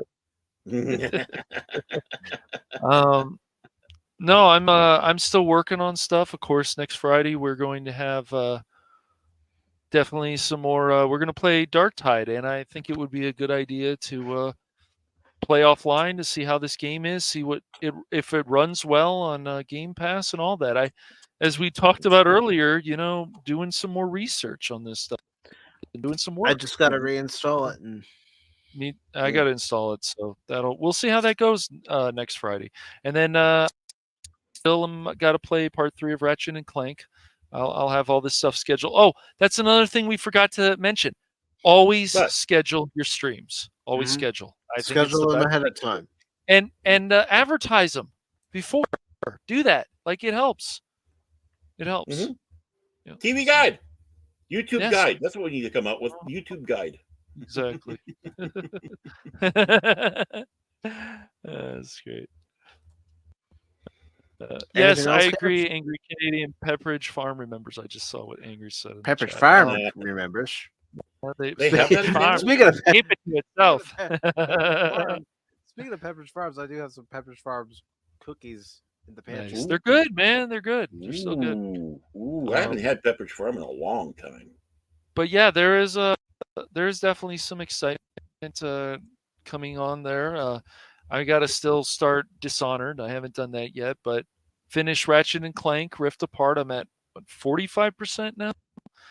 Finish that, and then start working on Dishonored. But I think it's probably a good idea if you can swing it to do at least 2 games, so you're not just playing the same game that week. You're playing at least, or maybe even 2 or 3. Multiplayer, and I guess at some point, I know, right? At some point, you're wild, man. You're a wild man. At some point, I guess we should maybe get a group together with some of the people, maybe Angry Canadian, other people want to join, and we do a Among Us stream. Among Us, yeah. Get about 8 to 10 people, play for an hour or so, yeah. I'm afraid of Anomas and his wand. Do you think it'd be safe for me? He might be the killer in Among Us. Oh, I'm sure he'll be. Oh, I'm sure. He would be. If he gets to be the imposter. That's quite the tandem. Yes, absolutely. That's Phil's dream imposter scenario, is Anonymous and Phil. Anything else coming up on the Bulligans? Hooligans. No, nothing else right now. Just working on some videos and stuff still. Bulligans. Hooligans. All right, Baron. What's coming up on Baron Orman Tagge's? I want to be a hooligan. I want to be a Phantom hooligan. I'm not a hooligan either. You're being whining. He doesn't like us. Hopefully next Saturday, just like we did yesterday, we're going to have at 7 o'clock Central Standard Time, 8 o'clock Eastern Time, discussion on Babylon 5 Season 3, Part 3. And it was a kind of a crazy one last night. So I hope everyone will join for that. And that's, of course, with the gentleman next to me there, Mr. Mike from PACIFIC414. The gentleman below me there, Cashmoney of the Phantom Bulligans. And we can't forget, of course, everyone's favorite Orca, Lord Crit, who unfortunately was having some internet issues last night. So hopefully he'll be able to make the next one. And then everyone's favorite troll from Release McCracken, the one, the only, Phil. There's nobody like him, that's for sure. That is for sure. And we're very happy he's not been cloned. Yeah, they broke that mold on purpose when he came out. You know what his birth announcement said? Oh, look out, here comes trouble. That's right. That was his birth announcement. Even the nurses ran. Yep. He slapped the doctor when he came out. Yeah, that's right. Yeah, can you imagine 4 or 5 different Phils? They'd all be saying, "Oh, did you see DJ Ronnie G's shirt? It was white," and they'd all say the same thing.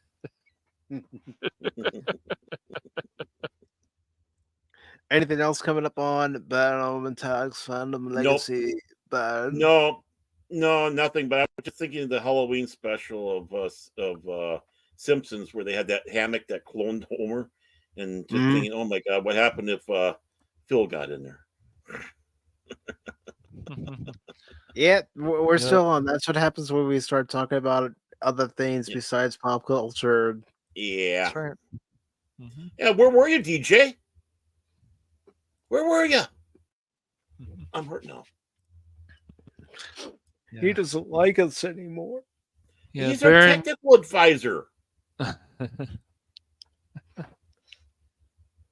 But as far as what's coming up on PACIFIC414, well, we only have 2 other streams for this week, and the next stream coming up on the Rumble channel, the YouTube channel, the Kick channel, and the Twitch channel will be more RoboCop.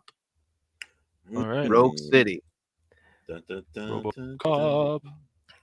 And that'll begin at 6 p.m. Eastern Standard Time.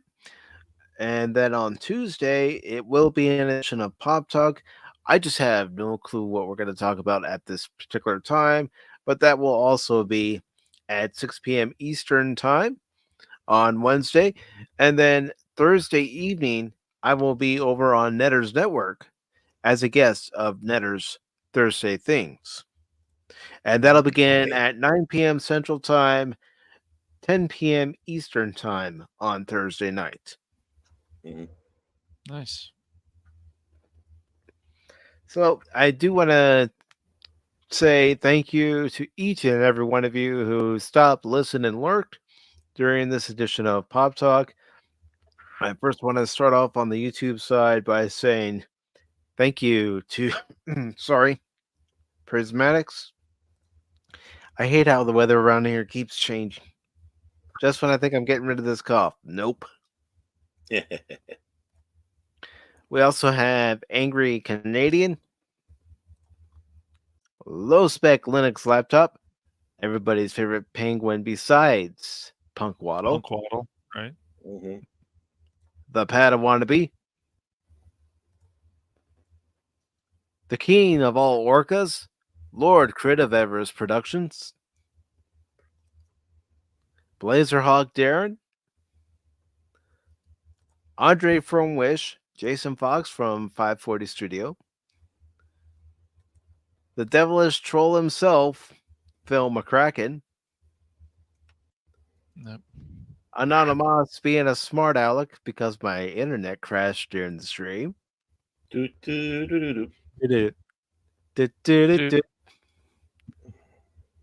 Dread Sparks 373. And last but certainly not least, DJ Ronnie G. And his amazing turtles.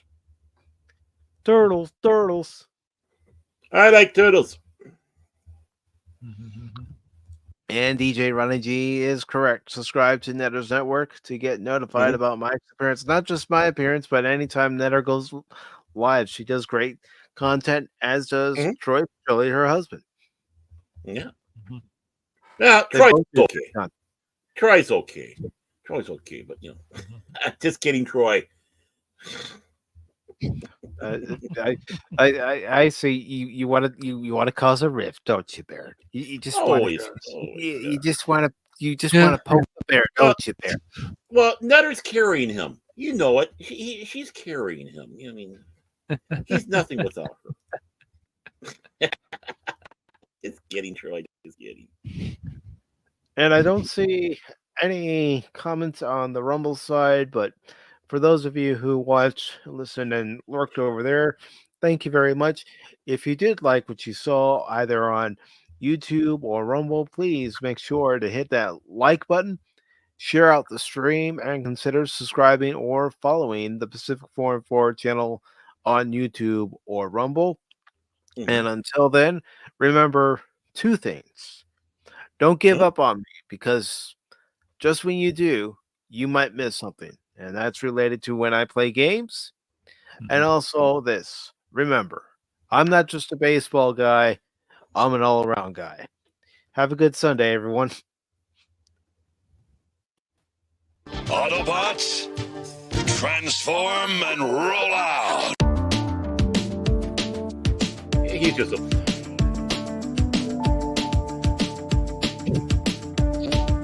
Pop Talk is where it's at, baby. Yeah, baby. That's where it's at. Yeah. Yeah.